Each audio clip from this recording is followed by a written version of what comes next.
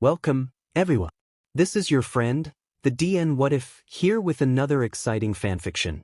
Today, we're diving into the story of what if Deku was trapped in a timeline where he was a villain? If you enjoy this video, don't forget to hit that like button and subscribe for more fanfiction content just like this. Now, let's get started with the fanfic. The battle raged around them. All Might was no stranger to death and even less of a stranger to villains, but watching as the fire curled and spread around Kamino was a devastating blow. The screams of those that were trapped in the rubble echoed around the once bright and cheerful city. Now, homes were reduced to ash and the buildings collapsing as heroes worked desperately against the clock. Bakugo had been rescued and his students ushered to safety, but at a price. Gran Torino stood by his side, watching the carnage with sad eyes. This battle had caused too much harm for too many people. Their resources were running out. They didn't have much time left. If it continued to weigh that it currently was then. The wound that had decimated his body 5 years ago ached. He thought he was going to die then too, but that was before he had passed on his quirk. That was before he lost the majority of his power. In the center of all the chaos, All Might could only make out two figures. Against the ash and the smoke and the fire, they stood bright. They chattered as if the city wasn't burning, as if people weren't dying. That without a face and that with a terrifying smile. All Might had a history with All for One. Midorishi Izuku, however, was a new player. He had first appeared at USJ to attack Aizawa's students. He'd left his mark when he tore the building down with enormous destructive power. His ability to carry out a plan was horrifyingly fantastic. There had been injuries, but no one died that day. It was a very near thing. They didn't know much about him. They knew he had a destructive quirk or quirks, if his close relationship to All for One was anything to go by. He had green hair, he liked to carry around as many weapons as he could fit on his person. They knew that he was charismatic and well-liked within villain groups. They knew he was smart, they knew he was fast, and they knew he was young. No older than All Might's first-year students in UA. Much too young to have that sort of smile. To have those sorts of eyes. All Might may have saved Shimura Tenko, but even he knew it was too late to save Midorishi Izuku. All for One corrupted everything he touched. That boy was no exception. All for One stepped forward. Midorishi stuck out his hand and said, "Let me, sensei." All for One gestured for Midorishi to walk forward. He does so with no hesitation, teeth bared in what resembled a grin. His loose-fitting clothing covered in flecks of dirt and blood. His eyes glowed green in the evening light. He might have been 2 heads shorter than All for One, but his presence was still the same. These were people who thrived on the death and destruction of the innocent. "It would be easier for all of us if you just die, All Might," Midorishi said. His tone was light and joking, but his words were anything but. "If I die," All Might said and paused. His body might be weak, but he was not done yet. Not while there are still people behind him and innocents too. "Be saved. If I die, then this city does as well." "Yeah, that's kind of the point," Midorishi said. There's a playful frown, almost a pout on his lips. "Then I will not let that happen." All Might roared and he lunged forward. They clashed with such force that it sent a shockwave through Kamino. People screamed and cried and begged as they and their homes were blown away by the sheer force of their power. All Might could only think of pain. It attacked his body with devastating force, creeping up his arm and spreading throughout his limbs. Everything hurt. He couldn't breathe. For a moment, just a moment, All Might thought that this truly might be his last battle. He closed his eyes as he listened to Midorishi laugh and tried to think of better times. Helping thousands of people from the rubble, alive and well. Becoming the symbol of peace. Rescuing Tenko and watching as he bloomed into the young hero he was meant to be. Finding Mirio and passing on One for All after Night Eye recommended him. His students at UA, waiting for him to come back. His master's smile. It was like a mantra in his head. Every person he had saved, every life he had changed, every opportunity they had to live. The peace that he had created. "Your power, All Might?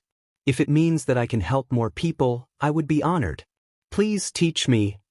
"Uncle Toshinori? What was my grandma like?" "All Might Sensei. What are we learning today?" You saved him. You saved her. You saved me. All Might could not die. Somewhere out there was his successor. Somewhere out there, Mirio was waiting for him to return.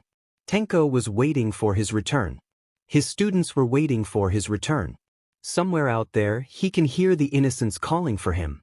You can do it. You can do it. Even after they all saw his true form, they still believed in him. He may have loved his teacher, but he will not be like her.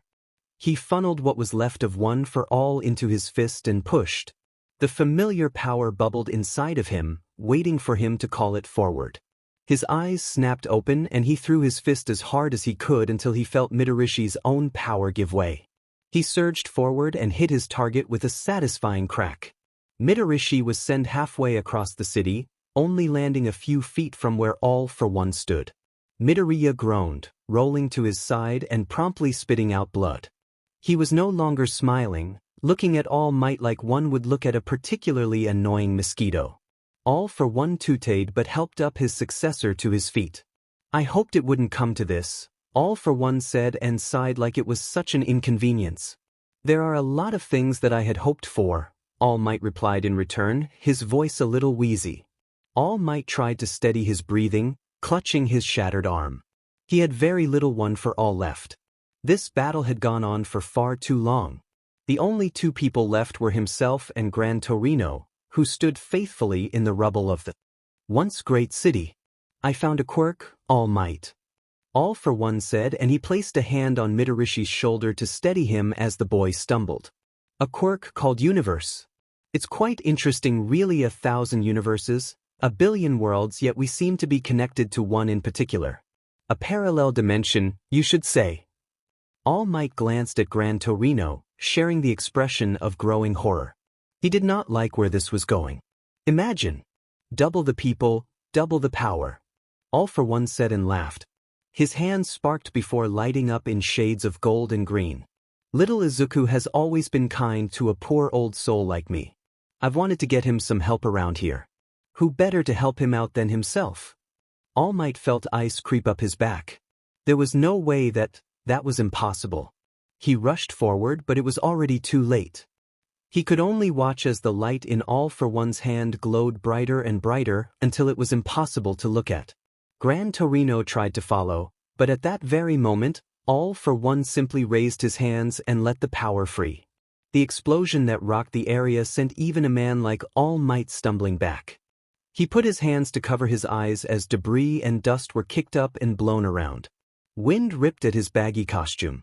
He could hardly breathe, couldn't see, and all he could hear was the ringing of his own ears. Except, that wasn't quite right. There was something else there too, something faint.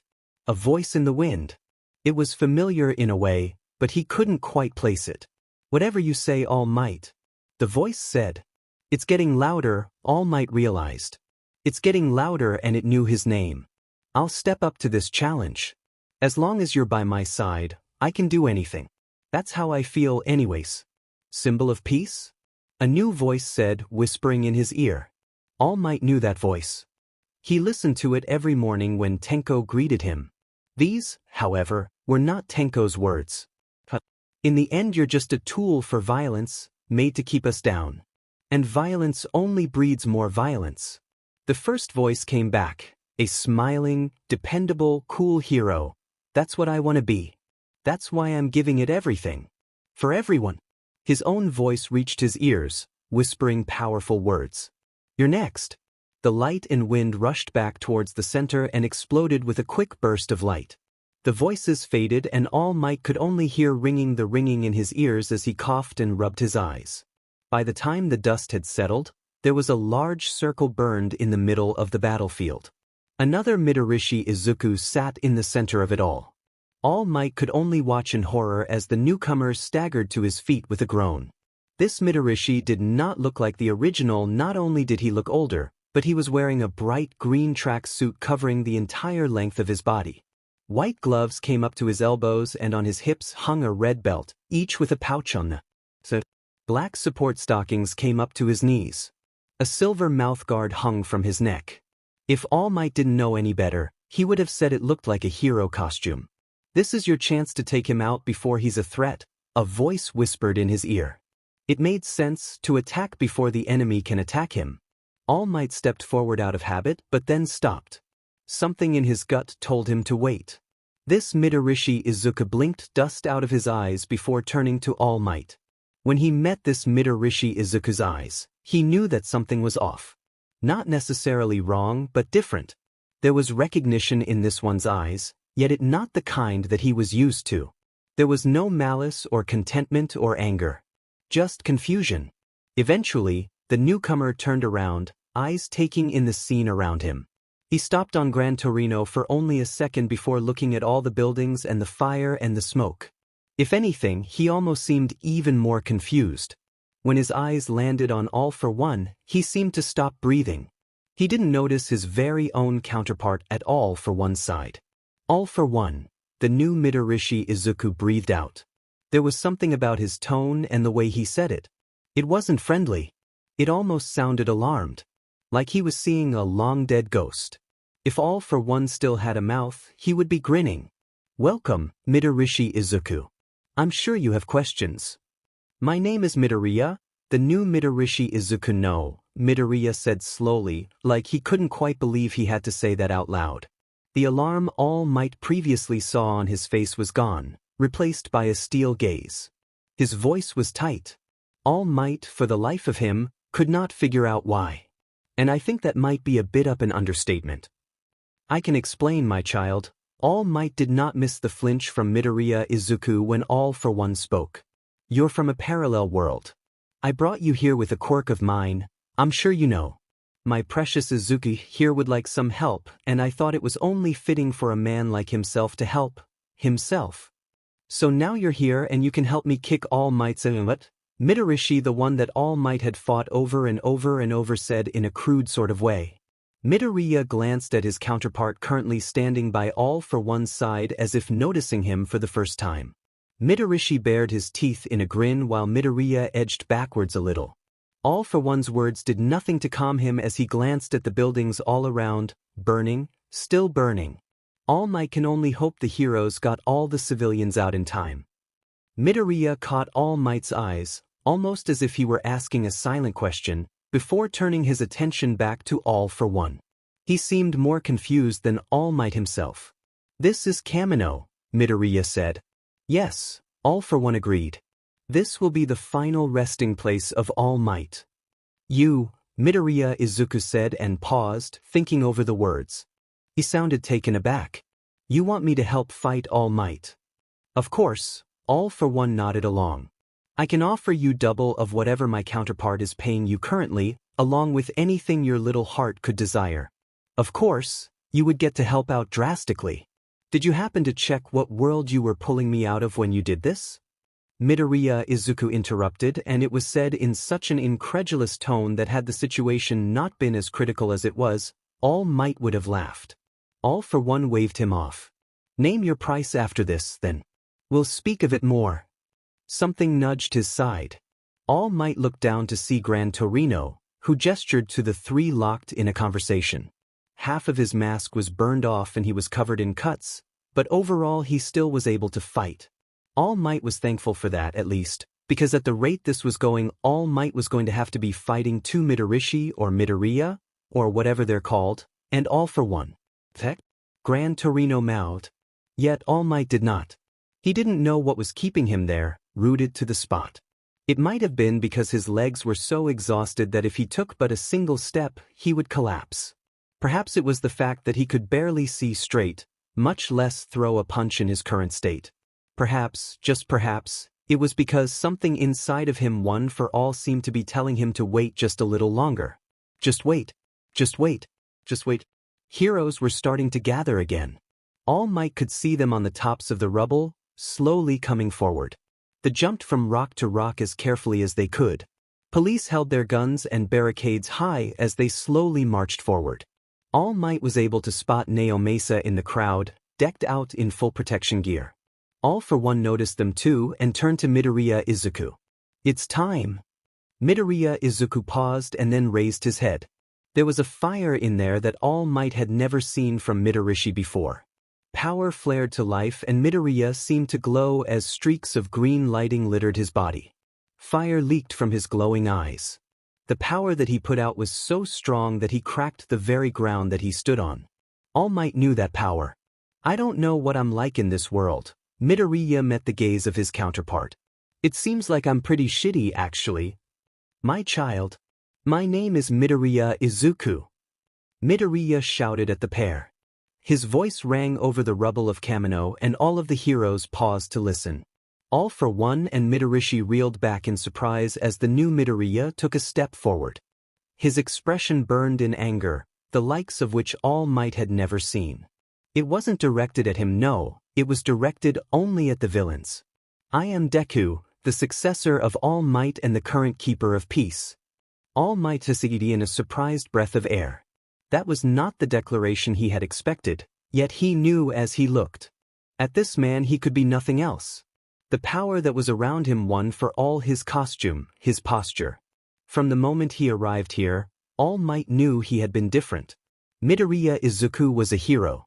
Midorishi's expression slowly changed into horror, the very horror that All Might had felt just minutes before.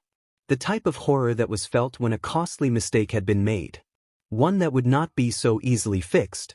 Midorishi glanced up at All for One who only sat there, stock still.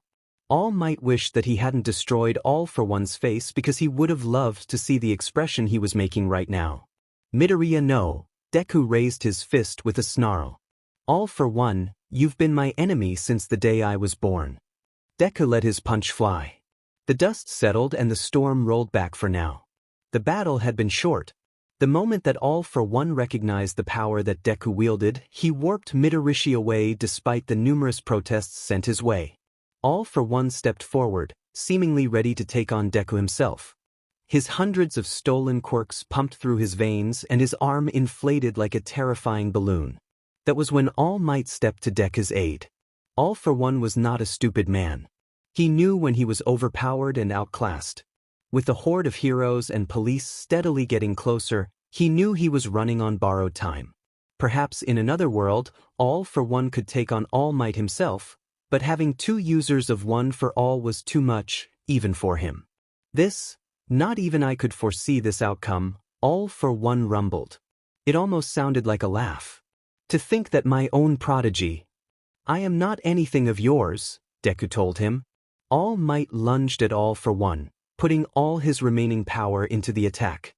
He felt as the embers of One for All burst to live in a great explosion with the last shred of the fire he had tried to desperately to keep lit. He let his fist fly, feeling as the power flew down his arm all the way to the tips of his fingers. A great explosion rocked the city as his compressed air smashed into the rubble before him. There were shouts from behind him as the heroes worked to find their footing. Dust was kicked up into the air, covering the area in a thick smoke. It made it nearly impossible to see anything. All Might didn't need to see in order to know that All for One was already long gone. And All Might thought as he looks down at this hands. One for All might be as well.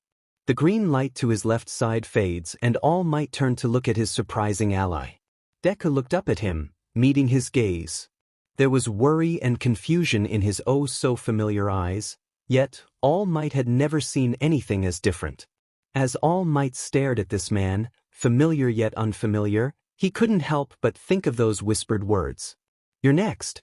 Naomasa Tsukachi had seen a lot of things in his successful career as a detective and a close friend of All Might's, but this situation was beyond even. He had seen the last of the battle. To most, the powerful blast was a simple strength enhancement quirk, but he knew better. He'd been friends with All Might a very, very long time and known about him for even longer. He'd seen that quirk before. He knew what it was. A strength enhancement quirk would have been easier. Police were already on the scene, guns pointed at the newcomer. The man Midoriya Barley even blinked. He simply raised his hands in surrender. Yagi Tashinori was surrounded by people, in his true form, obviously uncomfortable. Now that one of his biggest secrets had been revealed, Naomasa felt for his friend. This wasn't going to be easy for any of them. He walked forward just as the emergency services finished bandaging his arm. He paused almost 10 feet away, waiting. You'll have to go to the hospital to get this treated, Mr. All Might, the EMS personnel was saying. Yagi caught Naomesa's gaze and stood up, despite the protests of EMS. He gave her a smile. I will, just 1 second please. It didn't take All Might long to convince EMS to let him go. No, I promise I won't do anything. And, I'm sure the detective just wants to talk. Naomesa watched him approach. Yagi gave him a tired smile that Naomesa didn't hesitate to return. Thin-lipped and not all there, but a smile nonetheless. His friend looked much other than he should have. Yaisen, Naomesa sighed and looked around at the rubble that was once Kamino. He thought back to the last bit of the fight of the Green Lightning. Of the sheer power that he saw displayed in the hands of someone that everyone thought was an enemy.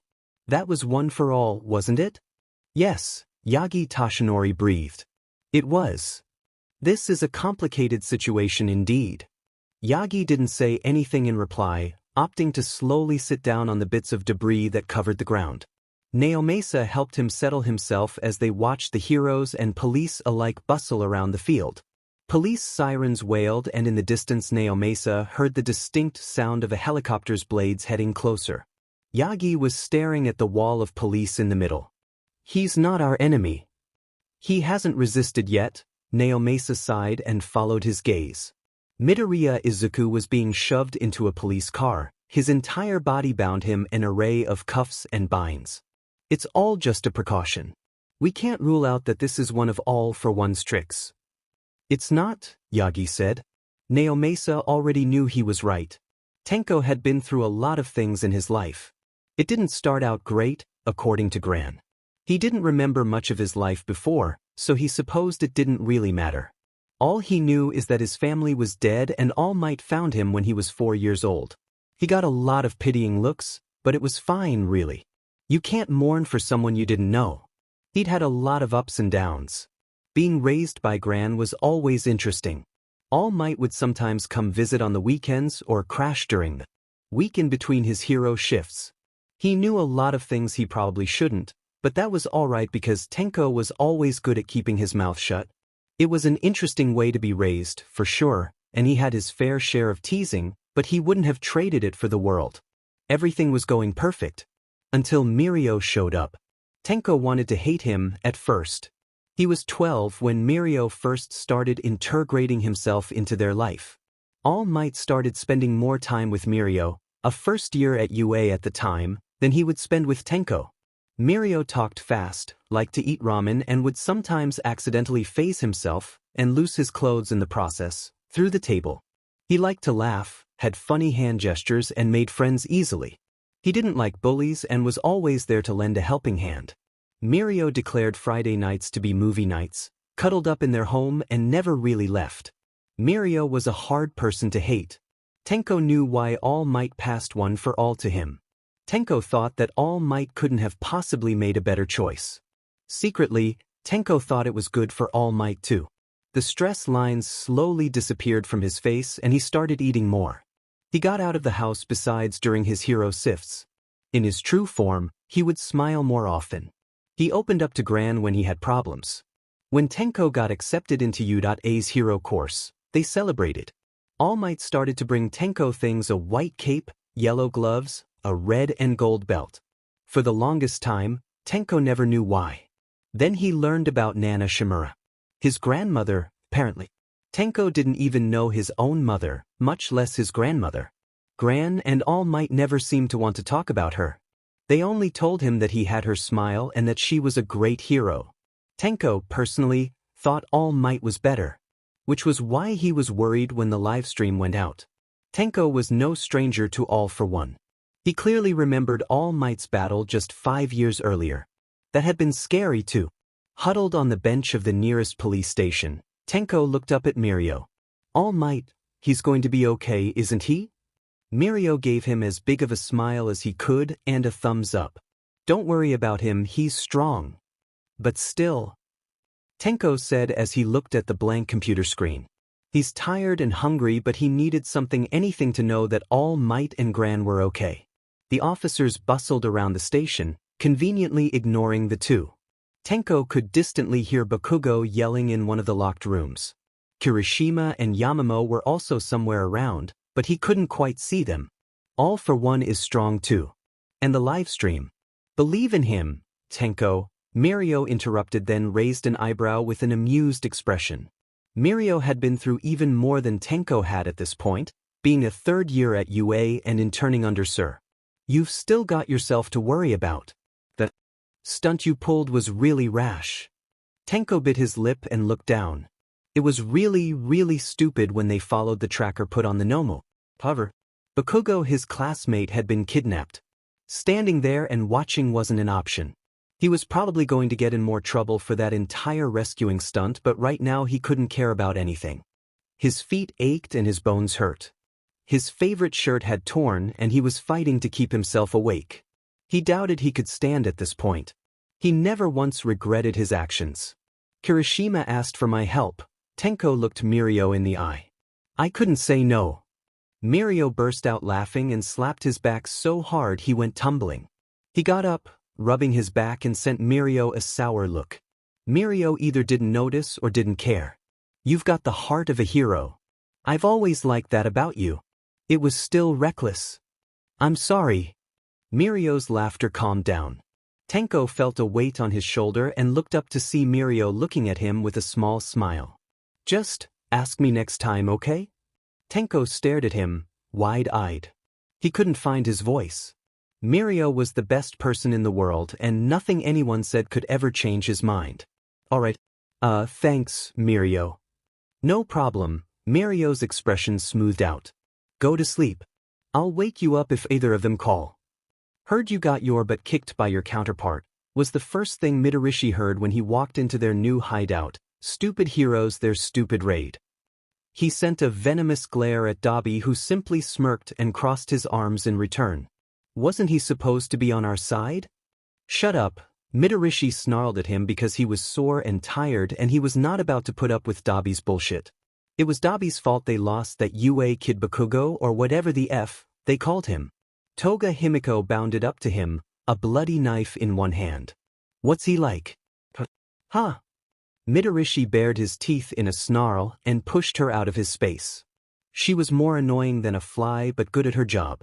The personal space thing needed to be worked on, though. The rest of Vanguard Action Squad wandered around their new space, still reeling from their defeat. The bar that constituted as their new hideout was gross. The beams were cracking, there was mold on the left wall, and all the bar stools looked like they had been crushed with a Nomu. It was definitely worse than their last one, but Kurogiri picked it out, and Kurogiri had always been stingy about his bars. Midorishi didn't understand it. Didn't particularly care. He's FNG annoying, Midorishi snapped, ignoring Kurogiri's warning look. He didn't need his stupid caretaker anyways. A hero. Hero. Of all things. Ah, I bet he's cute, Toga said like she didn't have the fattest FNG target painted on her forehead. Midorishi glared daggers at her. You should smile more, Midori. Just as Midorishi was about to lunge at her, I'll show you a smile, you bitch, sensei. Phew. Midorishi skidded to a halt not 2 feet in front of him. He had known Sensei all his life. Sensei was the one to save him, to pick him up off the streets and call him useful. Midorishi, who had been called useless all his life, felt like he could finally breathe again. Being quirkless wasn't easy, even for a villain, but Sensei changed that. Through his kindness and his wisdom, he became bigger. Better. He tore down all those that abandoned him and burned those that tried to hurt him. Suddenly he was so much more. So, Dabi drawled because, really, it was always Dabi. He couldn't ever seem to shut his mouth. You're the big evil dude behind all of this. Sensei doesn't even glance in his direction. Calm down, my child. This was not a loss. Midorishi felt shame burn inside him. They were close, so close, but they messed up. He messed up. He's with the heroes. Yes, Sensei agreed. But as much as he is different, he is you. He's not, Midorishi wanted to say, but didn't. Instead he bit his lip, not understanding Sensei's point. And? How much chaos do you think that will bring? Sensei playfully tipped his head to the side, sounding amused. If he still had a face, he would be smiling. For a hero to come to a villain's world. I doubt this will be easy for Midoriya Izuku either. Naomasa was tired. With the destruction of Kamino, All Might's retirement and Midoriya Izuku, if that even was his name, in custody, there was a lot on his plate. The civilians were already panicking. The loss of lives were staggering. The police force was spread thin, desperately trying to keep the masses calm. It's only been a day since then, but Naomasa knew that the chaos was only going to get worse. He would have never thought a parallel world was possible. If you asked him a mere 48 hours ago that they were connected to another world via quirk, he would have laughed, but quirks are strange things with even stranger powers. He watched the man so similar to the one that he had been hunting for months and found that there wasn't much else he could believe. He saw what happened, he heard what was being said. Both All Might and Gran Torino agreed that this was not Midoriya Izuku. Naomasa could only stare at Midoriya Izuku through the double-screened glass of the interrogation room. He was different than Midoriya. His eyes were a brighter green, his hair a bit shorter. There was a distinct lack of scar that ran down the left side of his face, but it would have been impossible not to notice all the jagged scars that littered his arms. A particularly nasty one ran from his elbow to the tips of his fingers. He was calm, not once raising his voice. He smiled at the police despite their rough handling and, most importantly, didn't make a single hostile move. If anything, Naomasa appreciated that. The police just finished fastening his arms and legs to the table. 4 metal chains on each hand, 3 on each leg, and a band wrapped around his chest to keep him tied to the chair. It would be impossible to move anything besides his head. For most people, the cuffs alone would be strong enough to keep him from moving or using his quirk. Unless his power was what he thought it was. Unless All Might was right. Hopefully those cuffs wouldn't be needed. A knock sounded on the door. There was a crack as the door opened, echoing around the silent room. Naomasa didn't even turn his head. One of the outside police officers peeked in and said, "He's ready for you," as if he hadn't been watching this entire time. Naomasa steeled his nerves, activated his quirk, and walked through the door to the interrogation room. "Naomasa-san," Midoriya Izuku said immediately upon him entering and offered a smile. Naomasa paused at the familiar way his name was said, momentarily taken aback. He pursed his lips. Midoriya seemed to take the hint, his face heating up. Sorry. That was inconsiderate. Would you prefer to be called Tsukachi?" "He's not our enemy," All Might had said. Naomasa couldn't help but think back to when Midoriya had been striped on his belongings, in which they found only his phone, certified support items in his belt, and a valid hero license. "For now, yes." Naomasa placed his case folder on the table and gracefully slid into his chair. Midoriya Izuku was watching his every move. It was strange seeing this man. The man with the same face as a villain. "I'm sorry this took so long to set up. We'll get down to business. I'm sure you've done this before." "I've never on this side of the table," Midoriya said and smiled nervously. Midoriya Izuku is different. Not just physically. Naomasa opened his folder. "Name: Midoriya Izuku." He didn't detect a lie, but even so. "Not Midoriya?" "No," Midoriya said, coming out more as a question than as a statement. "Interesting. Age: 22. Here comes the fun part," Naomasa thought. "Quirk." Midoriya paused and relaxed in his seat. When Naomasa met his eyes, he could see something there. The tired understand of a man who knew too much. Who had seen too much. Midoriya gave him a thin smile. "Tsukachi-san, you of all people know I can't answer that." It wasn't a direct confession, not really, but even so Naomasa thought that it was probably better that way. There were very few people on this planet that knew about the history of One for All, and even fewer who knew the name. It would not have been a smart move to say anything in a crowded police station where he was the #1 subject of interest. Naomasa felt like laughing. He almost felt in over his head. "I plan for a lot of things," Naomasa told Midoriya and leaned back in his chair. "Today was supposed to be easier than yesterday. But this? To be fair, I didn't quite plan for this either. I don't really think it's something you can plan for." Midoriya was smiling again, but it was tired. "I have a question for you, if you don't mind." "That's fine." Normally he would say not, but this wasn't a normal interrogation anyways. Why am I here? That was the million-dollar question, wasn't it? Why or how? Naomasa said instead. Both if you can. Naomasa placed a hand on the folder. It was thin, much too thin to really be a case. Too little information, too many questions. He wished he had the answers to give Midoriya. Wished he had the answers to his own questions. I was hoping you could tell me that.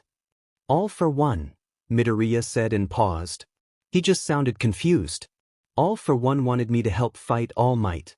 He said he brought me over specifically. He implied that I was working under the All for One of my world. Why was my counterpart right there next to him? Midoriya seemed to be saying. If he truly was a hero in his world, this was probably confusing. To Naomasa, who had been on Midorishi's case since the day he attacked USJ, things made a little more sense. All for one wouldn't have known that the Midorishi of a parallel world was a hero. It was just a theory, a working theory. If he asked All Might, his friend would probably deny it. All for one was not one to make costly mistakes, but Naomasa could think of no other reason to summon a hero to a villain's world. Well, you are a villain in this world, Naomasa said, instead, because that's about as much detail as he can give him at this point. Midoriya bit his lip, but didn't seem all too surprised. It was like he was expecting it, having put those pieces together already. There was something in his eyes, something akin to regret and maybe even a bit of horror. 1,000 questions asked and 1,000 more unanswered. How? Midoriya's voice cracked. How many people have I hurt? He's not our enemy, All Might's voice repeated in his mind like a mantra. He didn't show it on his face. He's not our enemy, he's not our enemy, not our enemy, not our enemy. You, specifically? Naomasa said and tried to keep his voice even. None that we know of. Your counterpart, however, has a body count about as high as you could imagine. It probably wasn't the best thing to say, but it was nothing but the truth. Naomasa had promised to always give the truth. Midorishi Izuku was a villain who had pillaged, destroyed and murdered thousands of lives. Midoriya fell silent and stared at the table. All right, Naomasa said instead, because he still had questions that needed answers if they were going to figure this case out. Midoriya seemed to have his eyes glued to the cuffs on his wrists. Can you tell me what has happened in the 24 hours leading up to the incident? That snapped Midoriya out of it enough for him to stop and think about it. It was supposed to be my day off. I was going to meet up with Todoroki Shudo for our weekly cafe run. I woke up, got ready. Ended up involved in a villain attack around noon anyways. I was late and Shudo came looking for me. I saw him on the street, about 100 yards away from the cafe. I started walking over to him. And suddenly I was in Kamino again, watching it be destroyed a second time. No lie. The bit about knowing Endeavor's kid was interesting, especially seeing how close they seem, however. The second time, Naomasa said. As in, this has happened before? When I was 15. My first year of UA. Midoriya slowly nodded. Naomasa filed the UA information away. He might end up having to make a call later. We were at a summer camp. Villains attacked us. Shigaraki Tamura and the League took Kaken. Kaken? Naomasa asked. Bakugo Katsuki, Midoriya answered. That was intriguing. It was impossible to forget the UA student who took the sports festival by storm not even a few months back. It was even harder to forget the boy who had, as of yesterday, been rescued after being kidnapped. It would have been impossible to not remember that name. That other one, however. Shigaraki Tamura. Naomasa paused to think it over. Shigaraki was something that, in all of his time as a detective, he's never once heard. That's not always a good thing. I've never heard of him before. You probably wouldn't. If All for One didn't take him in, he's probably long dead at this point. Interesting, Naomasa said. He'll have to look into that later. Continue, please. I'm sorry for my interruption. Midoriya continued to explain how he and a few of his classmates, using names that Naomasa recognized from UA's Class 1A, went to rescue Bakugo. They used a tracker that Yayoro Zumomo had put on the back of a Nomu and disguised themselves. From there, they found a Noma factory. That's when the heroes attacked, All for One showed up, followed by Bakugo and the League of Villains and, finally, All Might. Midoriya explained how they used their quirks to launch themselves over the battlefield to rescue Kaken so All Might could fight freely. We weren't there to fight, Midoriya quickly said. It wasn't technically illegal because we didn't use your quirks to. You don't have to defend yourself to me, Naomasa said, amused. The same thing happened here, after all, just with a couple of different people. Alright. Anyways, after Kamino and All Might's subsequent retirement, we moved into the dorms. Would I be correct to assume that you were also attacked at USJ your first year? Naomasa asked because if he was correct then, well, things were just slowly getting more and more complicated. W.O. Midoriya looked confused still. Yes, you would be correct to assume that. Midoriya Izuku had yet to utter a single lie. Perhaps it would have been easier if he were lying the entire time. It's a parallel world, Naomasa said. This was much more confusing than he originally thought. Yet you seem to be ahead. Midoriya sighed and slumped as much as he could in his restraints. I was afraid you would say that. The parallel world or the issue about time? Both. Midoriya continued to tell him his side of the story, obviously leaving out a few important details that Naomasa picked up on. For now, he let it slide. He didn't want a secret of one for all to be heard here anyways. He had calls to make if he wanted a full story, without any unwanted ears listening in. It took another hour of discussion for Naomasa to finally be satisfied enough to wrap up the interrogation, although it was much more similar to a discussion. He packed up his file, voice recorder and notes before heading to the door, thanking Midoriya in the process. Naomasa-san, Midoriya called right just as Naomasa put a hand on the doorknob. He stopped and turned to face Midoriya. Midoriya's eyes burned with such fierce determination, the kind that Naomasa had only seen reflected in those of All Might. I know I might be a villain in this world, but I am a hero in mine. I will do whatever it takes to help as many people as I can. If that means staying here until I defeat myself, then that is what I will do. Naomasa had a lot to think about. All Might. Yesterday, 5:56 p.m. Good luck with the raid. Sir has me on standby. Yesterday, 9:36 p.m. All Might, Tenko was apparently involved. I'm going to pick him up from the police station. All Might? Yesterday, 11:25 p.m. All Might, I'm watching the live stream. Tenko is here with me. Please be okay. Today, 8:23 a.m. All Might, please tell me you're okay.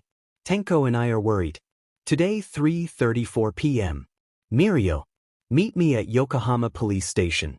We have some things to talk about. Midoriya Izuku was having a hell of a day.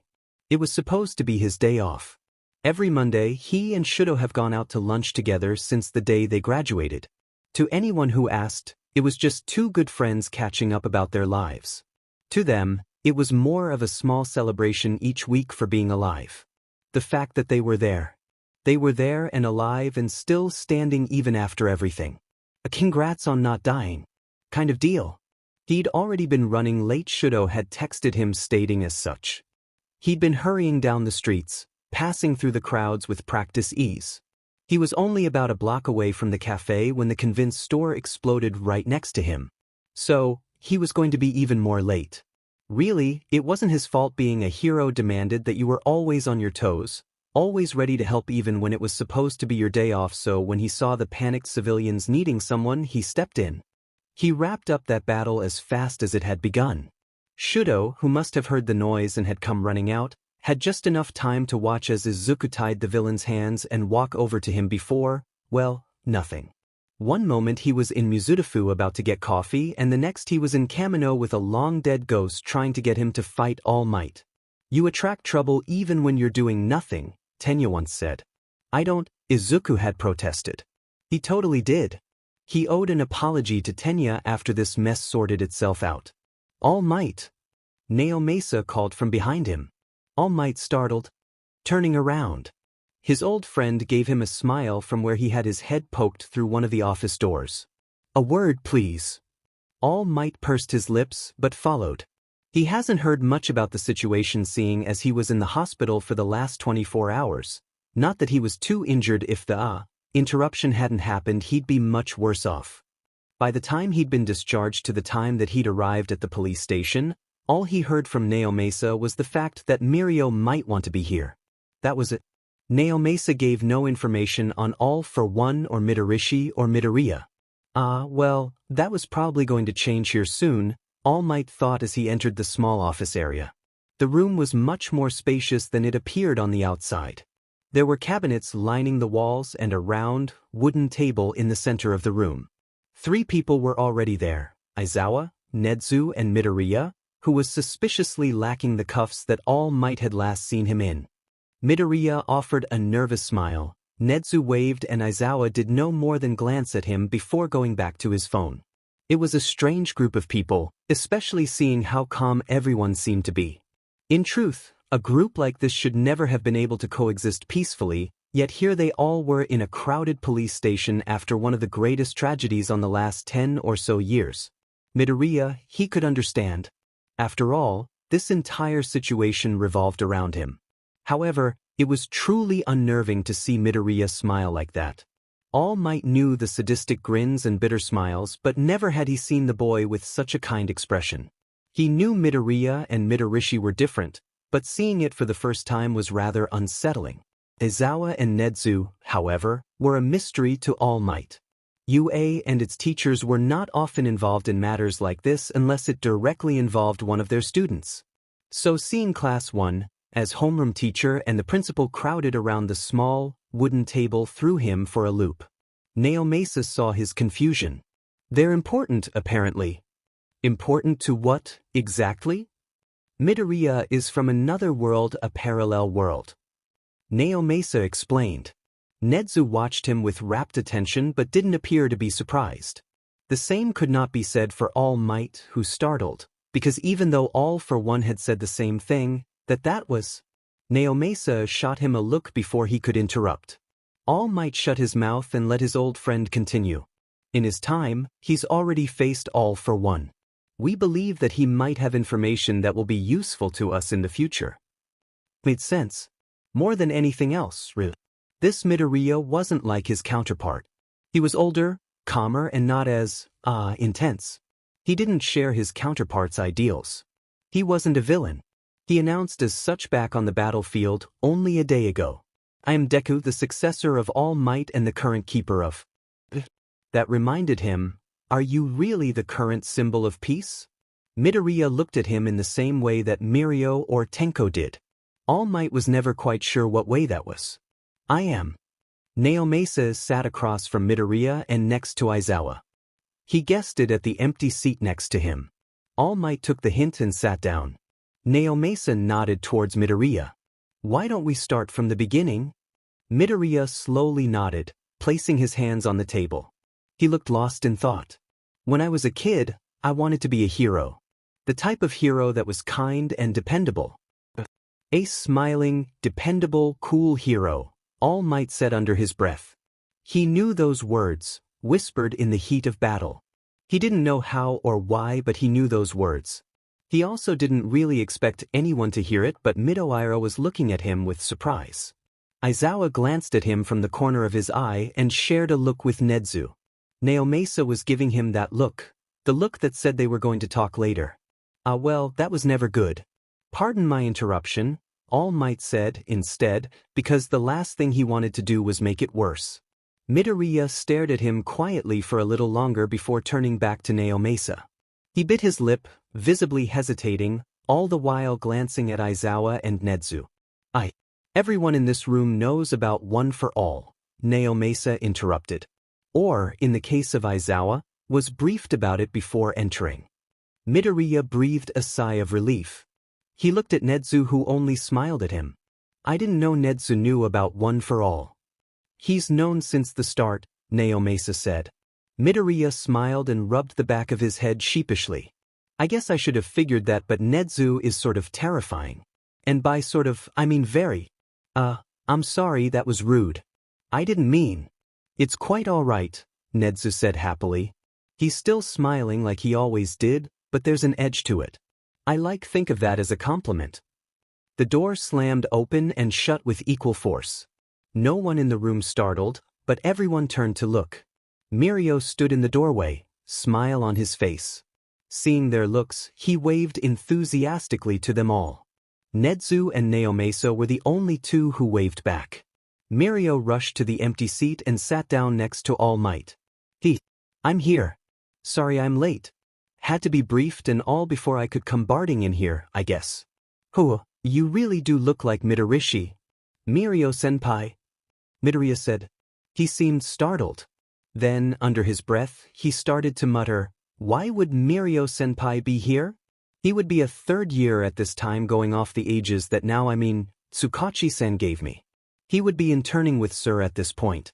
As far as I remember, Sir wasn't involved in Kamino at all, so why would he be here? But that wouldn't make sense because he doesn't know All Might watched on, stunned, as the boy seemed to work out his own problems through barely understandable mutterings.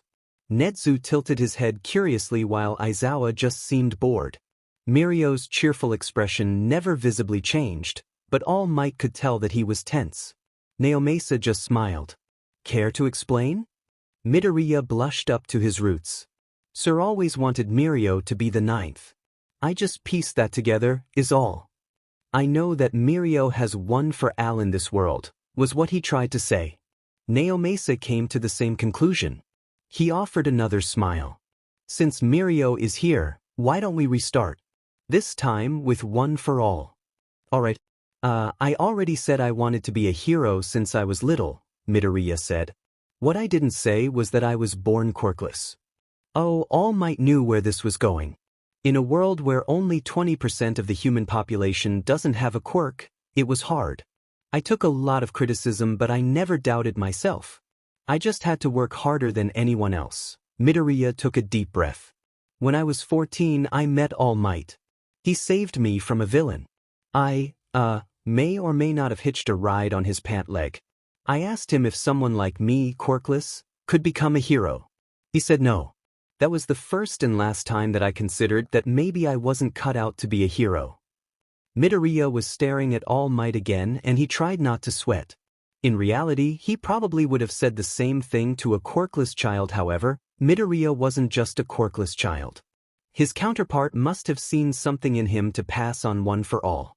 All Might just wished he could see that as well. Long story short, I rushed in to save a friend. All Might was impressed and offered me his quirk. I accepted. For the next 10 months until the UA entrance exam, he trained me at Dagoba Beach in order to prepare my body to receive one for all. Midoriya went on to explain about the entrance exam, how he got 0 villain points, how he destroyed the 0-pointer and got in on rescue points alone. Aizawa and Nedzu both looked minorly impressed. Midoriya explained how it had physical repercussions on his body. Although he didn't explain what those physical repercussions were, All Might had a good idea, and for the next few years, how he struggled to control his power. He mentioned the attack on USJ and how that was the first time he met Shigaraki Tamura, all for one's successor in his world. The sports festival, meeting Gran Torino, what happened in Hosu with the hero killer, the attack on the summer camp, all the way up to Kamino. We were put in the dorms after that, Midoriya said. Then he spoke about the internship he took on with Sir Night Eye and the events leading up to the battle with the 8 precepts as well as its after effects. All Might shared a glance with Mirio while they listened to Midoriya describing the battle. There was a lot to think about. A lot that needed to be changed. Midoriya explained his second and third year in as equal detail. The situation only seemed to build up and get worse and worse. This was their future. All Might had to change it. Too many things would go wrong, too many people would suffer. Midoriya paused when he neared the end of his third year and took a deep breath. The July attacks were our last big battle. Shigaraki and his league attacked. By the time we had any idea what was going on, Japan was under siege. UA was considered one of the last strongholds in Japan. We didn't have much time left, so we staged a counterattack. We won, but it was a near thing. Afterwards, 3A graduated with medals of honor for our participation and subsequent end of the war. We easily rose in the rankings, some of us opening up our own agencies right away. By the time I was 20 years old, we dominated the top 20 heroes. I was number 5 at the time. That was the first time I was officially called the symbol of peace. There was silence in the room. Everyone was too deep in thought to offer up any comments. Nedza leaned back in his chair, took a sip of his tea and sighed. Aizawa was staring intently at a coffee stain on the table. Mirio had long lost his cheerful expression and was instead staring down at his hands. Naomesa's notes were at least a mile long at this point, and he didn't seem to be stopping anytime soon. It seems, Nedza said, but his voice is quiet, that there is much to think about. I truly am sorry for dumping this all on you. I would like to help, if at all possible, Midoriya said genuinely. That was what he was genuine. Tsukachi-san, I was wondering what was going to happen to my hero license? We don't really know whether to validate your hero license or not, Naomesa said. Because, technically, you did take the same hero test from the same people. It's a bit of a unique circumstance. For now, it would be better to just avoid conflict and not have to worry about it. Midoriya nodded just as Aizawa looked up from his coffee stain. For the first time since he arrived, Aizawa spoke. Shigaraki. How likely of a chance that All for One would bring him here instead? 0. Midoriya responded before All Might even had time to think about the possibility. His voice was strangely flat. He noticed everyone staring at him and he flushed, sinking down into his seat. He wouldn't meet any of their eyes. Shigaraki didn't survive. During the July attacks. I see, said Aizawa. And your world? Midoriya said. All Might easily noticed how quick he was to change the topic. It wasn't unnoticed by the others in the room. Can you tell me about it? I don't see why not, Nedza said and folded his paws. He was smiling again. Our worlds are virtually the same except for some unexplainable reason, you and your counterpart switched professions. He is a villain, you are a hero. Midoriya immediately started to mutter again, twisting his hands in his lap. All Might couldn't understand a single word he was saying, but Nedza seemed to be enjoying the entire thing if his widening smile was anything to go. Mirio laughed a bit under his breath. Midoriya noticed them staring and broke off, waving his hands in front of him. I'm sorry. It's a bad habit, everyone tells me. I should stop and I've been trying but it's… Mirio interrupted him. I like you better than your counterpart. Midoriya stopped and stammered out, thank you? I didn't think that was hard to do. Now that that's out of the way, Naomesa said while finishing up writing. He flipped his book shut with an audible snap. I think we should figure out where Midoriya here is going to be staying. Prohos. With Ida Tenya, Mizo Shoji, Ashido Mina and 15 plus others. Wednesday, 2:56 p.m. Deku is MIA as of Monday afternoon. Jiro, excuse me what? Bakugo, Deku ISFWHAT. Tsuyu, is that why he hasn't been in the news recently? Do you know what happened? Hagakure, oh my god what happened? Aoyama, 2 foes de Mogul? Ashido, Uraraka are you okay? Wednesday, 2:58 p.m. I'm fine, it's Todoroki that's taking the brunt of it. He just disappeared. We don't know anything. We're working on it. Kaminari, yeah, if Midoriya is anything he's strong. Ojiro, will help. He'll be okay. Yamamo, we'll find him, Uraraka. Todoroki Shudo had seen a lot of things in his life. Being a pro hero definitely helped in that aspect. It wasn't always a good thing. He'd seen his friends and classmates injured and beaten so black and blue that they could barely stand. He'd been in more than one hospital waiting room, watching as the staff ran back and forth. There had been times where he wasn't sure they were going to make it. From his first year at UA to standing here now as number 3 in the hero rankings, he'd seen his friends in a lot of tough situations. He'd never seen one disappear right in front of his eyes. Only 2 stores down from the cafe they were supposed to meet at on an unsuspecting Monday afternoon, Shudo watched helplessly as his best friend disappeared in a gold and green light. 2 days of vigorous, non-stop searching yielded absolutely nothing. Now, despite his desk being full of pictures, notes, news articles, anything and everything that could possibly help find him, Shudo still had nothing. He tried not to let it get at him, he really did. Izuku was strong. He'd always been strong. But he was right there. He thought of the smile on Izuku's face right before he disappeared and failed to get rid of the guilt in his gut. Their shared agency himself, Ochako, Izuku and Tenya did its best to cope, with Tenya taking on the brunt of the work, but it was still hard. Kirishima and his agency, being the closest around, and also the ones called during the convinced store burglary right before Izuku disappeared, were also informed. Kirishima helped where he could, offering supplies and extra heroes to expand the search. People were asking about Deku and why he had yet to make an appearance. After the July attacks, Deku had been a constant presence in the hero world. A way of saying it's okay because I am here. When a man like that disappeared, people started to notice. Their agency was stuck. They either had to find Izuku and find him soon or release the fact that the symbol of peace disappeared and they had no idea where he was. Todoroki, Ochako sighed from her position against his door. Kirishima and Tenya were hovering near her, looking like they wanted to enter his office but couldn't bring themselves to. They both looked tired and exhausted.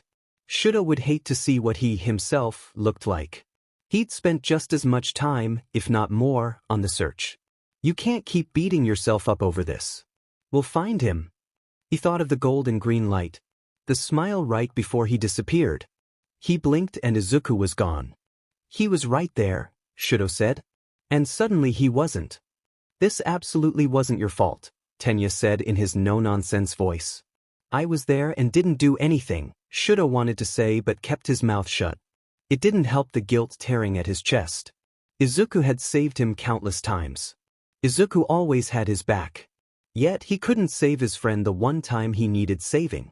That was on Shudo. That was his fault. Whatever we're doing, we need to do it soon, Kirishima said, drumming his fingers on the doorframe. Everyone's worried, man. Villains are taking advantage of his leave. We're all working overtime just to keep the peace and it just feels kinda empty without him. Midoriya Izuku, the boy who showed up the first day of UA and a shaking mess and graduated as the savior of Japan. Countlessly risking life and limb just to offer them everyone in the class the safety that they needed. He wedged his way into all of their hearts and never really left. Ochako put a hand on Kirishima's shoulder. I know. We have to be strong though. Deku is counting on us. We'll find him. I promise you, Tenya said with as much conviction as the situation offered. I promise you will find him. Midorishi Izuku was in a police station, staring at him. When Mirio and All Might had told Tenko they had big news, this was not what he was expecting. Shigaraki Tamura, Midorishi breathed out and looked like he was staring at a ghost. All Might, who had been standing right next to Midorishi and letting him walk around like it was nothing, looked at Midorishi in surprise. Tenko has been called a lot of weird things. Teen, Trico, Tonsil, Teniwine, 5-year-olds were incredibly creative, but that was the first time he'd ever heard someone be so off. That someone being Midorishi Izuku, the very person who nearly crushed Aizawa-sensei into dust, tried to stab Tsuyu and kidnapped Bakugo not even a week ago. Hell, Tenko had his face smashed into a slab of concrete and had the scar running down his cheekbone to prove it. Tenko felt like he should be offended. If you try to kill a person, at least learn their names. Instead, Tenko steeled his nerves, pointed to his chest and asked, "You mean me?" while trying not to think about the fact that he's holding a conversation with All for One's successor. All Might was glancing between the two of them before saying, very slowly, "That's Shimura Tenko." Shimura Tenko. Midorishi Izuku paused before letting out a huff of hair. Oh, you've got to be kidding me. What did Nedzu say, that they were virtually the same? I didn't know your Shigaraki was Tenko. All Might, if anything, looked troubled. I'll have to tell Naomasa. I thought he would be dead, Midorishi muttered. Normally, that statement would put anyone on edge, but the way Midorishi was looking at him was strange. He almost seemed wary of him. Seriously, what was going on? All Might, Tenko said and gestured to the number one problem right now. Midorishi Izuku, the leader of the League of Villains, was definitely standing in the lobby of a police station but not in HNDCFFS. And all the officers seemed to be ignoring him. And All Might wasn't attacking him. Isn't that Midorishi Izuku? Big name villain? The one that, smashed my face into concrete. No. This is Midoriya Izuku. He's different. Don't worry about it, Tenko. All Might said, which explained absolutely nothing. If seeing his look, All Might added, Mirio and I will explain at Gran's place later. Tenko eyed this Midoriya. Where's he going? To UA. Okay, Tenko said, trusting his somewhat of a father figure but not Midoriya, Midorishi? Midorishi's long-lost brother. Why is he going to UA? Tenko, All Might warned. Okay, wow, he had a good stern dad face. Midoriya smiled at him. Like actually truly smiled at him. Without trying to smash him into the ground. I'm sorry. This probably seems weird to you, Shimura. He's different, All Might said. Yeah? No fing kidding. This one smiles. Tenko was the only intelligible thing that came out of his mouth in response. Midoriya looked confused. Huh. My name, Tenko said. It's Tenko. From a young age, he saw the way that his name affected All Might and Gran. The moment someone else called him Shimura, they would both tense and have this far-off look in his eyes. Tenko never knew what they were thinking about, but he did know who they were thinking of. Tenko didn't want to be compared to is his long-dead grandmother. He certainly didn't want the successor, or only look-alike, of his grandmother's killer calling him that. Alright then, Tenko, Midoriya was staring at him with that look again. I guess I'll be seeing you around? It came out as more of a question. Tenko shot a look at All Might, who only gave him a tired smile in return. I guess so. All Might put a hand on Midoriya's shoulder and lead him away. Very few even glanced in their direction. Tenko could only stare at their backs in horrified disbelief. That was, well, weird would be an understatement. Midoriya Izuku was a strange person. The way Midoriya looked at him, he couldn't quite get Midoriya's expression out of his mind. Midoriya looked at him like he was a villain. You're saying, Tenko said slowly, that Midoriya Izuku is from a parallel world. That he is a hero in his world. That he saves people. That he's the symbol of peace. His words echoed around Gran's beaten-down apartment. Crowded around the small kitchen table was All Might, Mirio and Gran himself, still covered in bandages and only recently discharged but otherwise all right. Mirio and All Might had just finished explaining what went down in the police precinct not 4 hours ago. He may or may not be a bit hysterical. Yes, All Might said. Pardon my French, but what the f dash dot? Language, Mirio chastised with a grin. Gran laughed.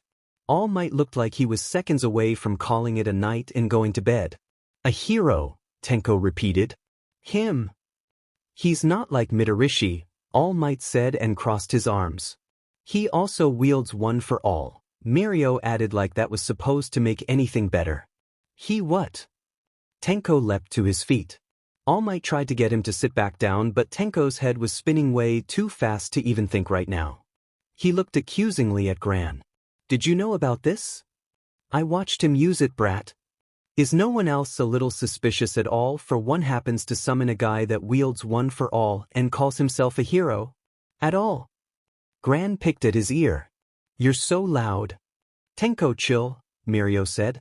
Even Mirio, God. He's really not like that. Tenko whirled on him. And how long have you known him?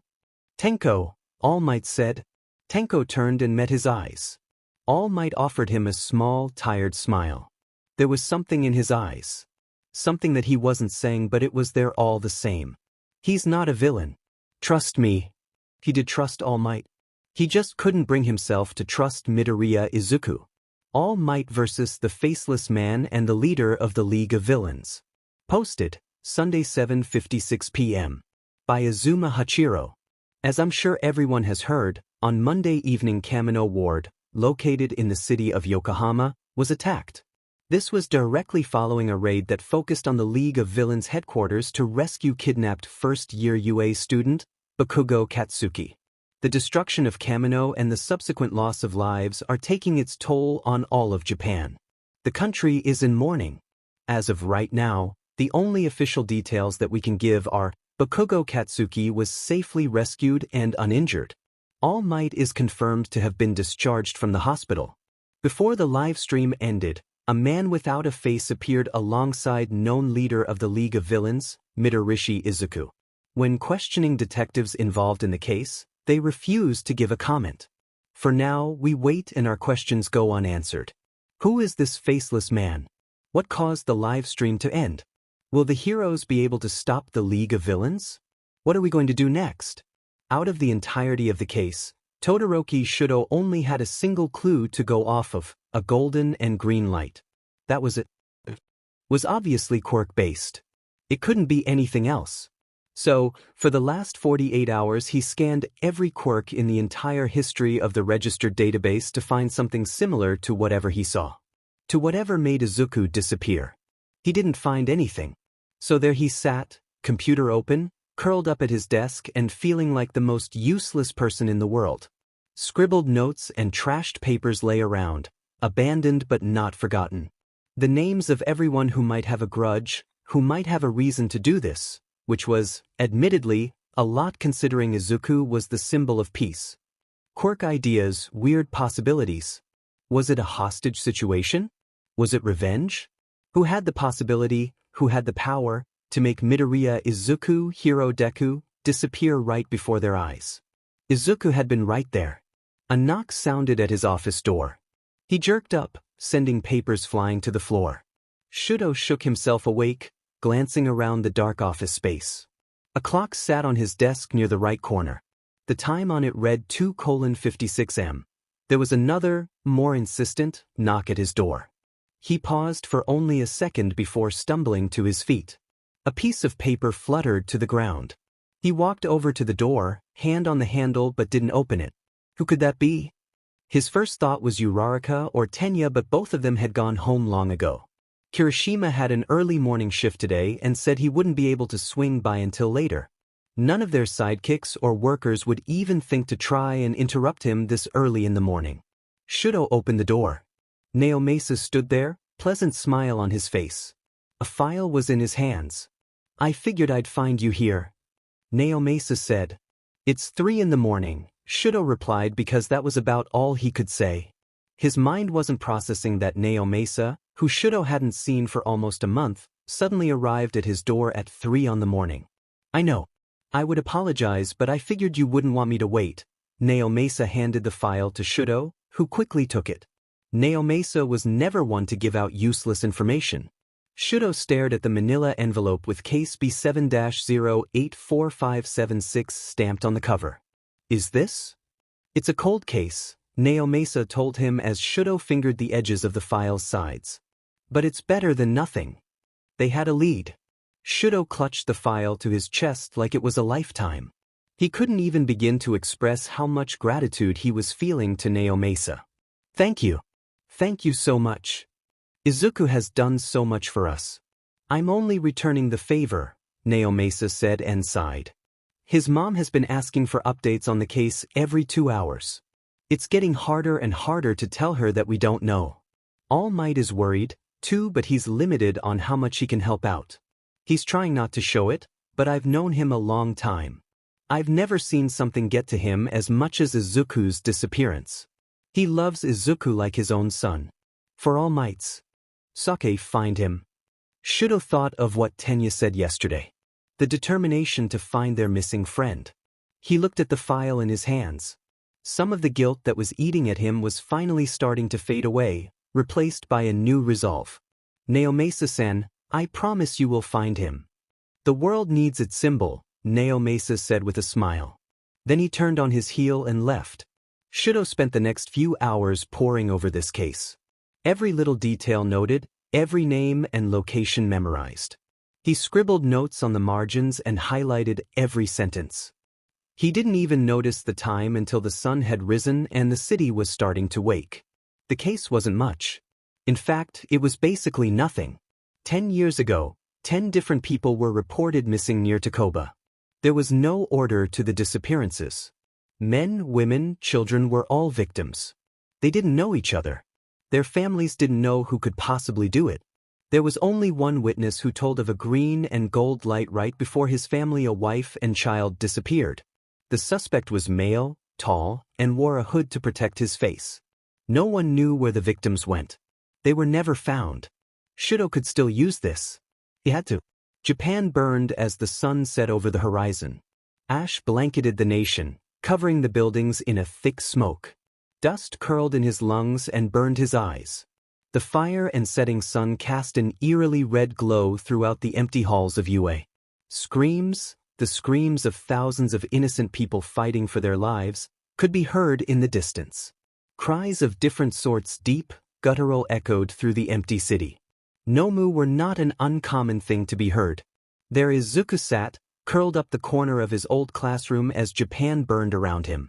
The halls of UA had never been so empty, so without life. He remembered running down the very same halls with his friends, eagerly rushing to their next classes as they trained to become heroes. That seemed like such a long time ago. Izuku's throat burned as he breathed in another lungful of ash. The sound of a single pair of footsteps bounced off the walls. Izuku pulled himself tighter into a ball and tried to focus on his breathing. His head throbbed and his arms burned. His arms were bandaged down to his fingers, but the ash had covered the one white bandages a dirty gray color. The footsteps stopped directly in front of him. Izuku didn't need to look up to see who it was. "It's time," Shudo said. Izuku looked up. Shudo held out his hand. Izuku took it without hesitation and Shudo hoisted him up off the ground. No words were spoken as Shudo led him through the empty halls of UA up to the roof. The rooftop was crowded, surrounded by various people in all shapes and sizes. Old, young, big, small.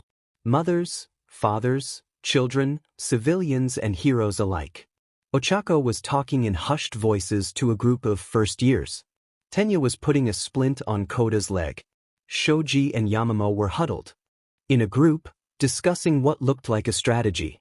Hagakure was covered in so many bandages that her outline was clearly visible.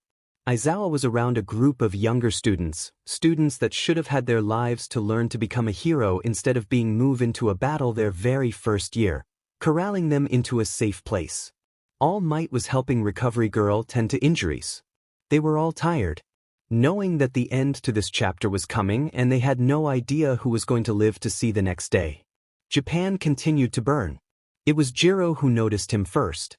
She sat up from her position on the floor, both hands wrapped and leg in a splint. She smiled, but Izuku would tell she was exhausted. "Glad to see you up, Midoriya." Ojiro nodded at him, broken tail at his side. Tokoyami was asleep 2 feet away, bandage wrapped around half of his face. Kaken glanced at him only for a moment before going back to bandaging a wound on Ishido's side. All Might gave a thin-lipped smile in greeting. "Good to have you back on the field, Midoriya," Kirishima called. The other greetings were lost to the background sounds. Ochako walked over and pulled him into a hug. When she pulled away, her smile was sad. "We don't have much time." "I know," Izuku answered. He glanced at Shudo who gave him a nod of encouragement in return. Eyes turned, expectant gazes of all kinds. From his friends, his family and heroes alike. They were waiting for him. "Midoriya," Yamamo sounded tired. "What do we do?" There was a speck on the horizon. So small that it would normally be insignificant, but Izuku knew better. He heard the Nomus roars even from here. The outline of an approaching army. They didn't have a lot of time before Shigaraki Tamura and his league would be here. The thought of the thousands of innocent lives that would suffer, or end, should they succeeded steeled Izuku's nerves. This was not a battle they could afford to lose. "Today this ends," Izuku said and hoped his voice carried. All Might gave him a determined nod. "No matter what, we end this." Siro put a hand on his elbow. "Shigaraki can't beat us so easily. We have each other's backs," Tsuyu said, determined. "No matter what." The silence overtook the roof. People basking in what was quite possibly their last few moments alive. Burning determination to protect and serve in order to create a better future. They shared each other's thoughts, each other's emotions until one for all, a voice carried across the battlefield. The same voice that they first heard 3 years ago at USJ echoed around the empty buildings. A Nomu responded to Shigaraki's cry. The heroes tensed, the battle nearing its climax. Japan was burning and burning and burning. Izuku woke with a start. Someone was shaking him awake. He jerked up, nearly falling off the couch in the old teacher's lounge where he had been spending the night at. His breathing come out in harsh, ragged huffs. The room was dark, but small strands of sunlight peeked out from the closed blinds. The memory was still fresh on his mind. For a moment, Izuku was confused. Then, in a rush, everything came back. All for one and his quirk, the villain, Kamino. A parallel world where he was a villain. Izuku remembered the interrogation with Naomesa's alternate self, meeting All Might. Mirio wielding One for All. Shimura Tenko being alive. Offering to help set up UA before the students arrived. Someone placed a hand on his shoulder. When Izuku turned, he only saw Shigaraki. He was on his feet in seconds. One for All rushed to his aid before he even had a chance to think. The familiar power rushing through his system as his lighting burst to life in an array of colorful sparks. Ready to protect from him, from that man, from his enemy. Seeing the fear in Shimura Tenko's eyes made him realize his mistake. "I'm so sorry, oh my god, Izuku had rushed out, even as One for All faded. "No, it's okay," Tenko said, but he was shaking. He was shaking, looking up in fear. I understand. I'm gonna go." Tenko rushed out of the room without another word. Izuku stood there, rattled. His mind was on overdrive trying to process the memory, trying to process Tenko. His thoughts all exploded at once, leaving Izuku lightheaded and dizzy. He slid to the floor, back propped up against the couch. His hands were shaking. One for All. Izuku couldn't get Shigaraki Tamura's voice out of his head. Tenko didn't tell Mirio what happened. Mirio already had a lot on his plate with his internship and training One for All. He didn't need to know that Tenko tried not to PSS his pants every time he saw Midoriya Izuku turn a corner. In hindsight, waking Midoriya up from what Tenko assumed was a nightmare was not the best idea. Especially since he was pretty convinced the nightmare had something to do about him. Or his counterpart, at least. It had been stupid. A dumb move. How would he react had it been Midoriya that woke him up from a nightmare? Not good. The sad part of it all is that he understood why Midoriya reacted like that. He understood Midoriya's fear. He felt it every time he looked at Midoriya's face. Midoriya and Midorishi looked terrifyingly similar. He could only assume Shigaraki and himself were the same. Midoriya avoided him the rest of the morning. Tenko avoided Midoriya the rest of the morning. It was childish and stupid. He should really work out his problems like an adult, but he couldn't shake the fear whenever he thought of seeing Midoriya again. He couldn't get the image of One for All's power almost being used against him out of his mind. The combination of both of them avoiding their problems was probably the reason they ended up bumping into each other in the empty cafeteria. Karma was a beach, after all. Across the cafeteria, Tenko could only watch in horror as Midoriya and Izuku walked in, carrying a rather large stack of books with ease and seemingly oblivious to his company. Tenko debated turning around and walking out. It wasn't like Midoriya had seen him yet, but he steeled his nerves. He couldn't avoid his problems forever. "It's you," Tenko said. Midoriya nearly dropped all his books in surprise. "Oh, Tenko," Midoriya said. He sounded nervous as he placed the books on an empty table. Tenko watched him, half expecting to see One for All again. Midoriya approached him, rubbing his arms and not meeting his eyes. "I was looking for you earlier. I wanted to apologize." "What?" "For this morning," Midoriya elaborated. Tenko stared at him. "I'm not here to make excuses. I shouldn't have reacted the way I did. I shouldn't have used One for All like that. It was really unacceptable." He sounded like Ida. If Tenko hadn't been so surprised, he might have laughed. "No, I understand really," Tenko responded because he did. Midoriya looked at his face and saw Shigaraki. He looked at Midoriya's face and saw Midorishi. We're kinda in the same position after all. The tension in the air faded just a little. Midoriya stared at him and then cracked a smile. "This is going to be hard, isn't it?" Tenko grinned for the first time in almost 2 days.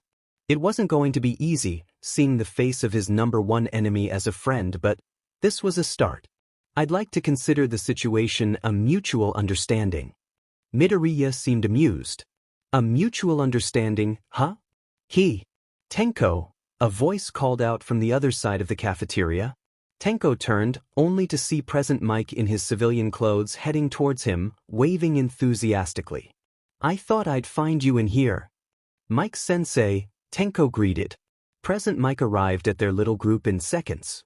He looked at Midoriya before whistling in surprise. Oh boy, that is still super weird. Midoriya smiled at him. Present Mike visibly leaned back. You were asking for me? Tenko asked to get his teacher's attention back. Yeah. Present Mike said. He was so loud. Tenko tried not to cringe. Midoriya didn't even flinch. All Might said you and Mirio were helping out around you. Thought I could use you to grade some papers and work with lesson plans. Midoriya picked up the textbooks that he had set down earlier. He gave both of them a smile. I'm going to go. Midnight Sensei wanted these as fast as possible. It was nice talking to you, Tenko. Present Mike watched him leave. His smile was slowly falling off of his face. It seemed that Present Mike still didn't forgive Midorishi for injuring Aizawa during USJ. He turned to Tenko, giving him a once-over like he was scanning for injuries. Tenko just blinked. Was he bothering you? Present Mike asked. No, Tenko said and stared at the place where Midoriya had left. Midoriya's words were still fresh on his mind. Actually, Mike-sensei, I think it's the opposite. Tenko thought of Midoriya's smile. His apology. Their ability to hold a conversation despite being enemies. It wasn't much, but it was a start.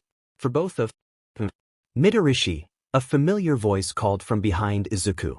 Izuku startled, almost dropping the papers he was supposed to be carrying to present Mike. He turned, unsurprised, to see Aizawa watching him from his place leaning against the hallway wall. Aizawa was still as sneaky as ever, Izuku noted. My name is Midoriya, Aizawa-sensei, Izuku said because he really didn't want to be associated with a villain's name. Doesn't matter, Aizawa said and beckoned him over.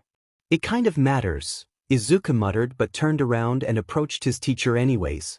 Aizawa wouldn't call him for no reason, especially not with the high tension in UA regarding his presence in general. He would have been stupid not to notice how all the teachers seemed to watch him closely. He knew it would take one mistake, one slip-up or any reason to suspect him, and he would be gone. They wouldn't endanger their students' lives. Not with the League on the move. Not with Kamino happening less than 4 days ago. Aizawa, well, truthfully Izuku hadn't seen his old teacher besides a few times in the hallway and that first time in the police station, but Aizawa was different. He didn't have the same wary look in his eyes that everyone else seemed to have. He didn't stalk Izuku like he was an actual villain. There weren't any sideways glances, any avoiding him. Aizawa treated him like a student, a particularly unruly student, but a student nonetheless. It was almost nostalgic in a way. Although Izuku didn't know if it was because Aizawa truly believed him or if Aizawa thought that he could easily be taken care of if he was a threat. Problem child, Aizawa said instead, and Izuku tried to hide his smile. Come on. Aizawa turned and started leading him down the hallway. Confused, Izuku jogged to catch up, the papers still clutched firmly in his hand. Mike wasn't going to be happy that he was late. Mike was probably the most wary out of all the teachers, but Aizawa wasn't giving him much of a choice. Where are we going? Izuku asked. Gym, came Aizawa's curt reply. As for why they were going to the gym, Izuku could only guess. He didn't dare ask out loud because he knew Aizawa wouldn't give him a straight answer. He never really did. Aizawa led him through the familiar halls of UA towards Gym Gamma in the middle of the campus. Izuku had walked this path enough times to know it by heart, but it didn't stop him from looking around at all of the campus amenities. He could distantly see the wall of ground beta towering above the forest trees. Birds chirped and squirrels raced around the field, but despite that, the campus was quiet. There were no students and no teachers in sight. It was eerie in a way. Izuku hadn't been on campus after Kamino. He never realized how empty it had been. With the bustle of the students gone, the campus was silent. The last time it had been like this was, well, during the war. The only difference was the lack of fire. We're here. You can stop. Muttering, Aizawa said just as Izuku almost ran face first into the door of the gym. He hadn't even noticed they'd gotten close. Aizawa was watching him from the corner of his eyes and Izuku tried not to blush. Bad habits die hard. Why the gym? Izuku asked as Aizawa swiped his ID card and opened the gym doors.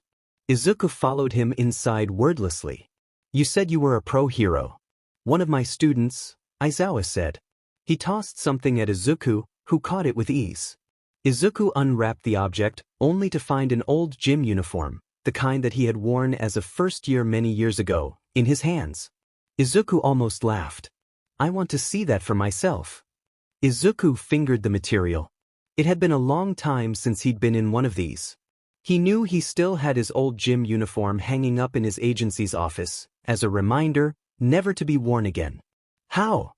Spar, Aizawa said simply. If you truly are my student, I'll know. Better start thinking of everything I taught you. Aizawa had always been a fan of logical ruses.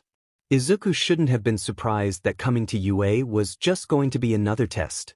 Izuku quickly changed into the gym uniform. It was much easier to move in that his casual clothes, though nowhere near as breathable as his hero suit. Unfortunately, his hero suit was still with Naomasa and being used for the case, but, well, you couldn't win every battle.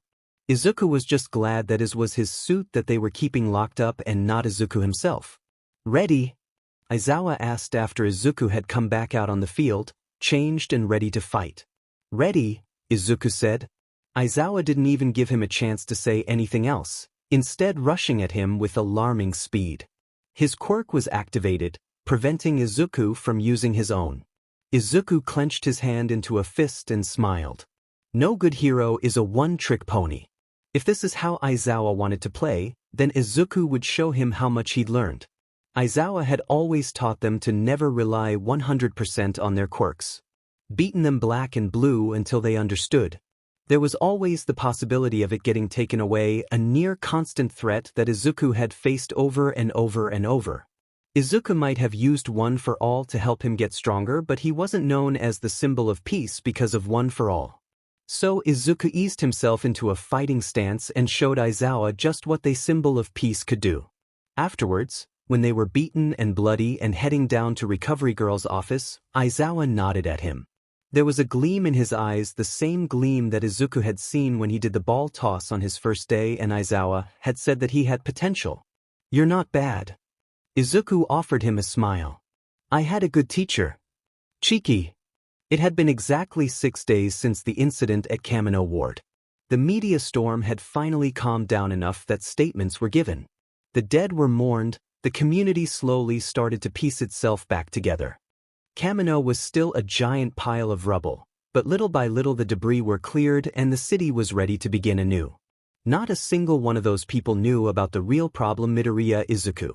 In the weeks since Kamino, Tenko had basically been sleeping at UA. He and Mirio helped out where they could, writing lectures, grading papers, helping with lesson plans. They cleaned the halls, cleared the classrooms and watched as the dorms were built from nothing. Perhaps the most surprising thing was that Midoriya helped out, too. Tenko didn't know what to think about Midoriya at first. Their first real encounter didn't go so well. Tenko had only been trying to wake him up because Aizawa was asking for him. He never imagined that Midoriya would react like that. With One for All directed at him. The wild look in his eyes as he got into an instinctual fighting stance. Midoriya had been afraid. Afraid of him. Over the course of the week, Tenko had gotten to know Midoriya better. Midoriya was a hard worker and an honest person. Tenko appreciated that. At the beginning, he just couldn't shake the fear that always seemed to take hold of him whenever he saw Midoriya's face. Every time Tenko met his eyes, all he could see was Aizawa yelling at him to run before having his face smashed to the floor by the Noma's claws and Midorishi laughing and laughing and laughing. That wasn't fair to Midoriya. He was his own person. Whereas Midorishi bared his teeth in a grin, Midoriya offered kind smiles. He cried when he was stressed, muttered when he thought of stuff. He blushed when complimented and stuttered when nervous. He was an amazing fighter from what Tenko had caught glimpses of during the times when Aizawa would take him out to the field for a spar. He was light on his feet, a quick thinker and always ready to lend a hand. He was every bit as dedicated, as kind and as honest as the symbol of peace should be. Tenko wondered how his world was faring after losing their symbol. "I thought I would be home by now," Midoriya had confessed to him one night, tired and anxious after a long day of working to get UA up and running again. "Do you miss it?" "Always."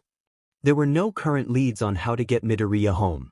So far all they knew is that if All for One brought him here, then All for One could send him back. There was just the tiny little problem that it was All for One. Obviously, that wasn't going to happen anytime soon. With the ongoing undercover police investigation, there were constantly officers wandering the halls of UA, hoping to find anything that could help the situation. Tsukachi-san was a frequent visitor. Yet, despite the chaos that the last week had brought, the school was still eerily silent without all the students around. Well, it was fine. They'd be coming back soon anyways. Shimura Tenko was different. This should have been obvious the moment Izuku realized he was in a parallel world but separating someone that looked exactly like his old enemy has hard. He looked at Tenko and saw Shigaraki.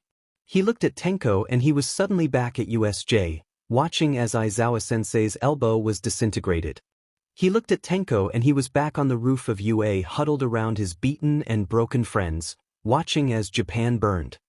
He looked at Tenko and saw every little thing that Shigaraki ever did to him. That wasn't fair to Tenko. He was his own person. Izuku tried. He tried so hard to see them as different people. The first day hadn't gone so well when Tenko tried to wake him up, but Izuku was determined to make it right. He wanted to see Tenko for the hero that he would become, not for the villain that his counterpart was. For the following week, Izuku did everything he could to amend his mistake. Miria wasn't around much to mediate, so this was a problem they were going to have to fix by themselves. It took a while. Izuku was struggling with his own problems and Tenko was still wary of him, but it improved little by little.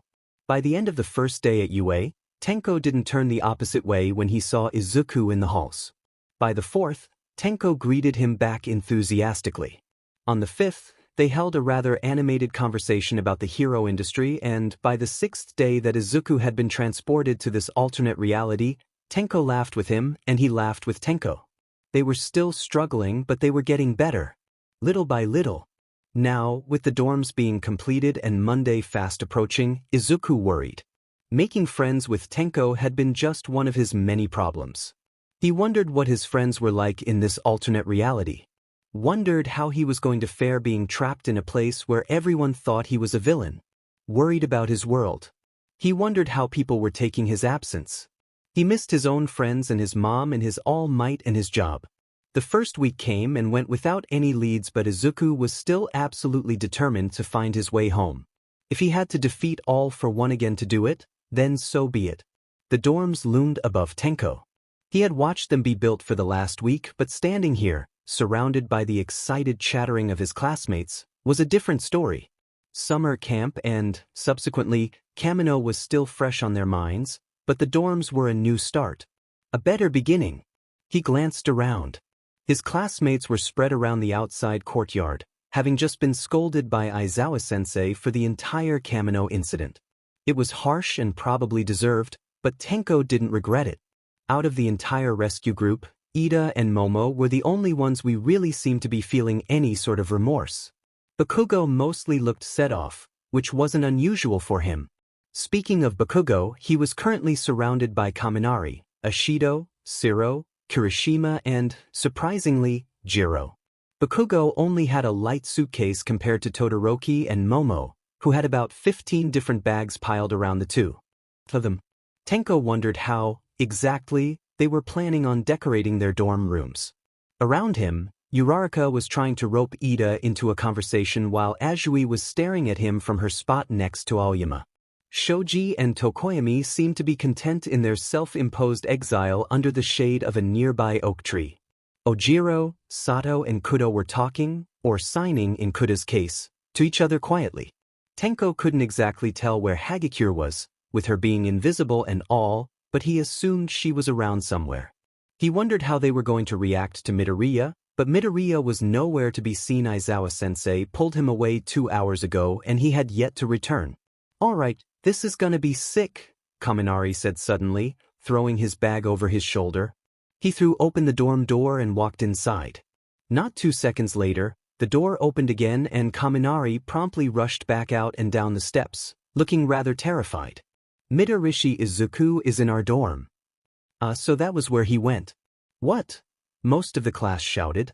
Isn't the entire point of the dorms to keep him out? Kirishima cried. Bakugo grinned something fierce.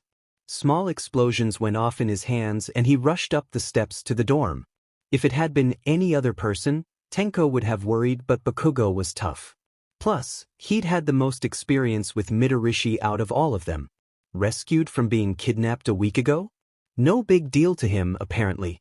He was the only one who would willingly pick a fight with a supervillain. Bakugo, wait, no, Ashido tried to stop him, but it was too late. Soon, the entire class rushed after him because they were heroes and that's what heroes did. Tenko really shouldn't laugh, but he followed the others inside. Azui is the only one that stopped to stare at him when he entered the dorm and couldn't hide his smile. Yep, there was Midoriya, sitting on the couch next to Aizawa-sensei while his entire class gawked. Midoriya flashed them all a smile.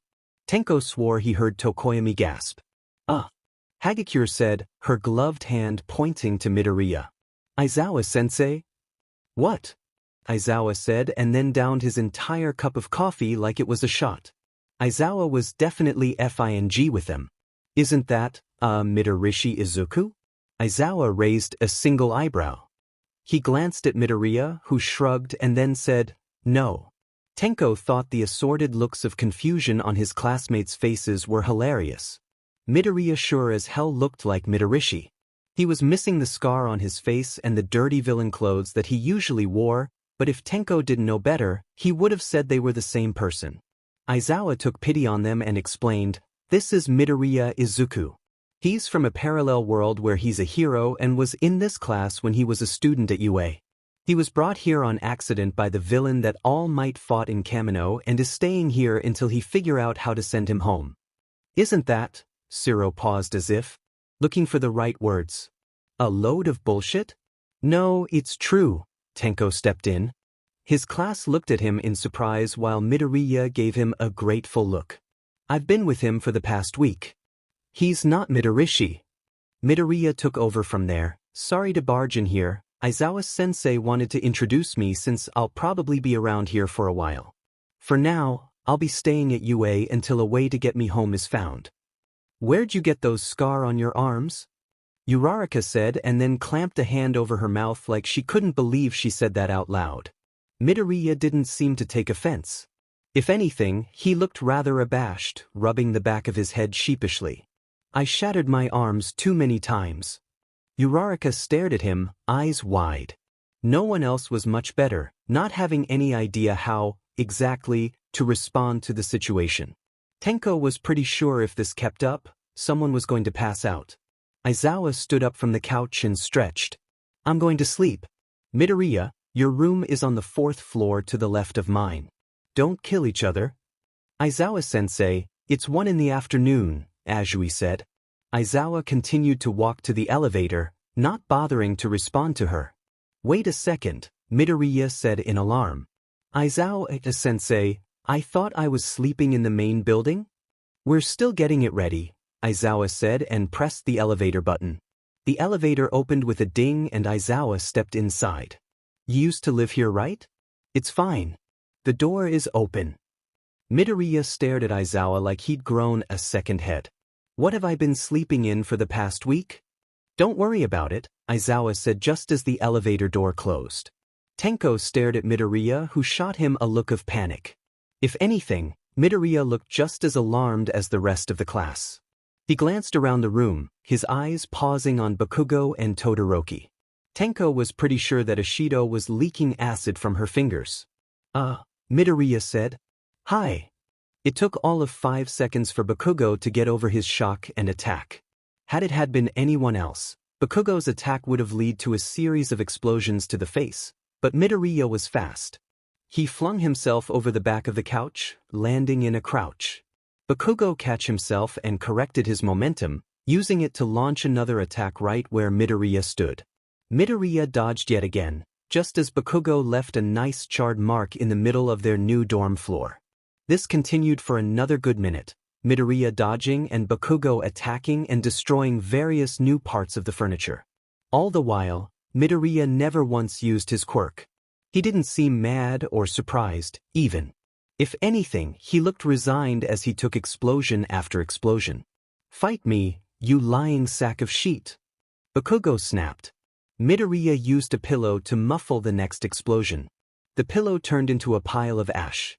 Tenko thought that maybe he should stop them, but one look at the intensity of the explosions Bakugo was giving off quickly changed his mind. He didn't really feel like visiting Recovery Girl tonight. Besides, Midoriya seemed like he had it covered. Bakugo lashed out with a right hook. Instead of dodging it like he had the previous times, Midoriya caught the fist in his hand and sighed. "Kaken, please do not." "Kaken!" Bakugo spat and yanked his hand free. He snarled, teeth showing like an animal. The explosions that sparked in his palms grew and Tenko just had enough time to think, maybe they would be rebuilding the dorms before Bakugo lashed out and nothing happened. Bakugo's fist was not even 2 inches from Midoriya's face, yet there were no explosions, no fire. Bakugo tore his hands away and tried the same move again with the same result. He stared at his hands as if trying to light them, but nothing seemed to be working. "What?" Bakugo said, glaring at Midoriya with as much malice as he could muster. "Did you do?" Midoriya had long since stopped paying attention to Bakugo.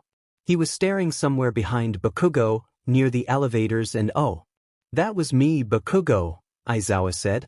The entire class, who had been watching the skirmish like an interesting, albeit confusing, tennis match, turned to look at their teacher in surprise. Aizawa stood in the corridor of the dorms in nothing more than his pajamas, hair floating, eyes red and quirk activated. There was barley-contained fury on his face and, for a moment, Tenko almost pitied Bakugo. What part of don't kill each other do you not understand? It was going to be a long day. It was, officially, the morning before the first day of class since the incident at Kamino. The previous day had been chaos. Tenko's class was still wary of Midoriya, and Midoriya didn't seem to know how to make the situation better. Bakugo couldn't go within 2 meters of Midoriya without explosions lighting up his palms. Todoroki iced over his left side and hadn't let it melt. Kaminari sparked whenever Midoriya rounded the corner. Aoyama fiddled nervously with his belt. Ida carried around his helmet. Jiro hadn't taken off her amplifiers since yesterday afternoon. They expected an attack. Tenko tried his best to assure them, but he personally knew how hard it was. He had a week to talk to Midoriya, to make peace with him. A week of getting to know him, of having friendly conversations. A week getting to know that Midoriya Izuku was not Midorishi. His classmates didn't have that time or luxury. So it really wasn't a surprise when Ishido dropped her mug in shock as Midoriya stumbled down the dorm steps that morning before class started. Midoriya seemed to either not notice or not care as he made his way to the kitchen. Tenko's classmates gave him all a wide berth. Sato moved from his position near the kitchen counter to sit at the table. Ida leaned a little closer to Uraraka. Bakugo aggressively downed his entire cup of coffee with a snarl on his face. Midoriya poured himself a bowl of cereal, seemingly in a daze. The hair wasn't brushed and he was still in his pajamas. He blinked sleep out of his eyes. "I say he's a good actor," Kaminari said, loud enough so that everyone at the table could hear him but not loud enough for Midoriya to overhear. "A parallel dimension is bullshit." Kaminari looked over at Midoriya. The rest of the class turned to look as well. They had just enough time to watch him stumble over to the other side of the kitchen, slam his face into the wall and drop his cereal on the ground with a clang. The bowl broke on impact. Milk was starting to spread everywhere. Cheerios littered the dorm floor. Midoriya stared down at the broken bowl and food that lay waste on the ground and sighed. Tenko had seen heroes fighting villains with less defeated expressions than the one on Midoriya Izuku's face at that very moment. Midoriya looked like he was about to cry. His classmates stared, unsure what to do. Kirishima said but hesitated. He seemed to realize that he was speaking to Midoriya but grimaced and pushed on. "Are you okay?" "I am very stressed," Midoriya said without looking up from his lost cereal.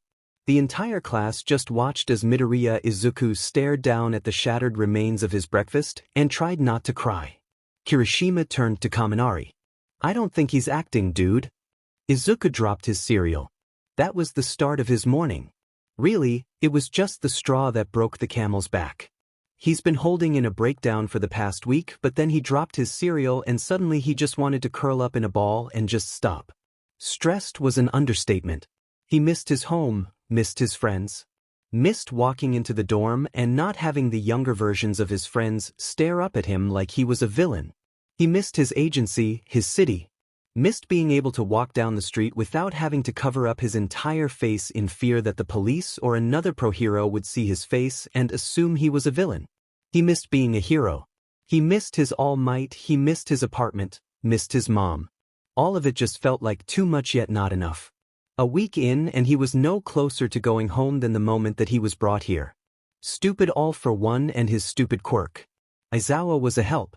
Mostly it was just good to see a familiar face that didn't treat him too differently. Aizawa never once treated him like he would snap. Aizawa didn't hesitate to call him out when he found himself lost in thoughts. He was supposed to help Aizawa with his classes until he could return home, a way of repaying UA for housing him. He hoped that helping Aizawa with classes would ease his homesickness. It only made it worse. The younger versions of his friends stared up at him in fear. Izuku couldn't move an arm without one of them flinching or leaving the room. Yamamo had been so surprised seeing him in the dorm hall last night that she popped a Matryoshka doll right out of her stomach. It had calmed down since the morning. First PRD was better. Aizawa definitely helped alleviate some of the wariness of the class as well as being surrounded by several other pro-heroes on the UA payroll. But better didn't always mean fixed.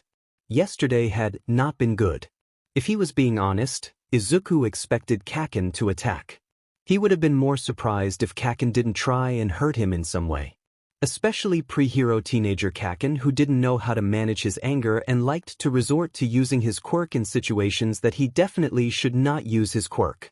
Uraraka stopped breathing whenever he entered the room, and not in a good way. Ida was avoiding him. As for the rest of his classmates, their reactions had been surprising but understandable. Izuku had clung to the hope that he wouldn't scare them in some way, but that hope was flushed away as soon as Kaminari had first rushed out of the dorms. Seeing Todoroki Shudo, though, was like a punch to the gut. He was just so different. Izuku could tell from the moment he first entered to dorm. This Todoroki was just as cold and indifferent as Izuku's Shudo when he started his first year of UA, determined to get to the top without making friends. Determined not to use his abusive father's quirk. He separated himself from the others, didn't talk to anyone.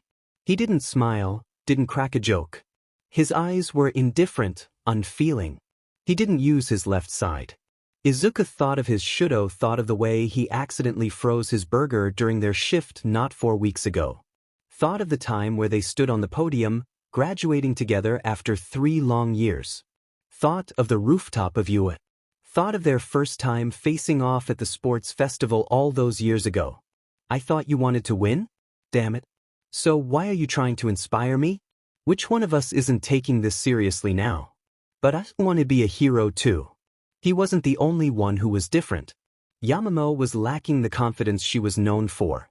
Uraraka wasn't nearly as perceptive as his Ochako. Tenya was young and rough around the edges. He used his hands more than he probably should. All of them, Tsu, Tenko, Shoji, Kaminari, Kirishima, Ashido, Aoyama, Ojiro, Koda, Sato, Jiro, Siro, Tokoyami, Hagakure, and even Kaken. They were so young, only first years at UA, just experiencing hardship for the first time. They weren't the people that he knew. Not yet. For the first time coming to this world, Izuku felt truly alone. Today was the first day of the new term, not that Izuku would be attending UA again. Aizawa was the one set to watch him, so he, in turn, helped out where he could. Hero laws and ethics came easy to him. He'd taken far more math classes in his past years than he'd care to admit. He was fluent enough in English to deal with overseas hero negotiations. He never considered a job as a teacher, but he could see why someone like Aizawa was drawn to it. Izuku still wasn't fantastic at the whole assistant teaching thing. But he was getting better. Perhaps this is what All Might felt like when he first took on a teaching job. Izuku was determined not to teach like All Might. The end of the day was fast approaching. Izuku was in homeroom, Aizawa having left for a meeting. Class 1A was staring at him. He offered a small smile back. They were leery but curious. Izuku could tell that being surrounded by the teachers of UA helped alleviate some of that lasting fear. It was a start. Ashido raised her hand. Izuku, not used to people asking to be called on, just stared at her. Ashido didn't let that deter her and said, "What am I like?" Izuku half expected it to be a question on hero laws, so he was thrown for a loop. What? You know, Ashido said and made a funny gesture with her hands. The me from your world. What am I like? Izuku looked at her and thought young, innocent, bright-eyed, but instead said, exactly the same but 5 inches taller. I grow? Awesome. That was the start.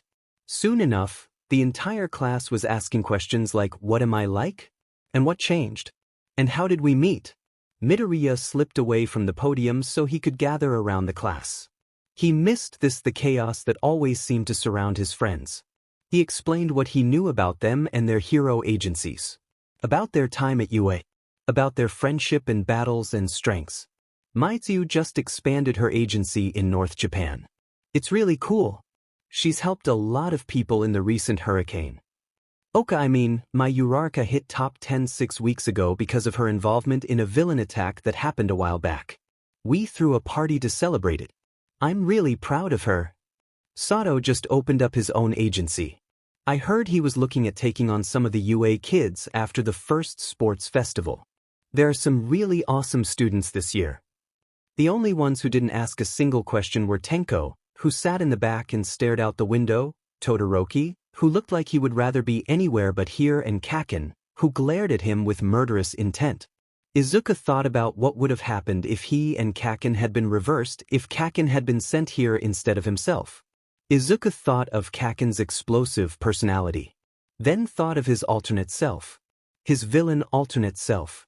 The problem would have been over before it even begun. He didn't even realize he'd been staring at Kaken until Kaken slammed his hand on his desk. He snarled, small explosions lighting up his palms.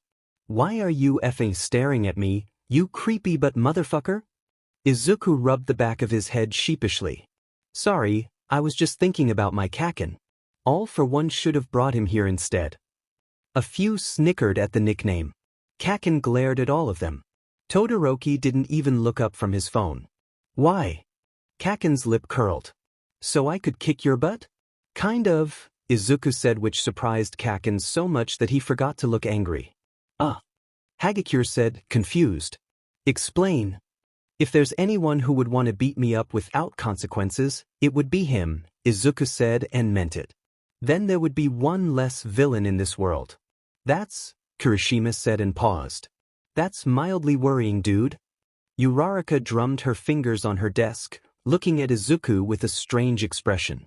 When he turned to look at her, she stopped. Doesn't it feel weird, speaking about yourself like that? Izuku never once considered his counterpart to have any connection to him besides physical. Someone that hurt and killed for a living was no someone Izuku ever wanted to be associated with. Someone that worked under All for One was definitely not someone Izuku would want to be anywhere near. I like to think that myself and my counterpart are different people. Otherwise, it gets to me. Izuku glanced at the clock in the classroom and almost fell out of his chair in alarm. He stood up, gathering his things. He was going to be late if he stayed any longer. Sorry guys. I promised I would meet with All Might. I have to go. As he rushed out of the classroom, he pretended not to notice when Siro slipped his phone from his pocket. When All Might called Izuku into his office, he half expected to be scolded. He hurried down the halls, ignoring the looks of the students that passed him. He wore a hoodie over his head and a mask over his face. Being seen in 1A was fine, they all knew, but walking around with the face of a villain in a hero school would only lead to trouble. As would announcing him to the entire school, because then it would get out into the general public and, well, Izuku didn't really want to think about that. It would be bad. He had no doubt that his counterpart would take advantage of that if it were to happen. So he stayed a secret except to a handful of people, and, in return, he got to wander the halls like a weirdo. It was fine, really. Wandering the halls of UA without being recognized was nostalgic. He remembered when he first came here so many years ago and his ambitions and dream. This place was his starting line, a place where he learned and grew into the person he was today. His feet took him straight to All Might's office without having to think about it. He'd made the journey from Class 1A to the office more times than he could remember. The large, wooden door was familiar and comforting. He knocked 3 times. "Come in," a voice shouted from the inside. Izuku opened the door and stepped in. The door shut behind him while Izuku took off his face mask and lowered his hoodie. "All Might? You wanted to talk to me?"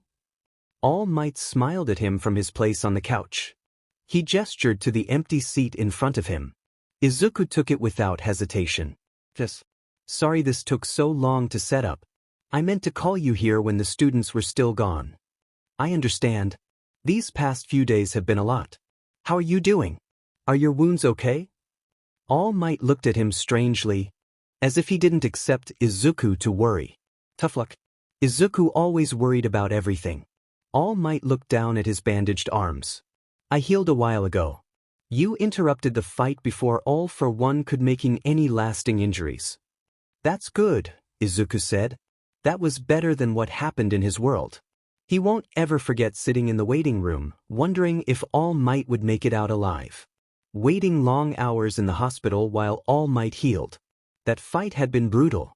Even though it happened years ago, Izuku still remembered how drained they had all felt, both mentally and physically. He would never forget All Might's words. "You're next." At the police station, All Might said, and Izuku snapped his attention back to his kind of but not really mentor. "You called Tenko Shigaraki. So that's what this was about." Izuku bit his lip, twisting his hands nervously in his lap. "Oh, All Might sighed. Izuku expected him to ask how did this happen? Or why is Tenko a villain? Instead, he looked at Izuku with the eyes of a man who has seen too much and asked, "Why wasn't I there for him?" That wasn't what he'd been expecting. Izuku thought of how devastated his All Might had been when he found out the news. How he had hunted down any information that he could. How he had hesitated in the final battle, something that almost cost his life. His All Might regretted it enough, despite doing everything in his power to save everyone. Izuku, of all people, knew that sometimes that wasn't possible. "I don't know the whole story," Izuku said. He launched into what he knew from Gran Torino and All Might. About how Shigaraki had been with All for One since a young age. How All for One rescued, which was a loose term, him. He took Shigaraki at his lowest point and built him up in All for One's own image. Manipulation, lying. Taking broken people and making them more. All for One has always been good at that, Izuku said. Turning people that felt useless into something he felt was useful. He knew who he was going after when he did it. That wasn't random. All Might sighed, leaning back in his seat. "I feel like I failed him."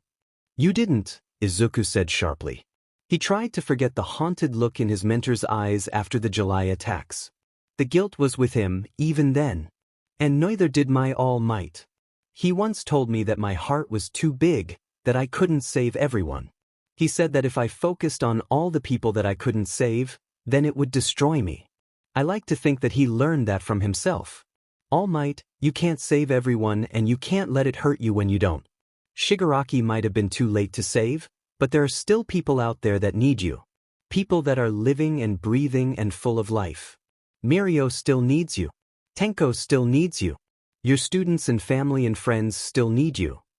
There was silence in the room. Izuku clenched his fists so hard that his nails dug into his skin. All Might stared at him, but there was a hint of a smile on his lips. He looked so tired but also strangely relieved. "I know what he saw in you." "What?" "My counterpart," All Might said. This was the first time someone looked at him like that, warmth and kindness and friendliness. Izuku hadn't realized how much he missed not being treated like a time bomb. "I know what he saw in you." "You do?" "Yes. I'd like to think I see it too." "I got it." Siro shouted the moment Midoriya left the room to meet with All Might. Tenko stared at the object, square and black and familiar. Midoriya Izuku's phone was held up like a trophy. "You didn't Hagakure said, but she sounded more excited than angry. Ida, however, was not as excited. He tried to snatch the phone from Shiro, but Shiro held it just out of his reach. That is theft. You should return it immediately. UA students shouldn't engage in such behavior. It's a bad representation and you could be in a lot of trouble if you were to be caught. They didn't have much time to debate the ethics of stealing and attempting to look on someone's personal device before Aizawa came to teach the last class of the day. The students quickly scurried to their seats and Shiro inconspicuously pocketed the phone so no one else would see. Tenko had to admit he was curious. Midoriya's phone didn't work, obviously, but it still had all his pictures and contacts from his world. He wondered what the symbol of peace kept on his phone. Yeah, stealing wasn't great. In fact, it was really bad, but Tenko's curiosity far outweighed his guilt. Class passed agonizingly slowly. The moment Aizawa walked out of the room and the bell rung, half the class had already gathered around Shiro's desk. Todoroki and Bakugo didn't move, but they also didn't leave either. Shiro pulled out the phone like it was a winning lottery ticket and pressed the home button.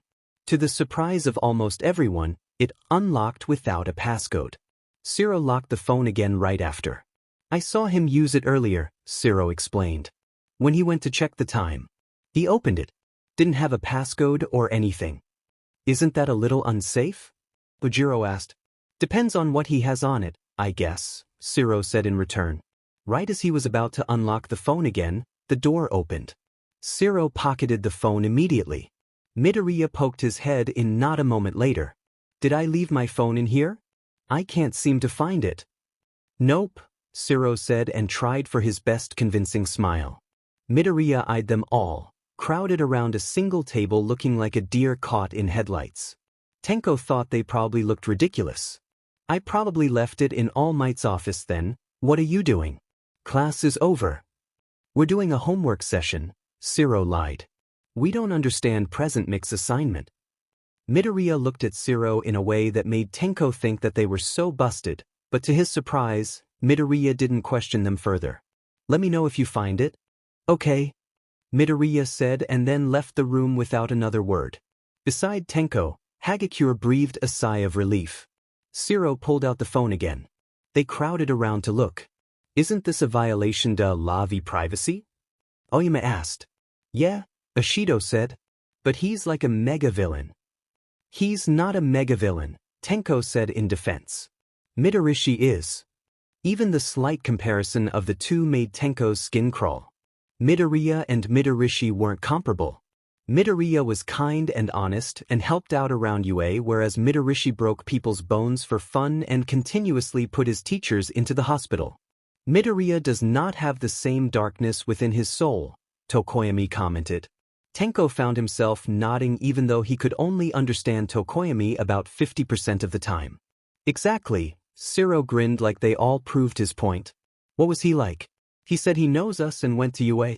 How different is his world? I just want to know. Shiro pressed the home button. Instantly his screen light up. His home screen was a picture of 4 people: Todoroki, Uraraka, Ida and Midoriya himself, all crowded around a building that Tenko didn't recognize. They looked happy, with Uraraka smiling so big that her eyes were closed. She was giving Midoriya and Todoroki bunny ears. Midoriya was mid-laugh. Even Todoroki, who Tenko hadn't seen use more than 2 emotions in his entire time at UA, was smiling. He looked at his friends like they had hung the stars in the sky. Ida had his arm wrapped around Uraraka's shoulders, a proud smile on his face. Tenko had never seen his friend so relaxed before. Tenko didn't think he'd ever seen Midoriya that happy, either.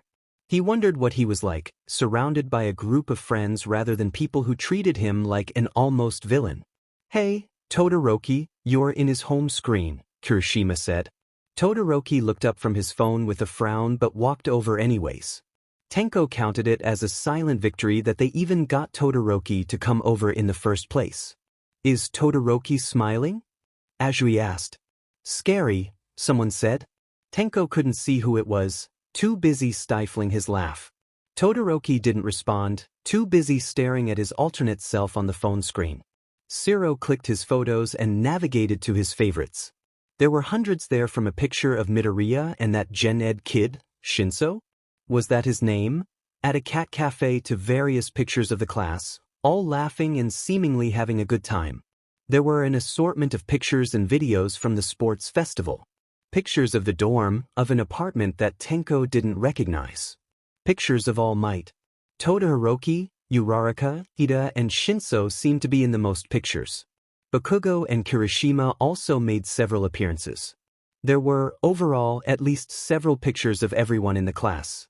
Except for Tenko. He wasn't really surprised, but it didn't stop the guilt from curling in his stomach. Wow, Todoroki, you're in a lot of these. Uraraka commented. Tenko wondered how Midoriya got someone like him to open up, let alone become friends. Todoroki raised an eyebrow. You and Ida are in more than I am. Uraraka paused, thinking. Yeah, but you're not a cold-hearted a-hole, said Kaminari, who had a death wish. Todoroki stared at him until he wilted back into his seat. Hey, isn't that the purple-haired brainwashing kid from the sports festival? Jiro asked, taking the phone from Shiro and swiping back to the picture of Shinso. Tenko was sure that was his name, but he honestly didn't remember much about him from their fight. That had been brutal. Yeah, that's him all right, Bakugo snapped. Tenko was surprised that he even came over. Especially given that Tenko didn't notice when he did. What the F is that piece of sheet doing here? No one really had a response to that. Tenko didn't know much about the guy past their battle at the sports festival, where Tenko lost, and his declaration of war beforehand. He only knew the guy was determined to be a hero. Maybe he succeeded? Shiro flipped to Midoriya's last text messages to see if there was an answer there. The first text message was from Todoroki, who was labeled Shuto in Midoriya's phone. Tenko was not the only one surprised by that. Naturally, curiosity got the better of them and Shiro clicked to read his last text messages. Shuto. Last Monday, 12:34 p.m. You're late. Last Monday, 12:37 p.m. You've been late the last 3 times, Shuto. Aren't you the one who's always harping about us being on time? Absolutely not, that's Tenya. Anyways, I'm almost there. Just hold on. Last Monday, 12:42 p.m. Please don't ever use that face again. Last Monday, 12:46 p.m. Izuku. Do whatever you want, 5 pp man. I regret ever telling you that story. Hurry up. People are starting to stare. They seem close, Yamamo commented. Tenko huffed out a disbelieving laugh. He didn't think anyone could be Clasito Todoroki, but this seemed to prove otherwise. Todoroki stared at the phone, and if Tenko didn't know any better, he would have said Todoroki was curious. He wondered what changed in Midoriya's world. Why Midoriya's Todoroki seemed to actually show emotion. He called Todoroki Shuto, son of Endeavor and one of the few students to get in on recommendations, 5 pp man, Hagakure said, dumbfounded. Tenko noticed Todoroki flinch. He didn't stop to wonder why. Shiro clicked on the next text message from his mom. Tenko didn't think their Midorishi even had a mom. Last Monday, 9:38 a.m. I love you so much. I'm so proud of you. I'll see you soon. Tenko bit his lip and tried not to feel bad. He knew that if he were the one to be sent away, he'd miss Mirio and Gran and All Might more than anything. He couldn't even imagine himself in Midoriya's position, isolated and alone in a world that hates him. Ida frowned at the phone. I bet he misses all of them. I do. Tenko whipped around so fast that he nearly fell out of his chair. Kirishima, however, wasn't so lucky and went tumbling. The rest of the class stared in surprise as Midoriya Izuku leaned against the doorframe, arms crossed and a sad smile on his face. Shiro gaped at him, trying to ask a question that wouldn't come out. Midoriya only raised an eyebrow in amusement. I've known all of you for over 7 years. Shiro, you're a terrible liar. Well, DMN, Shiro said. If you wanted to see my pictures, you could have just asked. Shiro handed over the phone, a little guilty. Midoriya took it and, instead of pocketing it and leaving like Tenko expected him to, opened his pictures again. He scrolled through some that Shiro had overlooked earlier. He gave context, told stories of adventures and shenanigans. He seemed happy to share and the class asked as many questions as they could. This is when Tenya, Oka, Shudo and I opened our own hero agency, Midoriya said and showed them the very same picture that was his home screen. There was a proud smile on his face, the very one that was echoed in the picture. He opened another picture of the entire class in graduation gear with medals around their necks. Some had bandages around their entire bodies. Midoriya himself was almost covered head to toe, but yet, they all looked incredibly joyous. Some even in tears as they gathered around for their group shot. This is when we graduated. They look happy, Tenko found himself commenting. We were, Midoriya smiled. He then went through an assortment of other pictures. This was third-year sports festival. It was the first time I won. This was my 17th birthday. Everyone threw a surprise party in the dorms. This was first-year sports festival. This was our first-year cultural festival. He flipped to a picture of the entire class gathered in a tiny apartment. All Might was carrying a cake around his students who were laughing and cheering as Uraraka held up her and Todoroki's hands in victory.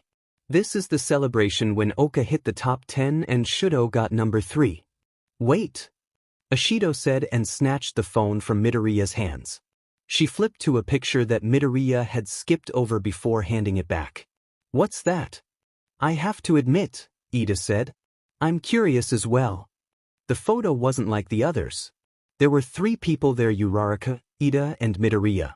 Their faces were covered in blood, sweat and ash. Dried tear tracks ran down both Midoriya and Uraraka's face. Uraraka seemed to be supporting most of Midoriya's weight. Ida's hair was matted in grime. They looked like they went through hell. Yet there were large, relived smiles on all of their faces. Behind them, the sun was rising and illuminating a smoke and ash-covered land. It was something out of a horror movie. Buildings were reduced to rubbed, fires were still flickering. They seemed to be on a roof. Tenko wasn't exactly sure where. Uraraka, Ida and Midoriya weren't alone. In the background, Todoroki could be seen helping Bakugo to his feet. Was using crutches. Aoyama was laying on the floor. Tenko swore he looked dead. Azui was bandaging Sato's bloody arm. That was directly after the war, Midoriya said. He stared at the picture in his hands clasped tight around the edges of the phone. The war? Someone asked. Midoriya nodded, seemingly lost in thought. During our last year at UA, we faced off Shigaraki Tamura and his army. We were at the center of the attack, of course, because we've been involved since the day they attacked USJ.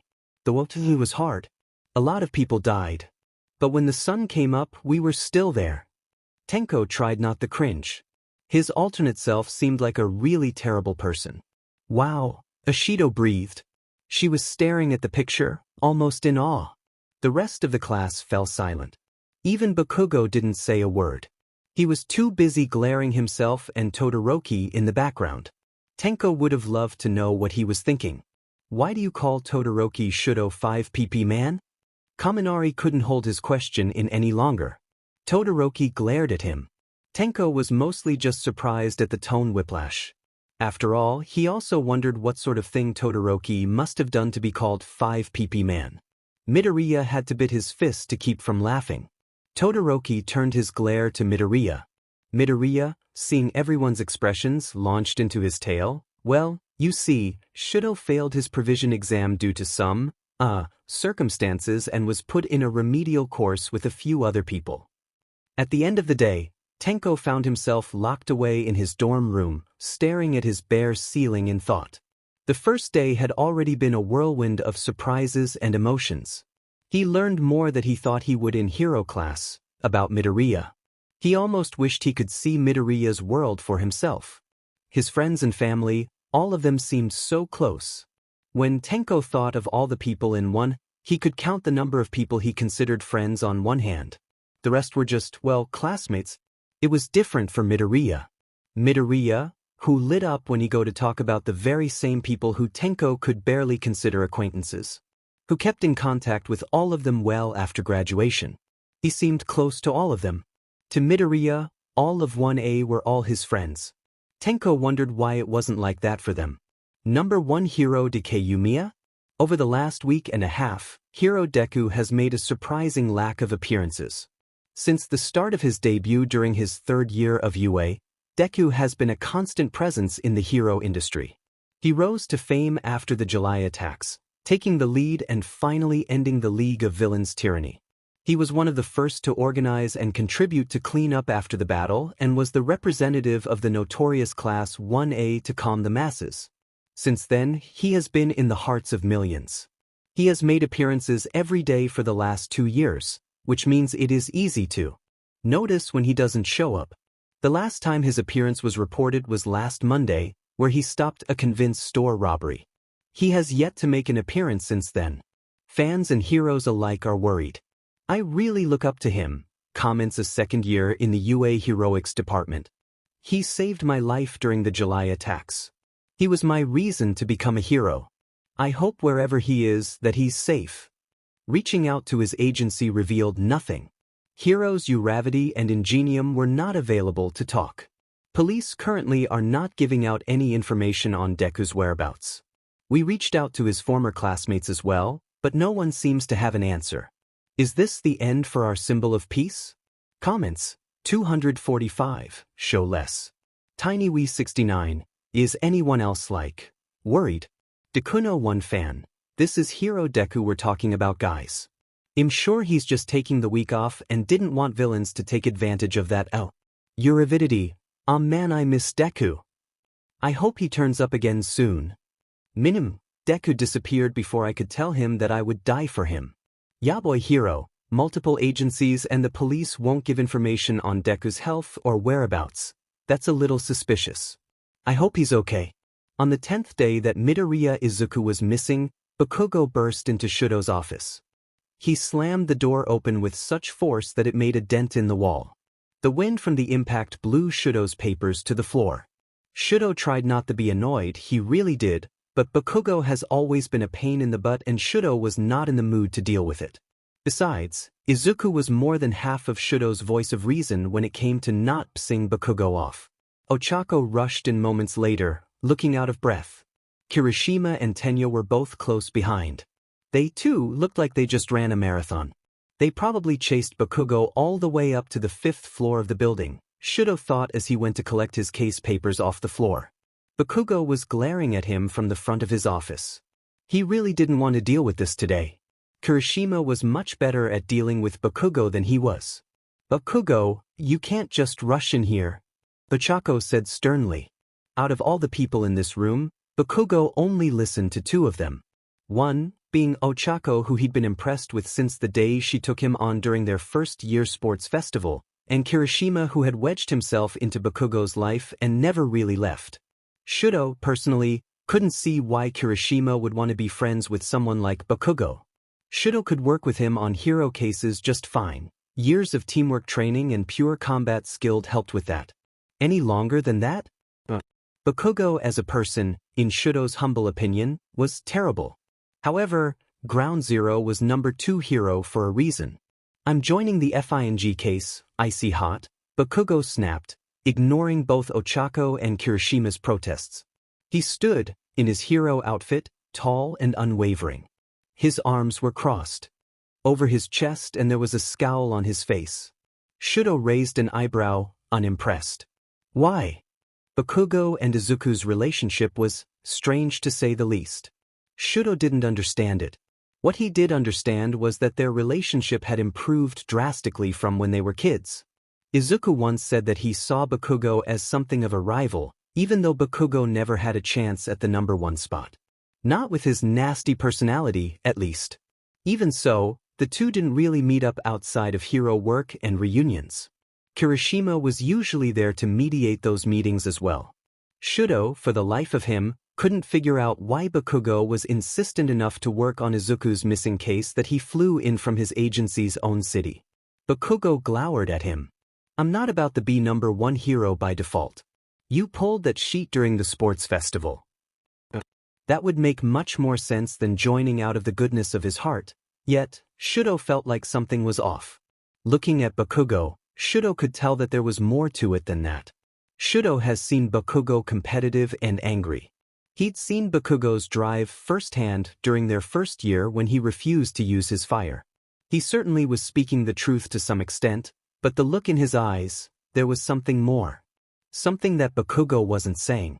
That's Bakugo's way of saying I'm really worried and I would like to help, Kirishima added unhelpfully. Ochako snorted under her breath. Tenya looked like he was ready to kick all of them out of Shudo's office. Shudo met Bakugo's eyes. The determination, the drive, the experience. All would help the case rather than hinder. Shudo found that he couldn't say no. Fine. This is all we have, Shudo sighed. He slid the small case file that Naomasa had given him just days before over to Bakugo. Bakugo snatched it from the table and flipped it open. As he read the case file, his expression grew more and more incredulous. Had it been any other case, Shudo probably would have laughed. You're shitting me, Bakugo said. He read the top of the paper with a scowl, looking over the witness reports. This is a FANG cold case. Shudo smiled bitterly, leaning back in his office chair. In his hand, Bakugo held the results of the countless hours that they had spent searching until they were too exhausted to continue. Just 5 little papers. Welcome to the search, Ground Zero. Hey, Midoriya. Izuku whipped around at the sound of his name. Several of the students around him glanced at him curiously. Midoriya pulled his hoodie lower over his head, looking for the person that called him. When he spotted the alternate version of the blonde-haired senior that mentored him rushing over to him from the other side of the quad, he couldn't help his surprise. Mirio-senpai? Yes, it was weird calling someone younger than himself senpai. However, it was even more weird not calling Mirio-senpai. Mirio, apparently, thought the same thing as. He rushed up to Midoriya with a grin. That's upper weird seeing your face and hearing you call me that. Tenko's told me a lot about you, but I haven't really gotten to meet you other than the police station. Oh, right, Izuku fumbled over his words. People were starting to stare. Mirio seemed to notice and grabbed his arm, dragging him away. Why don't we go someplace private? I have a lot of questions to ask. Izuku almost signed in relief. Someplace private he could do. Alright, I have an idea. Izuku led Mirio away from the quad and back into the school. Mirio followed, surprisingly quiet. He seemed to be studying Izuku's back as Izuku led him through hordes of students until, finally, they arrived at a staircase towards the back of the building. Izuku spotted Mirio's confused look and grinned. He walked underneath the staircase, looking for the small trigger. Ah, there it was. Izuku glanced around to make sure no one was close to them before pushing the trigger. A passage opened in the little tiny space behind the stairwell. Mirio gaped in surprise. Come on, Izuku said. The passage wasn't long, but it was dark. As soon as Mirio and Izuku entered, the door slammed shut. Izuku took out his phone and turned on the flashlight, leading Mirio further into the tunnel. The tunnel was damp and cold, much like something you would expect out of a cheesy horror film. The last time Izuku had been in here, it had been filled with so much smoke that he could barely breathe. Mirio brushed his hands against the tunnel wall. I've been here 3 years and I never knew about this place. You wouldn't, Izuku said. He remembered his own surprise when he was first in here. It's a transportation tunnel. We found it during the war. Well, more precisely, Nedza let us find it during the war. Yui is full of them, apparently. Izuku could dimly see the door in front of them. It was old and worn, but it looked exactly the same as it did all those years ago. He pushed it open with some effort, letting the light shine in. He stepped outside, taking in the view of Yui's highest roof. The last time he'd been here, Japan had been on fire. Now, looking out at the vast expanse of his home, it was hard to even imagine. The distant chatter of the students, hundreds of feet below, and they bustled from class to class. Izuku could see the train station, the office buildings. He could see homes and apartments full of people that were getting ready for their day. He could hear the train's horn and the cars honking and the people laughing. Izuku couldn't help but feel relieved. They would stop that future from happening. Japan didn't have to burn for them to win. Mirio stood beside him. He was looking at students that bustled around, the train that just left the station. He almost looked wistful. He shot Izuku a joking grin. We could have just gone to an empty office. Izuku laughed. This is cooler. And I figured, well, you should know. Just in case. Mirio stared at him for a second before a somber smile took over his features. Thank you. They settle on the edge, feet dangling from the side. Hundreds of feet below, a group of students entered the building, laughing and screaming. Izuku watched them with a smile, thinking of his time here at the UA. A lot had changed since then. So, Mirio said, swinging his legs. How'd you get one for all? Izuku blinked in surprise. He should have guessed that was what Mirio wanted to talk about. He wouldn't hesitate to admit that he had his own questions about it. How did one for all work with Mirio's quirk? Did he combine the two or keep them separate? Does one for all allow for more control over his other quirk? Did the quirks cancel each other out? Mirio cleared his throat. Izuku cut himself off with a blush. He hadn't even realized he'd been muttering. Sorry, I got distracted. I already told you about how I got one for all during the interrogation. Yeah, but that was during an interrogation, Mirio said brightly. I want to hear it from you, personally. No police or mentors or teachers. Are you trying to spy on me? Izuku asked jokingly. Mirio grinned at him. He'd forgotten how much he missed talking to Mirio. Mirio was a bright, happy and honest person, someone that Izuku had always looked up to. It had been too long since he'd seen him. I wasn't supposed to, actually. In fact, Sir wanted you. He hated me at first. Mirio laughed in surprise. Sir did? Yeah. I tried to intern with him right around this time, actually. I'm assuming Tenko is going that route too. Yeah, Mirio said. Sir contacted him a little bit before Kamino. That's weird that he hated you. He really loves Tenko. Tenko didn't get one for all. Alright, fair. To answer your question, Izuku said and thought back to the first time he met All Might. That seemed like such a long time ago. He saved me from a villain in middle school. I was quirkless at the time. I asked him if I could become a hero and he told me no. Later, Bakugo Katsuki was attacked by the very same villain that attacked me. All Might had used up his time already and I felt responsible. The heroes couldn't do anything, but I rushed in anyways. You and Tenko are both so reckless, Mirio said. A lot of people tell me that, Izuku said. All Might offered me one for all directly afterwards. It felt like a dream come true. I'd always dreamed of being a hero. There were a lot of people that doubted me. All Might always believe in me. Sometimes I feel like I could never live up to his expectations. Mirio leaned back against his hands, looking up at the sky. There were birds circling above. Mirio looked like he were almost yearning to go up there, to be like those birds.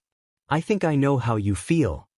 On Wednesday afternoon, Aizawa took all of 1A and Izuku to ground beta. Izuku followed, a little uncertain. He'd spent the last week sparring against Aizawa in this very place to test where he was as a hero. The large, metal structures loomed above them. Class 1A fiddled with their prototype hero outfits. Izuku, for the first time since he arrived, was decked out in his own. He tugged at his reinforced gloves when he noticed a few people in 1A were staring at him. He knew what Aizawa was planning, but that didn't mean he had to like it.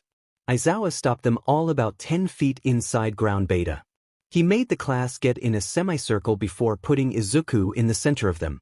Not one to hate any time, Aizawa said. Congrats. Today, you get to spar against a pro hero. Izuku waved sheepishly. The class exploded. Isn't he the, number one hero?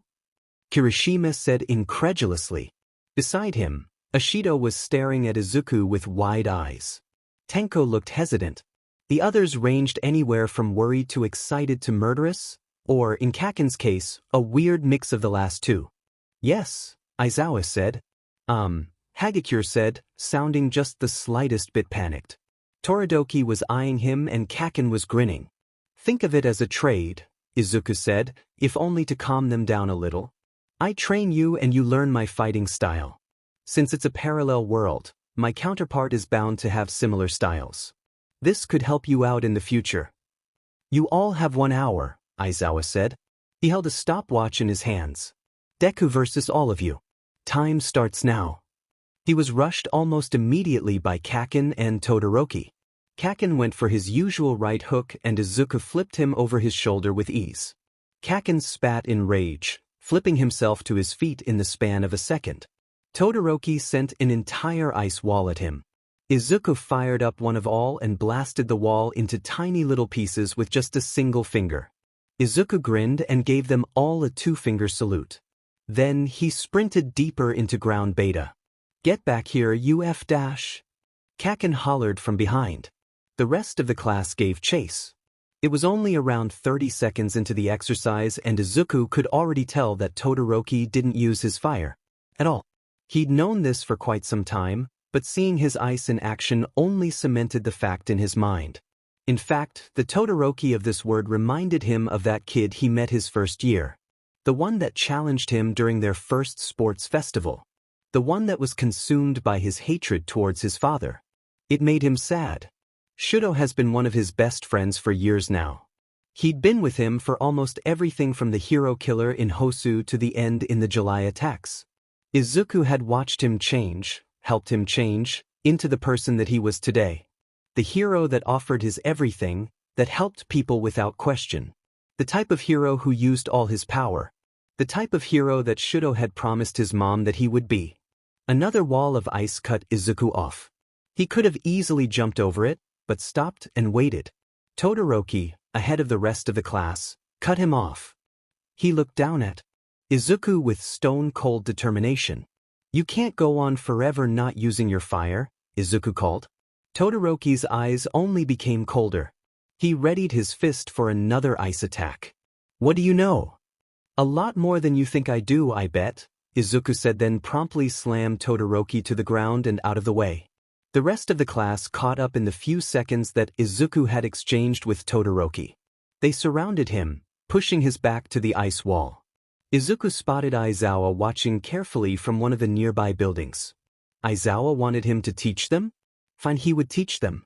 Kaminari sent a bolt of lightning at him. Izuku dodged and immediately blocked an attack from Kakin. The lightning hit almost 10 feet from its original target. Kaminari, instead of focusing on where the lighting is going, focus on how you want it to move. It's the journey, not the destination. The destination is kinda important. Kaminari shouted back before sending another off-target lightning bolt. Kirishima lunged at him. Izuku caught his wrist, nailed him in the soft part of his stomach and sent him into Hagakure, who had been trying to sneak up behind him. "Kirishima, instead of focusing on hardening one part of your body, harden all of it. Hagakure, lighten your steps. I can still hear you." Ida rushed at him, trying to knock him off balance. Izuku sent him tumbling into the dirt on top of Hagakure and Kirishima. They all groaned. "Ida, you need to be faster." A noise came from behind him. Izuku barely had to turn to know how it was. He caught Kakin's fist before it could explode and held it tight. Kakin snarled and struggled to get free. He sent Kakin tumbling into the ground for a second time that day. Izuku grinned. "Kakin, try not to be so predictable." "Don't call me that." Kakin hollered and steadied himself yet again. From there, it was only a matter of time before the rest of the class was out for the count. They were strong, they always had been, but Izuku had the advantage of one for all, his experience and knowing them all in the future. He knew all of their current moves, all of their habits, and all of the moves that they would come up with in the next few years. He'd worked with them as a team since they were all 15. Nothing they could do at this point would surprise him. It was, admittedly, a little unfair. At least, that's what Izuku thought until he turned, only to see Tenko lunge at him. Izuku only saw bloodshot eyes and a man covered in hands reaching forward with 5 fingers. Izuku flinched so hard that he almost hit the ice wall, but quickly corrected himself. He sent a blast of air to knock Tenko off balance and quickly sent him to the dirt. Izuku tried to stop his ragged breathing. His heart was beating wildly. For a second, Izuku had only seen Shigaraki. He pushed down his feelings and hid them with a smile. Tenko was not Shigaraki. He was not. Aizawa-sensei, mon dieu, this was a terrible idea. Aoyama groaned from his place on the ground. He didn't seem terribly inclined to get back on his feet. Aizawa looked like he was trying to fight a smile. Aizawa is enjoying this too much, Izuku thought. He's beating us by barely doing anything, Jiro muttered, face full of dirt. Tsuyu picked herself off the ground and brushed dirt from his costume. She stared at Izuku critically. It's like he knows what we're going to do. I do, Izuku agreed. He ignored it when half the class groaned. I've known you all for years. I know all your current and future moves. We've all sparred enough times that I know your styles as well. Then why are we doing this? Shiro said, looking at Aizawa accusingly. A portion of his costume had ripped down the side. The rest of the class started picking themselves off the ground, preparing to attack once again. You're here to get better. Think of your advantages. Izuku told them. He might have to help them here. What's one thing you have over me? Skill, Kaken snapped. Uraraka seemed to get it, though, and snapped her fingers in excitement. Numbers. Izuku fired up one for all. Only at 50%, but 50% would be more than enough here. Right? What can you do with numbers? The rest of the class seemed to catch on. Tokoyami said, teamwork. Izuku grinned as he watched the class puzzle together a way to beat him. Maybe this is what Aizawa felt when teaching. Izuku couldn't say he disliked it. Then do it. They didn't win. It was to be expected, really. Izuku was number one for a reason, and fighting against 15-year-old versions of his friends and his enemy, well, the fight wasn't the hardest he'd had. The class was different. Not as in tune as Izuku remembered being. Izuku remembered their teamwork being much more fluid than what Class 1A showed him today. They had the experience, sure, but they weren't all there. They weren't as close as he was with his friends. Izuku could see that with Todoroki, and he could see that with Tenko too. Really, Izuku accepted Tenko to be the most difficult. He rubbed the scars along his left arm, covering from his elbow down to his wrist. The skin was patchy and uneven from the skin grafts that had to be placed there. Izuku had always known Shigaraki as a savage fighter. Tenko was different. He had only directly approached once during the entire battle, in the beginning. After that, he seemed to stick with support, offering help where he could. His quirk was dangerously effective at changing the landscape to suit him best, but Izuku noticed that he didn't use his quirk very often. When he did, he hesitated. It was almost like he was scared of using his quirk. The class ended. Izuku rushed after Todoroki without a second thought. He spotted him heading for the dorms, bag slung over his shoulder. He ignored anyone and everyone who approached him, quickly making his way through the crowd. Todoroki! Wait up! Izuku called. Todoroki only stopped to glare at him. What? Izuku couldn't help but compare this Todoroki to his Shuto. The mannerisms, the anger, the fear. All of it was so familiar, yet so different. You are not your father. Your fire is not your father's quirk. Who you are and what you do with your own quirk is up to you. Izuku offered a small, sad smile. I know this won't mean much to you now because you don't know me, but I know you. And I know that right now it seems hard, but someday in the future everything will make a little more sense. That's all I wanted to say. Izuku turned on his heel and walked off, leaving Todoroki there, stunned. Hero Deku confirmed MA. Number 1 hero Midoriya Izuku Deku has been confirmed missing in action. His agency has reported that he has been missing since last Monday. However, they insist that they are doing all they can to find him. No information about the case has been given to our reporters as of yet. Deku is strong, Hero Uravity comments. We need to believe in him. He will be back. I cannot tell you any details as of yet, Ingenium says. But rest assured that the case is being thoroughly reviewed by our agency. Ground Zero and Red Riot have both offered their help. Deku will be found. The police would not give any statements, but they do issue a warning to all villains that might try and take advantage of the symbol of peace's disappearance. Don't. Pro heroes have stated that they will upping their presence until Deku has been found. For now, we will wait and hope that Deku comes back. Comments: 876 show less. Vizwoi, Ivy called it. Hot throw. DDDKKKKKU. Lazy retro. Oh god, that's so bad. Does anyone remember the time All Might retired? It was bad then. No one might fan. Villains are definitely going to take advantage of this. Do you? Hope Deku's okay. Redriot 456. Oh no, not Deku. One of the first things Todoroki Shudo learned was that life didn't always go as planned. It had been almost 2 weeks since they've seen Izuku. 11 days without the symbol of peace. Despite Ground Zero's help, they had hardly made any progress in the case. Finding an unfindable man was never easy.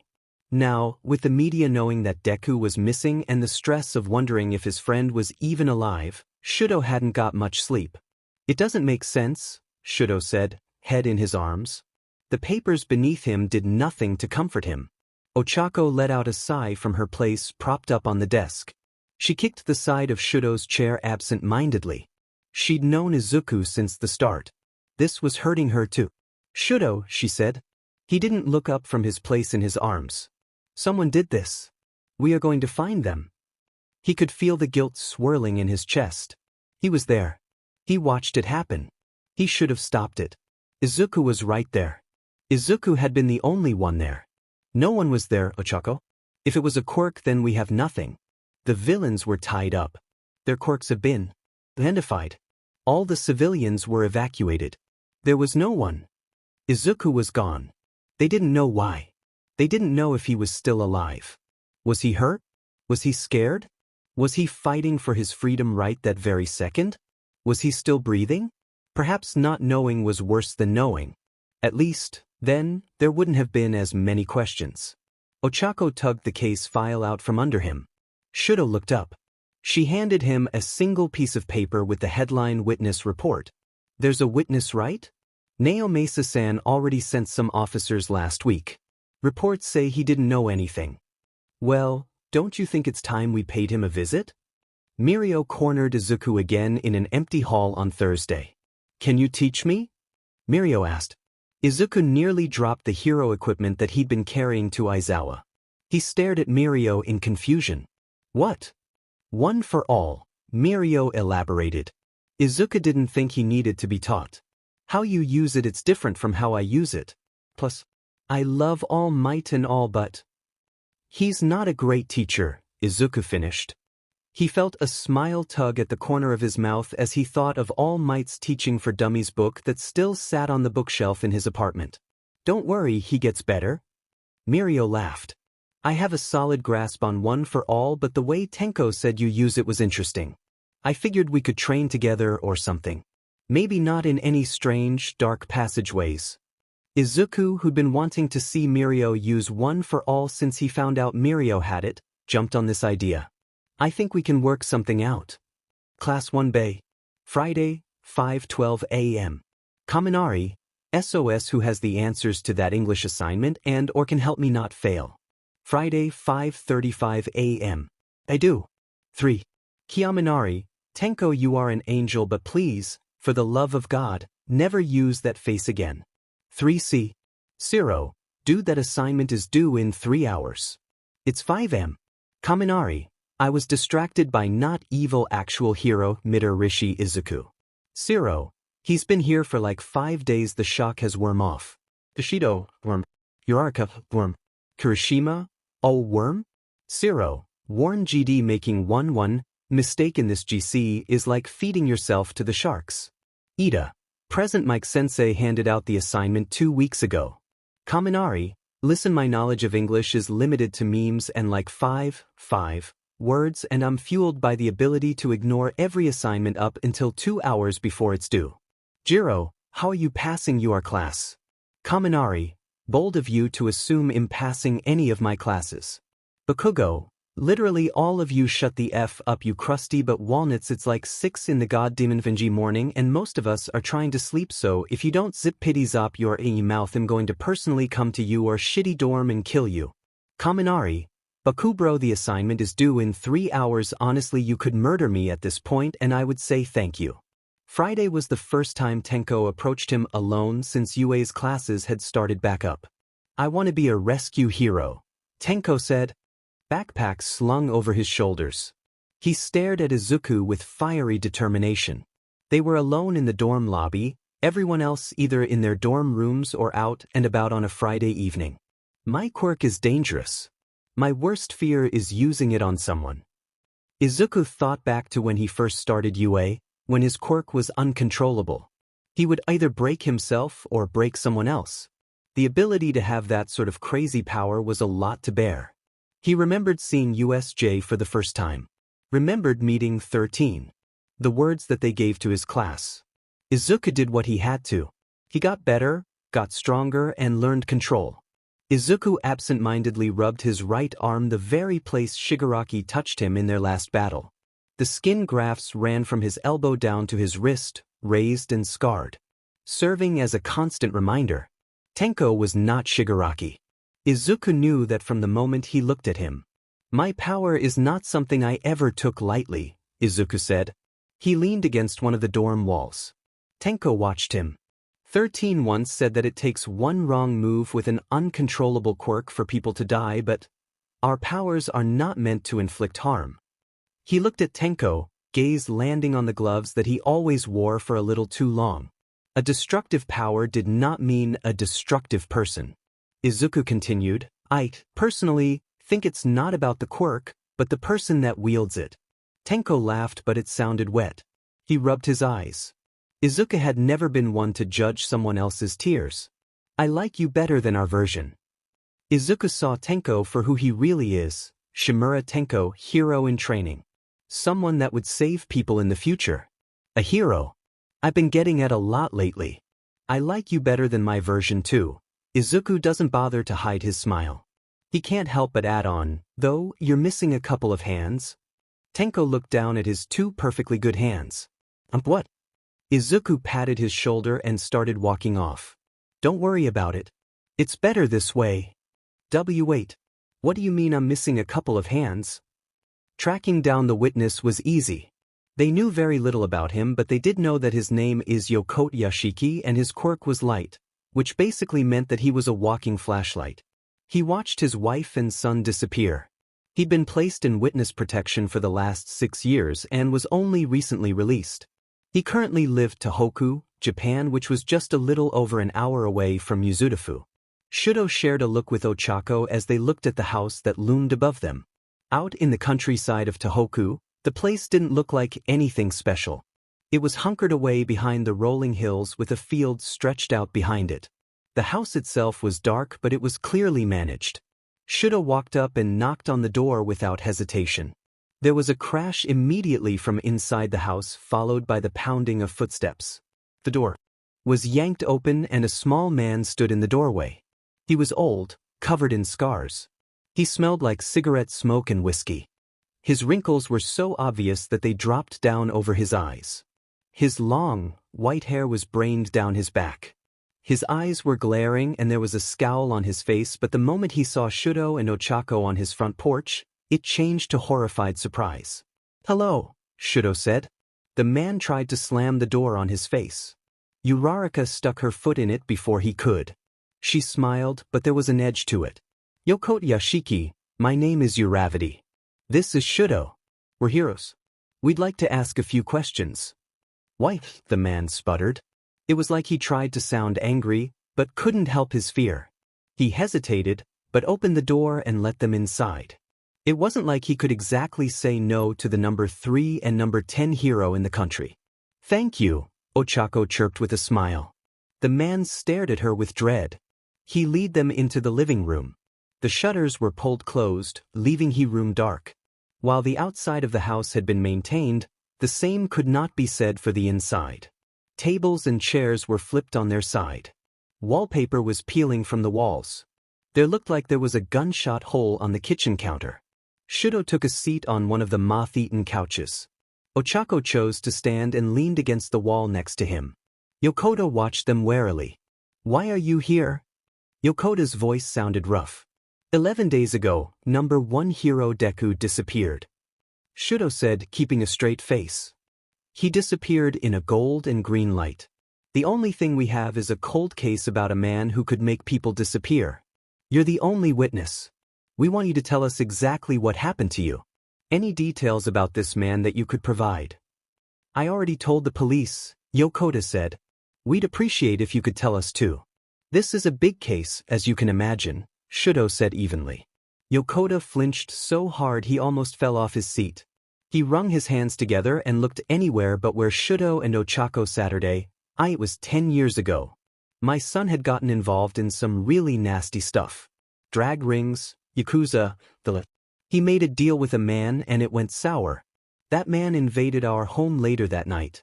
He was huge but covered his face. I couldn't see more than his outline. He made his hands glow and suddenly my wife was gone. And my son tried to fight him off, but the man did the same thing. I ran for my life. I don't know who he was, I don't know why he came after us. Yokota nervously scanned the building. From the way his hands twisted, from the way he looked like he wanted to be anywhere but here. Shudo had dealt with a lot of villains in his lifetime, and while he was not Naomasa, he knew when someone was lying. And he knew Yokota wasn't telling the full truth. Ochako caught it too. She crossed her arms over her chest. That not true. It is. This words. The truth. Shudo stood up from his seat. Izuku had been missing for 11 days. 11 days and they still didn't know if he was alive. He tried to control his expression but couldn't help as he leaned dangerously forward, scowl on his face. No, it's not. Tell us the truth. I've been telling the truth for the last 10 years. Yokota snapped. Your wife and son didn't disappear because of your son, did they? You did something. You know something that you failed to tell anyone else, Ochako said. What really happened to your family, Yokota Yashiki? The man broke down in tears, waving his arms around frantically. It was me. I'd gotten involved in the Yakuza. I caused them to disappear. I'm so sorry, God, I'm sorry. Just leave me alone, please, just. Ochako slammed one of her boots on the floor and smiled dangerously. Do you know what he did to his victims? No, I don't. I've said enough if he found out. Where is this man now? Shudo asked. I don't know. There was again the nervous tics, the glance in the other direction. That was a lie. Ochako leaned forward. Shudo suddenly was reminded exactly why she was one of the few people from Class 1A that Bakugo respected. Shudo had forgotten how terrifying she could be when she put her mind to it. The look on her face was downright deadly. I think you do. Where? They walked out of the house not 10 minutes later, a location clutched firmly in Ochako's hand. Afterwards, Shudo promptly called Naomasa and informed him of the entire situation. Their witness was not as innocent as they had previously thought. Izuku walked into one of UA's gyms, hero costume on and bag in hand. It was 7:30 in the morning on a Saturday, so Izuku knew for a fact that most of the students wouldn't be up. Besides, Izuku had reserved the gym especially for him and Mirio. No one else currently had access to it. To a surprise of absolutely no one, Mirio was already there, warming up. He was also in his hero costume complete with cape and everything. Izuku couldn't help the smile on his face when he saw it. After what they dealt with during Izuku's internship, it was good to have Mirio back. Mirio spotted him the moment he walked through the doors. He waved enthusiastically. Hey, you ready for this? Izuku smiled and dumped his bag next to Mirio's. He joined Mirio in stretching. Of course. After 10 minutes of stretching, Mirio stood up and offered Izuku a hand. Izuku took it and Mirio hoisted him to his feet. Mirio glanced around at the training gym, hands scratching his hair. So how do you want to do this? Just a good old-fashioned spar? That's fine, Izuku told him. I let Aizawa know that we were probably going to be sparring. Netsu knows as well. Mirio laughed. The principal is probably watching us right now. Probably, Izuku agreed because he would be more surprised if Netsu wasn't watching them in some way. He walked to the sparring field mostly covered in dirt and rocks. Mirio walked to the other end just as Izuku readied his fists. You ready? As always, Mirio told him happily. Go! Izuku shouted and Mirio disappeared not a moment later. Izuku activated One for All without hesitation. Permeation was a powerful ability, but hard to control. If anyone could HS that and One for All, it would be Mirio. Izuku stood still, waiting. Any second now. Mirio shot out of the ground like a rocket, faster than Izuku could have dodged. If he hadn't been paying attention to the angle that Mirio ended the ground, he would have been sent sprawling. Mirio landed not 10 feet away, glowing in a bright, warm light. He sent a blast of compressed air the moment he touched the ground. Izuku barely had enough time to counter with his own. So that was the power of Mirio's one for all. Mirio rushed at him, arm drawn. There were glowing red lines that wrapped around his arm, much like what happened to Izuku when he first started using one for all before full cowl. The punch that Mirio sent his way was strong enough that Izuku had to fight not to lose his footing. It uprooted the ground behind him, sending dust covering the entire gym. It was at that moment that Izuku noticed something. Mirio fought like all might. Izuku's arm throbbed painfully after enduring Mirio's punch. Without giving Mirio time to throw another one, Izuku slammed a foot into Mirio's side to send him catering to the side. Mirio disappeared through the floor before Izuku could follow up. The fight lasted for some time. They traded blows, learning each other's moves and skill. Izuku had the advantage of both knowledge of one for all and experience over Mirio, but Mirio got by on raw power and skill alone. There was a reason that Mirio was part of the Big Three during Izuku's first year of UA. Mirio was a strong, smart, and capable fighter. Using one for all just made him better. Yet, Izuku could still see some flaws. Mirio treated permeation and one for all like separate quirks. He didn't use them at the same time, and when it did, it was only to give the other quirk a boost. None of his moves were an equal combination of the two quirks. Perhaps Izuku got lucky, being quirkless before one for all. Mirio flagged for a timeout and Izuku immediately dropped one for all. He walked over to his bag, fishing out his water bottle. He was sore and covered in bruises and cuts, but he hadn't broken a single bone. Had he still been a first year at UA, Recovery Girl would have been proud. Mirio slapped him on the back so hard he went stumbling. "You're good with your quirk." "Thanks," Izuku said and laughed. "It wasn't always like that. I used to shatter every bone in my body." "What?" Mirio said incredulously. Izuku stared at Mirio. All Might once said that he never dealt with the problems that Izuku had, but for Mirio to also not go through that. "Don't tell me you didn't." "I could always control one for all to some extent," Mirio said. Izuku tried not to be jealous because was he really the only user who struggled with control?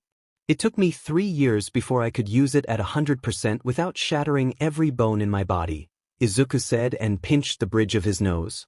Why was he surrounded by people who could naturally use a 200-year-old power like it was nothing? Mirio whistled. "That sounds rough. I don't use one for all as much as I'd like. People start getting suspicious when I use them separately, you know? Because they're so different and I only got one for all during my first year." Izuku hummed in agreement. The two lapsed into silence, trying to recover from the last spar. Izuku thought of his Mirio. His natural, happy disposition and his ability to put people at ease. Why Sir liked him so much, why he would have been a great hero. Not for the first time, Izuku wondered what would have happened if his Mirio got one for all instead. Izuku didn't think it would have been a bad decision. "You're a good user, Mirio," Izuku said instead. Mirio laughed out a thank you and said, in all sincerity, "You are too." His name was Yasutaki Takanori. His quirk was called Universe. "That's an ominous quirk name," Ochako commented as they walked down the dark streets of Hoshiko, a city 2 hours east of Tohoku. They were only minutes from the address that Yokota had graciously provided. Shudo thought it would have been smart for a witness in witness protection to be further away from the person he was being protected from, but their witness was not the smartest nor most innocent of men anyways.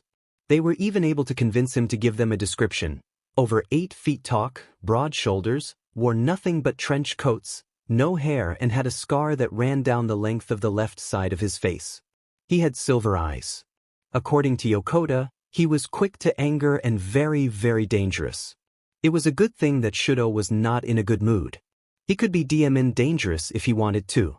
Ochako had thrown a dirty hoodie and sweatpants over her hero costume. She left her helmet in the car and threw her hair into a messy ponytail. Shudo had taken off his costume entirely, opting to instead wear a hoodie and face mask to cover his hair and scar. He kept his belt with his first aid supplies and other assorted items hidden under his clothes. It would do no good to look like a hero here. A tracking device hooked up to a local police station was on Shudo's left hand. The police were waiting for their signal. They had the entire area surrounded. It was just up to Ochako and Shudo to flush them all out. "Who are you?" A voice shouted from behind them. "There's a man in the alleyway," sparks menacingly coming from his fingers. An electric-type quirk. That was fine, they could deal with that. Shudo caught Ochako's eye. Ochako winked, then pretended to cower, holding her hands up. "Oh, we're just travelers. I think we're a little lost. We didn't mean to bother you or anything, just be on our way." A hand grabbed Ochako's arm and yanked her backward. Shudo felt a knife pressed at the back of his neck. 3 men surrounded them, faces covered by ski masks. The one behind Shudo laughed. "Not so fast. Take them to the boss," the first man with the electrical quirk said. Ochako pretended to cry out in alarm and offered a weak resistance to get free. The man holding her shook her harshly while the other 2 laughed. They dragged them down the alleyway. This plan was working out way too well. The men lead them through the twists and runs of the darkened alley until they arrived at a green door. It was hidden behind a dumpster with paint flaking off the sides and rust covering the door handle. The villains didn't hesitate to open the door and throw them all in. The inside was completely different. It was covered in lush silks. 2 black couches were on the side of the room, a bed on the other. There were people, at least 10, who ran around the room only to stop when they noticed the newcomers. A few backed up towards the bed. Whispering broke out throughout the entire room. Shudo and Ochako were thrown to the ground on their knees in front of a man. Shudo tried to look up at his face, but a hand at his neck forced him to look at the man's shoes. Tony black leather dress shoes. A luxury brand, known to be handcrafted and expensive. His father also liked the brand. That only made Shudo more annoyed. "What were you doing sneaking around our territory?" the man in front of his asked, voice deep and rumbling. Shudo didn't say anything. The man nudged him with his shoes. Shudo had half a mind to spit on them. "Well, looking for someone," Shudo said instead because he didn't think spitting on the man's shoes was going to get him to talk. "Who the hell were you looking for, boy?" the man said. A few of his cronies laughed. Ochako snorted beside him but tried to turn it into a terrified squeak. A hand yanked Shudo higher to his knees. Another hand rested at the base of his neck. 2 pairs of footsteps could be heard behind him, getting closer and closer until Shudo felt his hoodie being yanked off. Shudo looked up at the man that sat in front of him. All he saw were sliver eyes and Shudo promptly froze everyone to the floor. As an extra measure, he completely encapsulated their boss with the silver eyes Yasutake Takanori, the very many they'd been looking for entirely in ice. Shouts of surprise came from the men as they struggled to get free. Shudo stood up, helping Ochako to her feet. She yanked down her hoodie with a dangerous smile. "You," Shudo said simply. "Why you're Todoroki Shudo, number 3 hero," a man behind him whimpered. Shudo didn't even turn around. "I am. And Uravity. What the hell are they doing here?" Yasutake struggled to get free, his face set in a fierce glare. He couldn't even more an inch. He spat at the crony that brought Ochako in here. "What the hell did you do?" "We didn't know they were heroes," the man cried out, desperately trying to free his feet. "All right, boys," Ochako said. She cracked her knuckles. "This is how it's gonna work. We're going to ask some questions and you're going to give us answers. Then we'll be on our merry way. Got it?" Yasutake nodded hesitantly. "Where is Deku?" Shudo said, edge to his voice. His fire was coming close to igniting. Ice had already spread to cover half of his hoodie. A few of the other people in the room flinched in fear. Yasutake didn't meet his eyes. "I don't know what you're talking about." "Yasutake Takanori. Quirk, universe," Shudo said. "He's read the case enough times to recite it from memory. You were responsible for the disappearances of 10 people 10 years ago. Exactly 12 days ago, Deku disappeared in a gold and green light. The exact light that matches the description of you, Quirk. So I'm going to ask again, where? Deku?" I'm not stupid enough to go after the FE symbol of peace. Are you shitting me? The man shouted and struggled even more to break free. Let me go. Ochako narrowed her eyes and crossed her arms. Not until you explain your quirk. When the man hesitated, Shudo stepped forward. Fire flickered on his shoulder. Yasutake eyed it warily. I've had a very bad 2 weeks. My best friend is missing. I haven't slept in 3 days. A villain attacked our agency 4 days ago. I'm having to solve this stupid case. I'm having to work with Ground Zero on said case. The first lead we've gotten in almost 2 weeks, and it's you, so you better start talking or I will make you. Interrogation and threatening have never been Shudo's strong point, but he was tired and done, and this was the only thing currently standing in the way of getting information about Izuku. You think I'm gonna? Yasutake stared to say. Shudo cut him off with a sharp piece of ice landing inches from his face. I'll talk. That wasn't really hard, was it? Ochako said with a smile. Now, about your quirk, please. There are billions of worlds out there, Yasutake started. He bit his lip but continued, our world is connected to one in particular. I don't know why. This world is parallel to ours. Things often happen in similar ways. The same people with the same quirks. I can send people there. But it wasn't me that used universe on Deku. That means my alternate self used it. I don't know why he used it to steal the symbol of peace. I hadn't heard from him in a while. The last thing I heard was that he was in some deep sheet with a man named Sensei. That was a lot to unpack, but looking at the man, Shudo heard nothing but the truth. Truthfully, it sounded almost impossible, but if there was a chance that Izuku was there, still alive, then it was a chance that Shudo would take. Besides, the name Sensei was eerily familiar. There was only a single man who dared go by that name. Shudo shared a glance at Ochako, who seemed to come to the same conclusion. What? Ochako turned back to Yasutake. Give us an idea on why your alternate self would use it. I don't know, the man shouted. Shudo narrowed his eyes because the man was lying. The fire on Shudo's shoulder roared to life. Ochako stepped forward menacingly. Yasutake immediately backtracked, leaning as far away from the two as he could in his icy prison. Okay, but Deku is a villain in their world. I never told other me that he's a hero here. But I really don't know why he would steal Deku. A villain, Deku as a villain. It was almost ridiculous to think about, but if the man was telling the truth and All for One was involved. Ochako stared wide-eyed at him and mouthed All for One. Shudo wished that he didn't agree. It's not him, Ochako said quietly. What? Yasutake asked.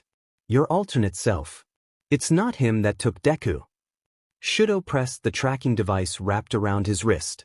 It immediately alerted to police to the signal. Within moments, this place would be swarmed with officers and taken down. Ochako walked behind the giant ice cube of a man and placed 5 fingers on the cube. It started floating immediately and Ochako pushed him towards the door. Yasutake flailed his head wildly. Ichie, where are we going? You're a villain. We're heroes. Where do you think? Ochako told him. No, let me go. I don't want to go to jail. You should have thought about that before being a villain. Ochako said happily, practically skipping while tugging the man along. The stress of the past few weeks was finally catching up to him, Shudo thought as he watched Ochako head towards the police, her floating Iceman in tow. Yet now they knew where he was. He knew why he was there. He's still worried about Izuku being with All for One and likely his villain alternate self, but Shudo knew Izuku. Izuku was strong. If anyone were to survive a world like it, it would be him. Dabi leaned against the bar, carefully picking through Midorishi Izuku's scattered papers. Most were illegible, written on napkins. A few were crunched up into ball and thrown on the floor. They all consisted of an assortment of words and numbers. Diagrams were messily scratched onto a few. Dabi was pretty sure he saw a crude drawing of a Nomu. Ever since All for One showed his ugly mug, Midorishi had been obsessed with whatever he was doing. Threw himself into his words and never left. Dabi didn't want to know what that was, but felt like he already knew. Midorishi was coming up with a plan. Speaking of Midorishi, he was still scribbling away, never once looking up. He was muttering things stupid hero, heroes, universe, so it wasn't hard to guess what was on his mind. Kurogyari was watching him with exasperation. The rest of the league stayed far away, considering Midorishi had thrown Spinner through the wall not 2 days ago for accidentally throwing away one of the pieces written on a napkin. 15 years old and terrifyingly strong. Good thing Dabi didn't particularly care. He was only here because Midorishi was the only thing that could alleviate his boredom. Midorishi suddenly crowed in delight, holding one of the many pieces of paper like it was a nugget of gold. "I've got it." Dabi couldn't read the words on the paper. He raised an unimpressed eyebrow. "And that is a plan," Midorishi said. He gathered his piles of papers and shoved them into the trash. Spinner stared, dumbstruck. Toga laughed. Kurogyari signed. Without another word, Midorishi walked towards the door with a wicked and terrifying grin. "Hey," Dabi called, leaning against the bar. "Where are you going?" Midorishi grinned at him, eyes wide. There was blood on the side of his face. "To deliver a message." It was a Sunday afternoon, almost 2 weeks since Izuku had been here, when everything went to hell. The dorm was bustling with activity, everyone rushing around to either complete their homework, play video games, or catch up with friends. Tenko was currently murdering everyone at Mario Kart. Todoroki had been avoiding Izuku ever since he last spoke to him. Ida led a 5-person study group to figure out Present Mix's newest assignment. Kaminari had tried to rope Izuku into helping them, but Izuku only took a sip of his drink and gave him a cheeky smile. He'd done his time during school and wasn't too keen on going back. It was strangely nostalgic, being in the dorms again. Yamamo approached him not 5 minutes later while Izuku was watching as Tenko won his 5th Mario Kart game. Kaken threw his controller at Tenko's head and Uraraka had to hold Tenko back from lunging. Kirishima did the same to Kaken. "We're planning on doing a class trip to the mall. We have a few ingredients that we need for the next week if we're going to cook," Yamamo said. Their conversation drew a few people over, probably wondering just what they were talking about. The Mario Kart game was put on hold, which was probably for the best anyways. "Want to come?" "I'm not part of the class," Izuku said slowly.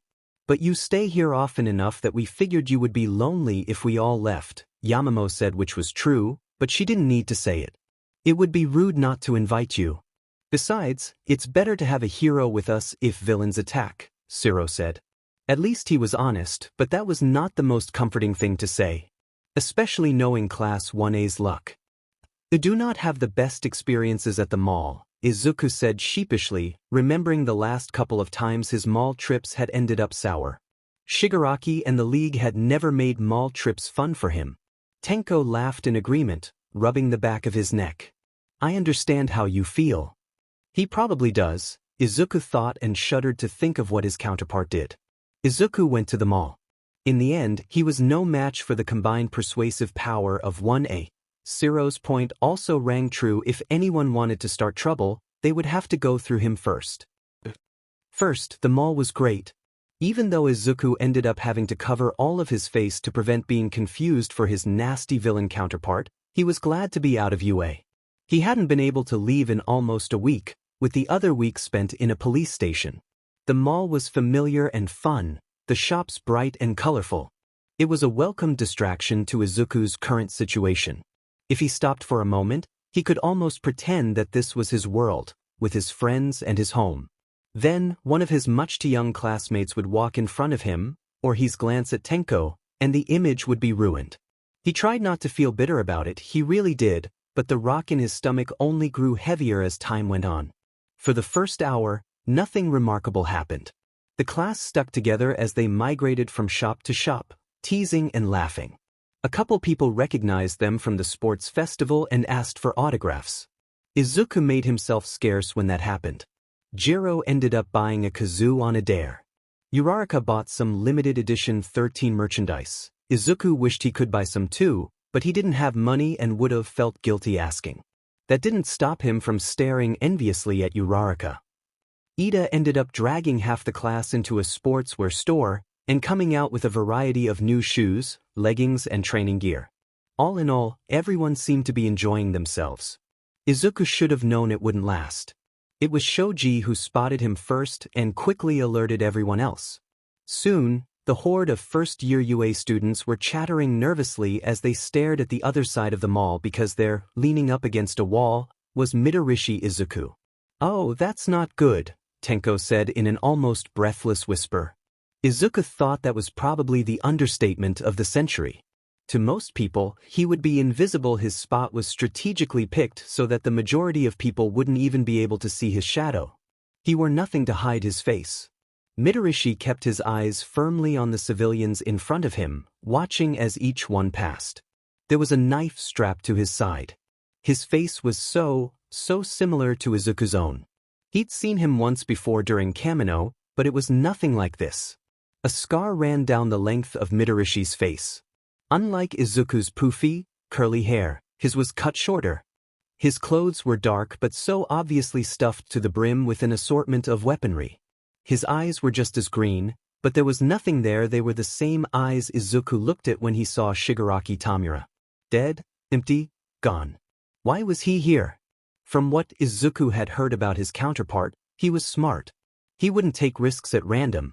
For him to come to a crowded mall of all places, it meant he wanted something. There was a pit starting to form in Izuku's stomach. "I'm going to call the heroes," Ida said and immediately pulled out his phone. It only took 3 rings before Midorishi slowly turned his head, like something out of a horror movie, and met Izuku's own. There was a sadistic grin on his face. A little splotch of dried blood stood out on his right temple. "Run," Izuku said because he knew that look. That was the look of someone who had a plan. 1A hesitated, staring at him with wide eyes. Aizawa had just answered Ida's call. Izuku turned to them, snapping, "Run now." Just as they were about to listen, a black mist appeared behind their feet. It crawled up their bodies and engulfing them in a matter of seconds. People in the mall were starting to scream and panic.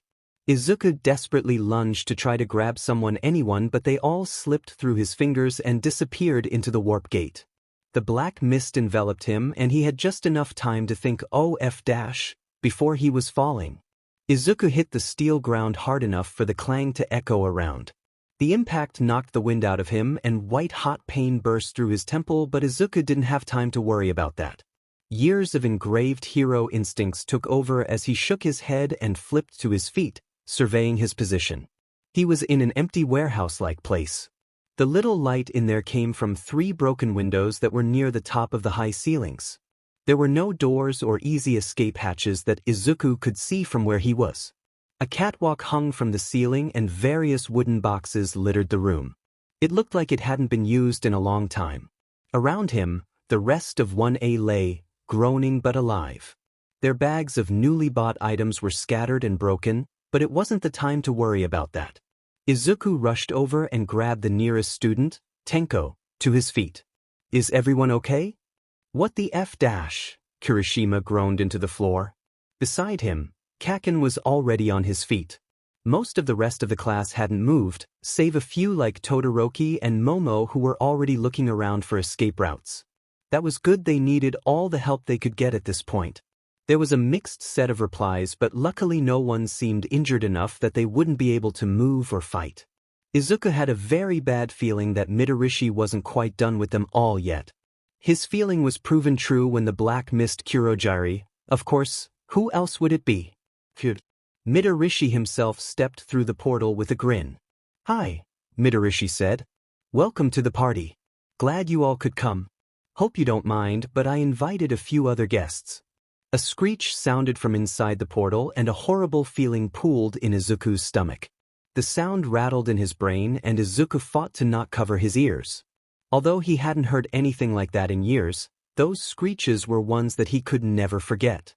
A large, clawed black hand reached out as the creature crawled its way out of the swirling black portal. Its entire body was covered in an array of scars, its brain clearly on display for everyone to see.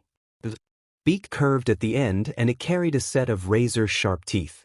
It stood up, towering over everyone gathered in the warehouse, and stumbled over to stand behind Midorishi. 4 more Nomu crawled out in the same way. This was it.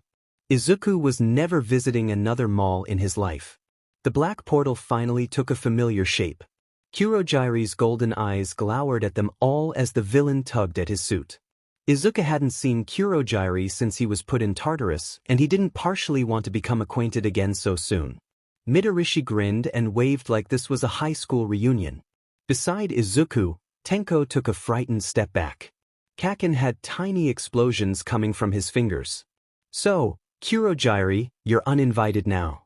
Thanks for the drop-off, Midorishi said, not once taking his eyes off of the group of UA students. Izuka felt one for all rattle beneath his skin, but he waited. He had to plan this right. He couldn't fight recklessly. Kurogiri hesitated for a moment, looking at Midorishi incredulously. Midorishi spun on his heel, his smile fading, and snapped, "Didn't you hear me? I don't need you. If this is how you want to play this game, then so be it," Kurogiri said. "Dinner is at 7. Sensei still wants to meet you." Yeah. Whatever. This won't take long anyways, Midorishi said, uninterested. The Nomu stayed stock still behind him.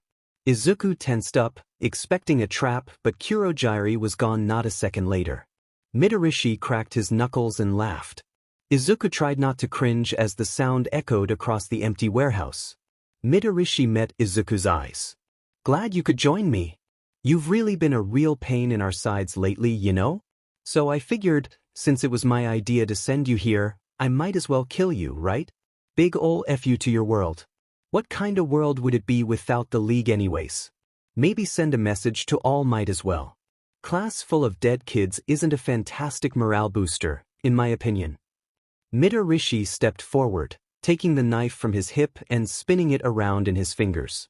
He had this wild and crazy grin on his face, but Izuku knew that Midorishi was not a stupid person. He was young and rash, but he was smart. Izuku knew that better than anyone. This wouldn't be an easy fight. Not with the Nomu and a class to protect. "Nomu," Midorishi said. The creatures tensed at their name. "Kill them. We don't really know whether to validate this hero license or not. For now, it would be better to just avoid conflict." "Sorry, Naomasa-san," Izuku thought as he powered up One for All. It took the combined force of the police and heroes almost a day to set up. Bringing Yasutake Takanori had been the easy part. The not-so-easy part was convincing him to send a small group of heroes into the other world and bring them back. It was true that he had the control, but it was the trust issue that most everyone was worried about. Bringing everyone back safely would be the most important part. How were you supposed to trust a villain? That, thankfully, fell on Naomasa's shoulders. Shudo had done his fair share of threatening. He didn't particularly want to do any more. In the end, Naomasa managed to do it. Shudo wasn't sure how, didn't partially care, but he was thankful. They were so close to getting Izuku back. The plan is simple: send himself, Ochako, and Bakugo, who stubbornly insisted that he was not going to be left out, to the parallel world.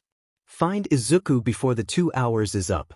In order to send him back, since Yasutake was not the one who sent him there in the first place, one of the 3 there was sent there had to be touching Izuku. If they didn't find him in enough time or didn't touch him as Yasutake warped them back, Izuku would stay in the alternate world. Shudo watched as Naomasa made the final preparations. His hero suit felt strangely heavy. Ochako stood beside him, also ready to go. Bakugo had been watching the entire setup since Shudo and Ochako had first brought the villain in. The rest of their class, having come for support, gathered around the 3. Naomasa poked his head in the room. "We're ready." "Finally," Bakugo said. He was the first to follow Naomasa into the next room. Shudo and Ochako shared a look before Ochako shook her head in exasperation. Behind her, Kirishima laughed. Ashido shook her head in exasperation, but followed him out. The rest of the X-class was not too far behind. "Why is Bakugo coming again?" Shudo muttered to Ochako. "Because I didn't feel like arguing for hours," Ochako said, which, admittedly, was fair. The room Naomasa led them to was white. It almost looked like a lab out of a sci-fi movie if labs normally had villains chained to the center of the room. The walls almost sparkled, pristine, as Yasutake glared at them from the center of the room with as much fury as he could muster. Bakugo glared back with even more force. "You have 2 hours. 2 hours until we bring you back, Naomasa said. Yasutake-san said that he could get you close to where Izuku is. You'll have to find him from there. Remember, one of us has to touch the FNG nerd, Bakugo snapped. We got it. Right? Naomasa said, not at all off-put by Bakugo's attitude. He'd probably dealt with enough weird or frustrating situations not to be put off by it. Not to mention, he's been supporting Class 1A since they were first years. We don't know much about this world. We do know that it's parallel. We know that Midoriya's counterpart is a villain and is working under their all-for-one. Be sure to be careful. Good luck, Yamamo said. Ochako gave her a hug. Tell Midoriya that he needs to stop getting involved in this kind of stuff, man, Kaminari said and laughed. He's been like this since the start, Jiro said, and she rolled her eyes. I doubt he'll be stopping anytime soon. He does really get involved into the strangest things, doesn't he? Ojiro laughed, rubbing the back of his head. Tenya approached them. Shudo knew how badly he wanted to go as well, how much it hurt him having to stay behind. He was one of Izuku's first friends and one of the ones that Izuku trusted completely. However, someone had to stay behind and look after the agency, especially if something went wrong. They couldn't afford for all of them to go. Not when this world still needed them too. Stay safe, Tenya said as he swept both Shudo and Ochako into a hug. And bring him home.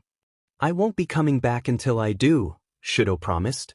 He met Tenya's eyes and could only hope that Tenya could see the fierce determination that he felt. He would not stop until Izuku was home, safe. Don't worry about us, Ochako said. Tenya nodded and stepped back. Send us to Deku, Ochako told Yasutake. He looked like he was about to spit at her feet, but one look from Naomasa had him freeze.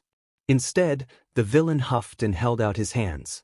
The tips of his fingers sparkled until a brilliant light weaved its way in an intricate pattern down his entire hand. Gold and green light swirled around, steadily getting brighter and brighter. The very same light that had sent Izuku away 2 weeks ago. The pattern snaked its way from Yasutake to the floor and then crawled its way up Shudo's entire body. It tingled just for a second before fading entirely. Shudo was about to ask, is that it? When the light exploded into a burst of color and blinded him. Shouts of alarm were heard all throughout the room and he tried to answer them, but nothing came out of his mouth. All he felt was burning and burning and burning. Suddenly he knew nothing. Don't leave a single one alive, Midorishi said to the Nomu. The beasts didn't hesitate to comply, each lumbering forward before launching themselves after the group with incredible speed. Izuku immediately blasted 3 of them away by a well-timed punch using one for all and fought off the other 2 using his shoot style. All the while, Midorishi watched with glee. Get behind me! Izuku ordered. Class 1A complied, but they were all tense and ready for a fight. They'd done this once at UJS and another time during the summer camp, but this, cut off from everyone, targeted specifically to be killed? This was going to get messy. Ida, call the heroes. Uraraka said in panic. I can't. Ida was aggressively dialing his phone, but just like USJ, nothing was happening. Oh no, Midorishi said. His voice was almost like a purr. Don't think we forgot about our little mishap last time. You won't be able to reach the heroes here. That was great. Fantastic. This day was just getting better and better. For the next 5 minutes, Izuku did nothing but defend everyone from the Nomu. It wasn't easy and he took more than a few blows and injuries. These Nomu were much like the one at USJ with their nullification powers. They were specifically designed to counter and nullify one for all. Plus, he couldn't go all out, not with the 1A behind him and Midorishi just waiting for an opening. It looked bad, and the battle probably should have been a slaughter, but Deku wasn't the symbol of peace for no reason. So he defended everyone to the best of his abilities. He blocked attack after attack from the Nomu, sending them sprawling only for them to get back up. They nullified his power, but Izuku only produced more. He would stop their attacks for as long as he needed to. Again and again and again. There was a flash on his right.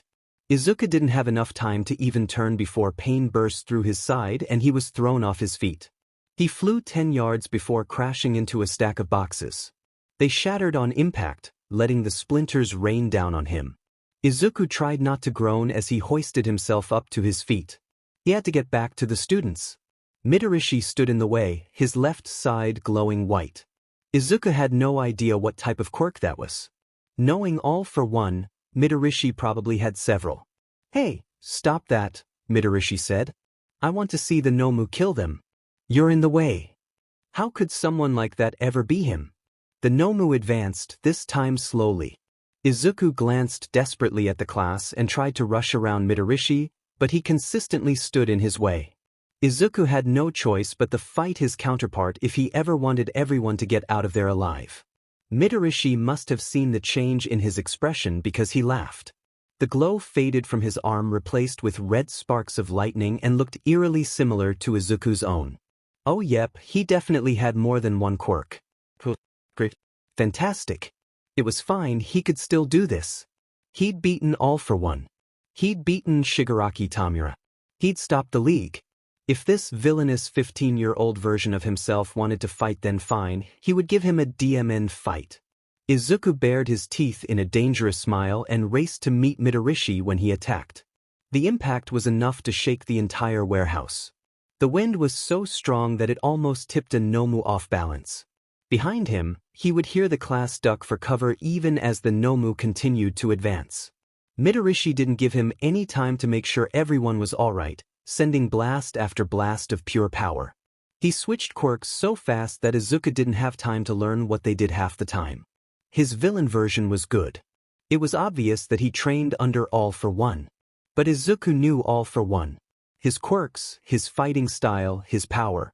Izuku glanced behind him only to see a Nomu dangerously close to the class. Bakugo looked ready to launch himself at it, held back only by Kirishima. He paused in his battle, twisting midair to fling a blast in the direction of a Nomu. It sent it off balance and into the side of the warehouse. Izuku took a hit from Midorishi, but it was worth it if it meant keeping them safe. "You're distracted," Midorishi said. "Kinda hard not to be," Izuku replied. Izuku took another hit. He skidded to a stop a few feet away from the class. Breathing heavily, Tenko watched him with horror in his eyes. He was pretty sure Hagakure was crying. They were only kids. They weren't pros, not yet. USJ and the training camp were bad enough. They shouldn't be in a battle like this yet. They shouldn't have to experience this. "We don't have authorization for combat," Ida said in a harsh whisper. He seemed to be arguing with someone in the class, but Izuku didn't dare turn to look. Not with Midorishi and his Nomu slowly advancing. At the rate this battle was going, the ending wasn't going to be pretty. "Well, what are we going to do, Dai?" Jiro snapped right back. Her ear jacks were already plugged into her amplifier. Izuku never thought he'd have to use his power on civilians, much less students and people that he considered friends. Now he knew how Aizawa felt when Izuku HD begged him to let them fight during the summer camp. "As pro-hero Deku, I authorize you to use combat to defend yourself and escape." Midorishi and the remaining 3 Nomu cornered them. The other 2 were in an assortment of disarray. One was so badly burnt from different explosions that it was almost unrecognizable. Its head had been trapped in ice. The other had been attacked by a mixture of 10 different quirks. They had both been so beaten that they stumbled to the ground and hadn't once tried to get up. If anything, that only served to PSS Midorishi off more. "Why can't you just die?" Midorishi asked. Izuku only narrowed his eyes.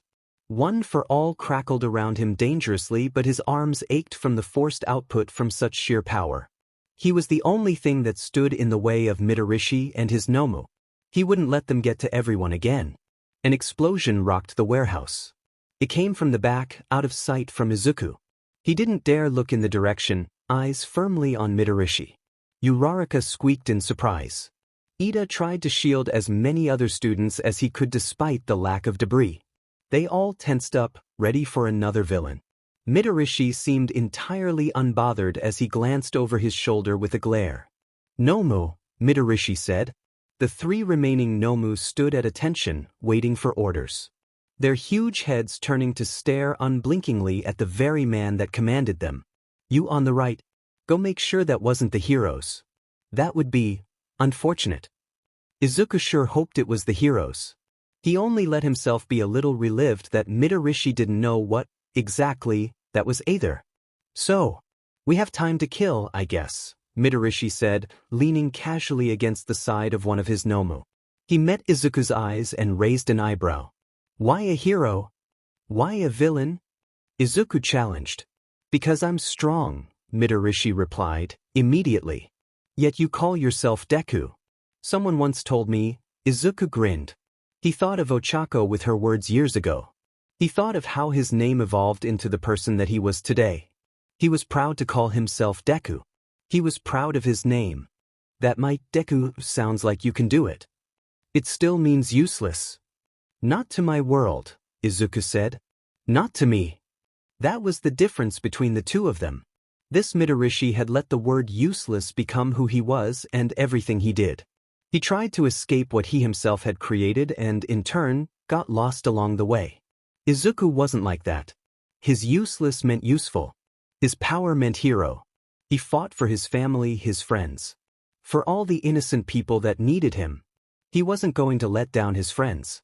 He wouldn't disappoint everyone who believed in him. Probably should have expected that. You hero types are always the same. Guess you'll always be a Deku, Mitarishi said. His left side exploded in the red lightning. It was definitely some sort of strength enchantment quirk, perhaps something to imitate One for All.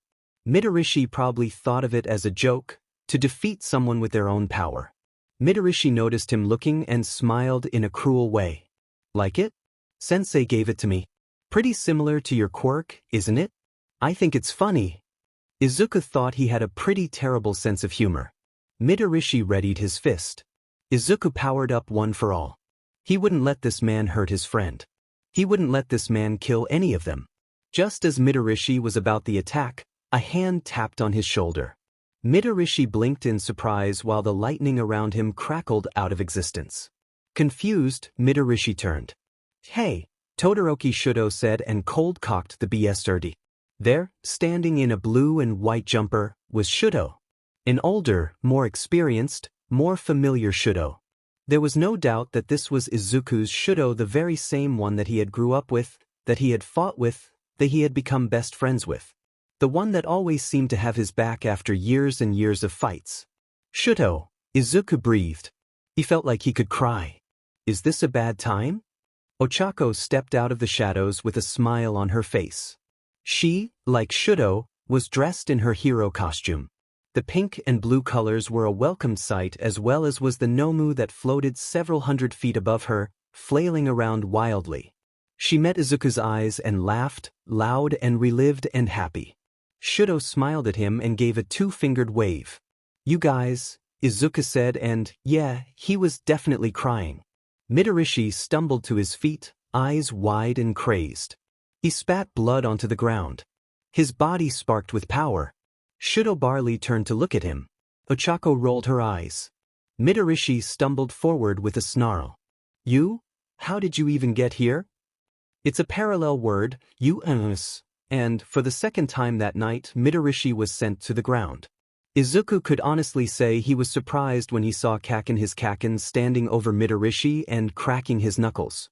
There was a terrifying grin on his face, but Izuku had never been more relieved to see it. Ochako and Shuto immediately pulled him into a hug. Deku was crying, but furiously wiped her tears away. Shuto held him like he was going to disappear again. Deku, his Kaken said as a way of greeting. Kaken, Izuku said back, trying to keep his relived laughter at bay.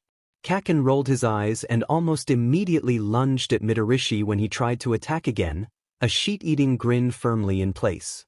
Explosions sprang from his palm with vengeance. From there, the fight was entirely one-sided for all the right reasons. Mitarishi never stood a chance, even with the two reminding Nomu helping him out. Kaken was a terrifying power when he wanted to be. But, Izuku thought as he looked at the gleeful expression on Kaken's face as he pummeled Mitarishi to the ground, he might be enjoying this just a little too much. I feel like I should be mildly terrified, Izuku said to Shudo as he watched Kaken blast the sheet out of his counterpart. Shudo snorted. Behind him, the class, uninjured, thankfully, watched in amazement. Ida helped Tenko to his feet. Tsuyu and Uraraka were supporting each other's weight. Kaminari was sitting on the floor, watching the fight like he couldn't believe his eyes. The younger Kaken was watching his counterpart with grudging respect. Ashido hesitantly approached, eyeing Ochako and Shudo, as she watched the fight happen in front of them. So that's what you meant when you said that your Bakugo would beat the shit out of you. Shudo and Ochako glanced at her in surprise. It was almost like they hadn't noticed the entire class that Izuku had been protecting. If he hadn't been so tired and sore and relived, he probably would have laughed at their expressions. Yeah, Izuku said. He was just glad that Kaken wasn't after him this time. Believe it or not, Ochako said. He used to be worse. Izuku remembered those times when Kaken would ruin his stuff and make his desk explode. All the taunts, all the threats that he received. Ever since Kamino, Kaken had calmed down considerably. They weren't what Izuku would call friends. He doubted they'd ever get to that point, but they could work together when needed. Rivals was better than enemies. Way worse, Izuku agreed. Kaken just blasted Mitarishi across the warehouse. One of the remaining two Nomu were missing, and Izuku had no doubt that his Kaken had something to do with that. Speaking of worse, Shudo said, and both he and Ochako jumped at the chance to scold him as if getting sent to an alternate reality by All for One was somehow his fault.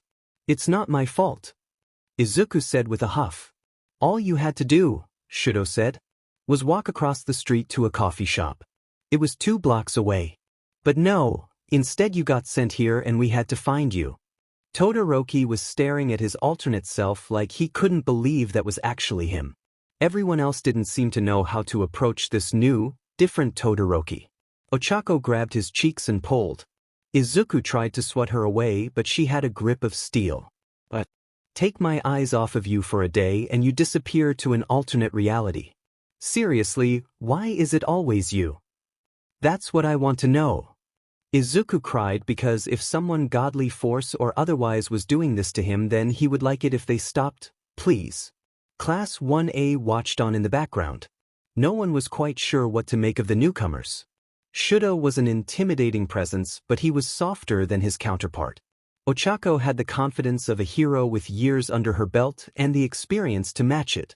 Both were nothing like what they were when they first arrived at UA all those years ago. The scolding trailed off and Ochako pulled him into another hug. Izuku didn't hesitate to return it. We missed you. Missed you guys too, Izuku said, and he was not going to cry again. It didn't stop the bubbling relief in his chest because he would finally be able to go. I just can't believe you're here. How did you even get here? It's a parallel world, right? Shudo said. That means that there was the same quirk in our world. We just had to find it. We cracked a cold case, Ochako told him. And we cracked a cold case, Shudo agreed, trying to hide his smile.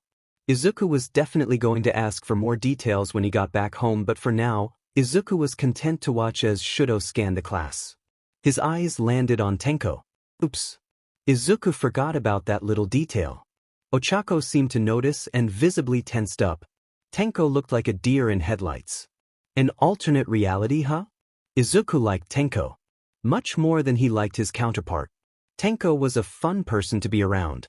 He liked to play jokes with his friends, was good at Mario Kart, and always offered a helping hand when needed. He tended to shut down when stressed. He snorted juice from his nose when he found things funny. Tenko wasn't Shigaraki. He never would be. His name is Shimura Tenko, Izuku said carefully. It wasn't hard to miss the surprised looks that his friends shot him. He wants to be a hero. He's a friend. That alone wouldn't convince Ochako and Shudo. It had taken him 2 weeks of getting to know Tenko, of seeing his determination to become a hero. Shudo and Ochako did not have that time. Their untrusting expressions and closed-off looks told him so. However, as wary as they were, they no longer looked like they were about to attack any second. Shigaraki has left his scars on them, too. Another explosion happened behind them. The screech of a Nomu could be heard, echoing through the warehouse. Shudo didn't bother to look, too focused on examining every single one of the people that Izuku had spent the past week with. Shudo's eyes fall onto his alternate self for a little too long. Izuku knew immediately that Shudo could tell that his alternate self didn't use his left side. Todoroki could tell that Shudo did use his left side.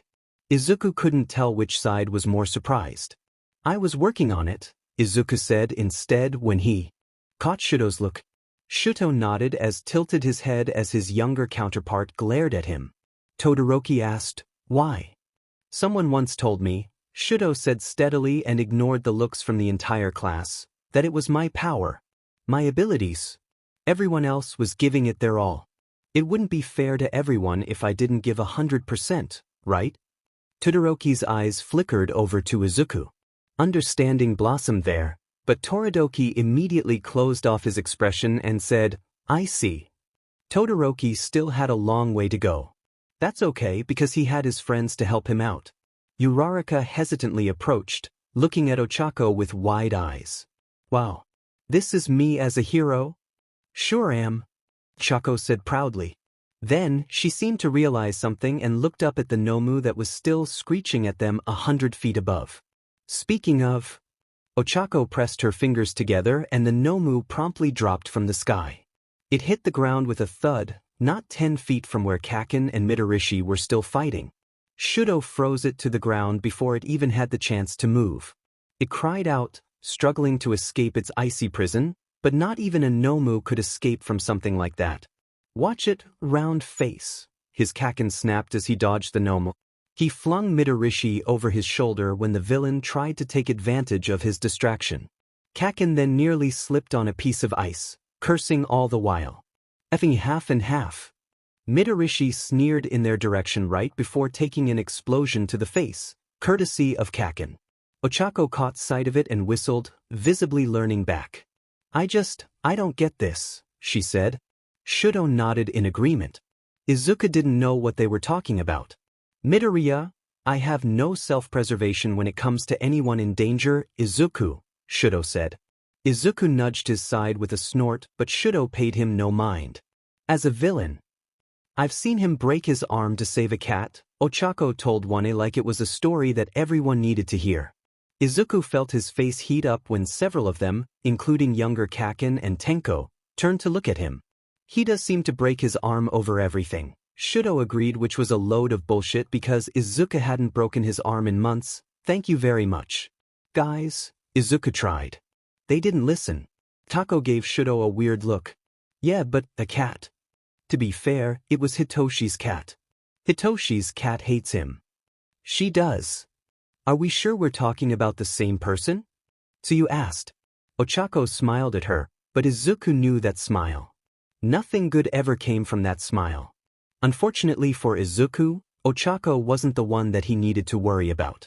"Oh, definitely," Shudo said. Izuku begged with his eyes for Shudo not to tell any more embarrassing stories, but Shudo didn't even glance in his direction. One time he accidentally made a baby cry and started crying himself. Tsuyu is so surprised that she laughed.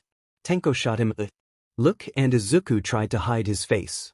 Todoroki was watching his counterpart like he couldn't quite believe what he was like. The younger Kaken snorted.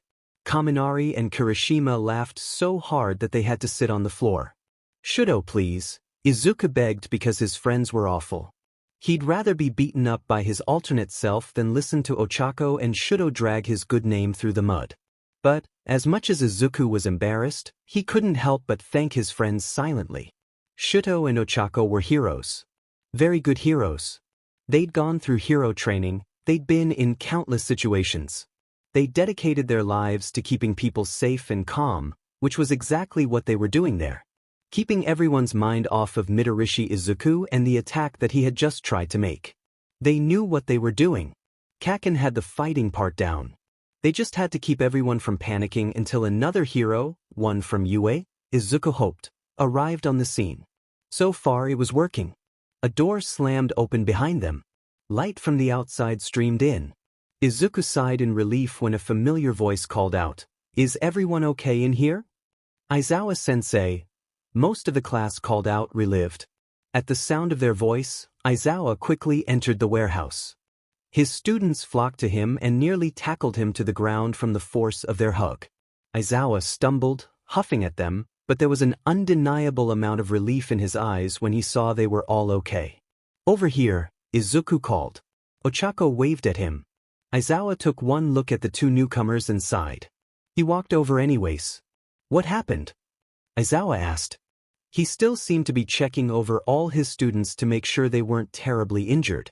Izuku liked to think he did a pretty decent job defending all of them when he saw there were no more than a few bruises and some minor cuts. Midorishi ambushed us at the mall, Izuku told him. Kurojiiri warped us here. Midorishi and 5 Nomu tried to attack us. Shudo, Ochako and Kaken showed up. They're from my world. Good to see you again, Aizawa-sensei, Ochako said. Shudo offered a wave. Aizawa looked at them and then pinched the bridge of his nose like he couldn't believe there were more of them. An explosion rocked the warehouse. In front of them, Midorishi and Kaken were still locked in a battle. Midorishi had lost his remaining Nomu, having been burnt to a crisp not 2 feet from where he stood. Midorishi had long since lost his smile and was staring at Kaken like he was the devil himself. Kaken just bared his teeth in a grin. He was enjoying this way too much. Aizawa looked like he was about to step in, but Shudo held out a hand. He doesn't need any help, if you were wondering, Shudo said. He never took his eyes off the battle. Bakugo has an awful personality, but he's number 2 for a reason, Ochako agreed. Number 2. Younger Kaken spat. Kirishima had to hold him back so that he didn't lunge at Ochako. Ochako raised an eyebrow, unimpressed. I dealt with this fit once, Bakugo. I'm not about to deal with it again. Younger Kaken spat at her in rage. The rest of the class, including her younger self, looked at her in surprise. It seemed that not many people were willing to talk to Kaken like that. She saw their faces and laughed, proceeding to explain everything about what happened during the next few years of UA. The rest of the UA teachers arrived not 5 minutes later after Ochako had thoroughly trapped everyone in what Izuku was sure was another embarrassing story about his hero exploits. There was an initial rush of panic when they first arrived, unsure if the students were safe, but that faded when they saw the group watching Kaken's match like a football game. All Might and Present Mike came to a stop next to Aizawa, watching the entire beatdown with wide eyes. The rest of the teachers followed suit, not exactly sure what to make of the entire situation. Izuku must think it was a little crazy with Shudo and Ochako there, standing next to their counterparts. The 5 Nomu were in various stages of disarrangement. Midorishi was there, but with the amount of explosives and the blonde and black blur, he didn't seem to be a problem. Bakugo? All Might asked. Bakugo, Aizawa agreed. At first, Tenko had thought the situation at the mall was only going from bad to worse.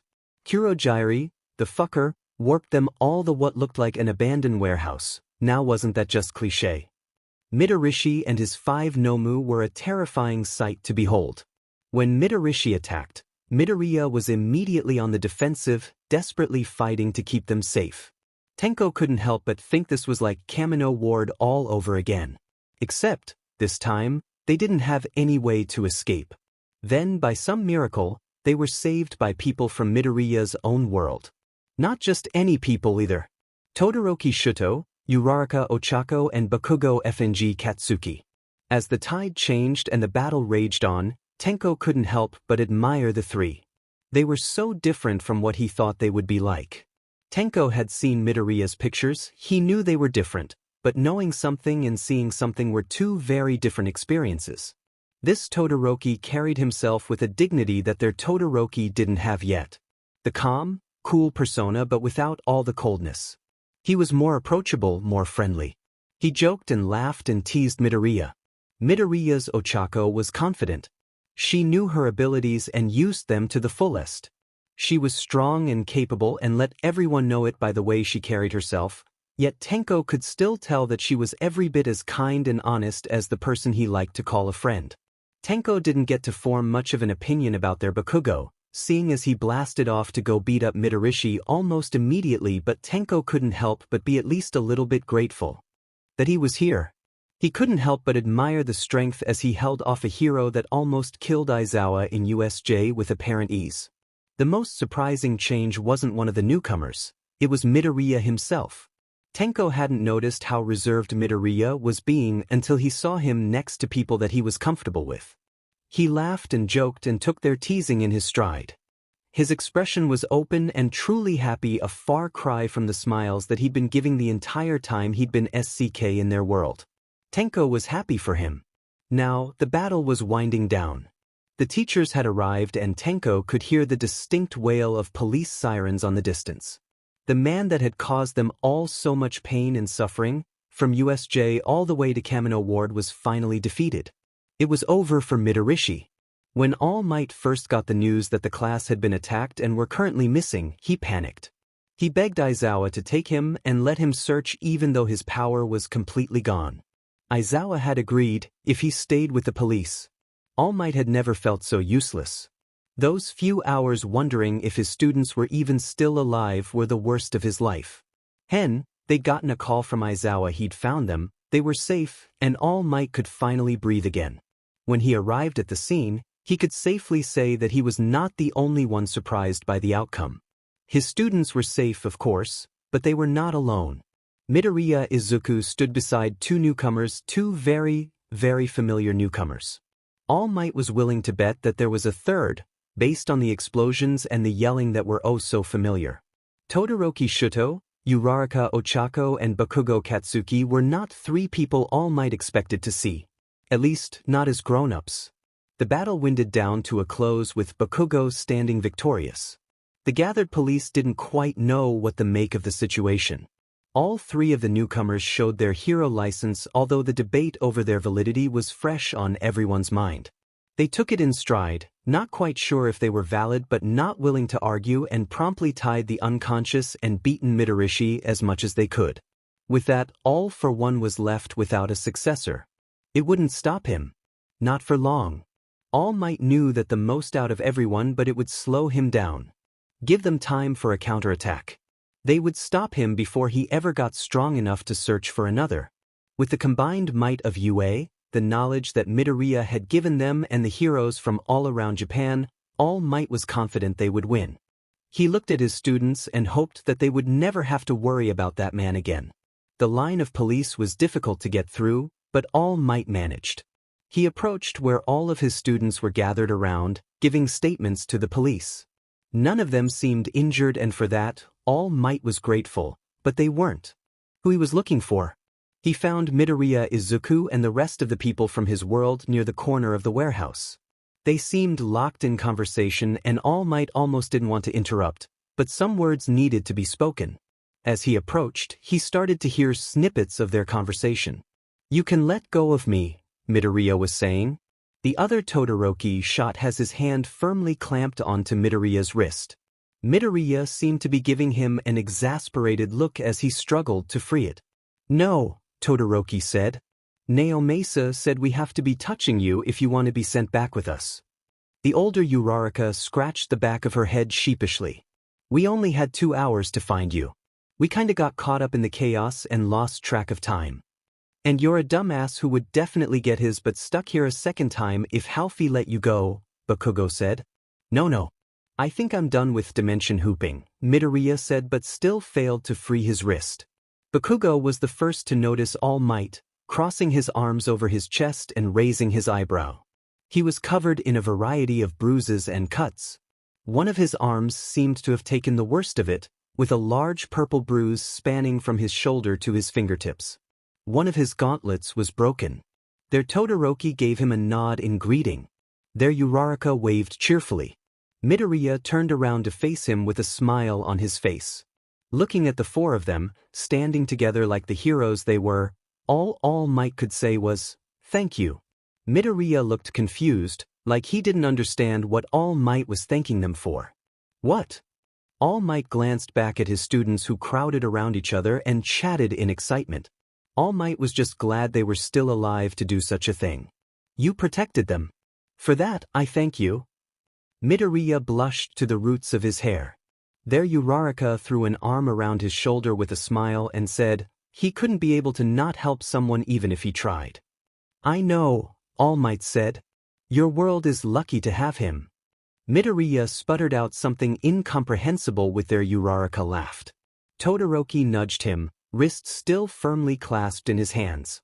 Bakugo crossed his arms and rolled his eyes with a tisk sound. These were heroes, the ones that promised with their blood, sweat, and tears to protect the innocent. The people who poured their life into their work and see it not as a job but as a duty. If his students came out to be half the heroes that these four were, All Might would consider himself satisfied. All of you, All Might said. He wished he could pour all of the gratitude he was feeling into words. Maybe then he would be able to properly thank all four of them. Thank you all. I'm sorry that I couldn't have helped more, said Midoriya, who had helped the most out of all of them. All Might looked at Midoriya Izuku in custody, going to Tartarus to never escape again. If you thought of all the information they've gained, all the plans that they received, All for One might still be free, but he had a devastating blow delivered to him tonight. It was only a matter of time before All for One was defeated as well. My boy, you've done plenty. Midoriya beamed at him. Their Uraraka elbowed him in the side playfully. Their Todoroki mouthed something that looked suspiciously like Dad Might to Midoriya, who promptly stepped on his foot. The three laughed and joked and teased each other with Bakugo sitting on the sidelines looking resigned. They didn't even notice when the bright light appeared on the corner of Todoroki's face, quickly spreading down the side of his cheekbone. Just as All Might is about to say something, because being enveloped in light is strange, Bakugo stretched, cracking his fingers, which were already glowing, and said, Finally. The light had taken over at least half of their bodies at this point. A gold and green swirl of colors spreading as fast as it could. Their Uraraka lunged and grabbed Midoriya's shoulder, despite Todoroki never having once let go of his wrist. The light traveled from the tips of their fingers onto Midoriya, who started to glow as well. Time to go now, I guess, Todoroki told All Might. The light had attracted more people, and by the time the light reached their toes, the entire class of 1A was standing there and waving their goodbyes. It's been interesting, Tsuyu said. Ashido laughed in agreement. Sato and Shoji offered small waves. Aoyama flashed the four of them a dazzling smile. Shiro, Ojiro, Ida, Uraraka, Koda, Tokoyami, Hagakure, Todoroki and Yamamo all called out their own version of a goodbye. Come visit us soon. Kaminari shouted and was promptly whacked by Jiro. Kirishima helped him to his feet while Bakugo, the very Bakugo that All Might has been teaching, rolled his eyes. Tenko stood a little bit in front, bittersweet smile on his face. Bye, Midoriya. You're going to be a fantastic hero, Tenko, Midoriya said. The green and gold light had almost covered his entire face. Pieces of the older Uraraka, Shuto and Bakugo were already chipping away into nothingness. Tell Mirio I said goodbye. Tenko looked at his hands and back to Midoriya. His gloved fingers curled into a determined fist. I will. Thank you. Midoriya's feet started flaking away, leaving nothing there. Bakugo was almost completely gone already, Uraraka a close second. She still had her hand clasped firmly on Midoriya's shoulder. Todoroki hadn't let go of Izuku's wrist, despite being nothing more than a glowing torso at that point. The light grew brighter and brighter until All Might was forced to look away. He could only vaguely see Midoriya's outline through his fingers until suddenly there was no more. Midoriya Izuku disappeared in a gold and green light. When Midoriya Izuku opened his eyes, he was surrounded by his friends. They took one look at him, awake and okay and alive, before tackling him to the ground. Their laughing and cheers and joy echoed around the pristine white room as they all chattered excitedly. Izuku almost felt overwhelmed. His friends missed him just as much as he missed them. It takes a while, and with some prompting from Naomasa, but they eventually untangle themselves and let Midoriya stand. He laughed, relieved tears running down his face as he hugged all of them, making assurances that yes, he was okay, and yes, he was still alive, and yes, he was never going to do something like that again. Shiro patted him on the back. Midoriya, dude, don't ever scare us like that again. We kinda need you, dude, Kirishima agreed. Tenya pushed his way through the crowd. Izuku made out his broad shoulders before he shot off for a hug. Tenya caught him with a breathless laugh before putting him down and holding him at arm's length. I'm glad you're back. Everyone, Izuku said, and there were definitely tears in his eyes. He was so relieved to be back. There was a lot to say, but he was safe, he was home, he's surrounded by his friends and family, and most importantly, Tenya, I owe you an apology. I really do get in trouble just by being there. Tenya laughed and his friends pulled him into another hug. Their comfort and joy was contagious. Izuku couldn't stop himself from smiling. The past few weeks had been a lot, both mentally and physically. He'd learned a lot of things about himself that he never knew. He learned from past mistakes and fixed ones for the future. His guilt, his grief, his laughter, his joy, his happiness. Yet he felt most safe here, surrounded by friends. Midoriya Izuku was finally home.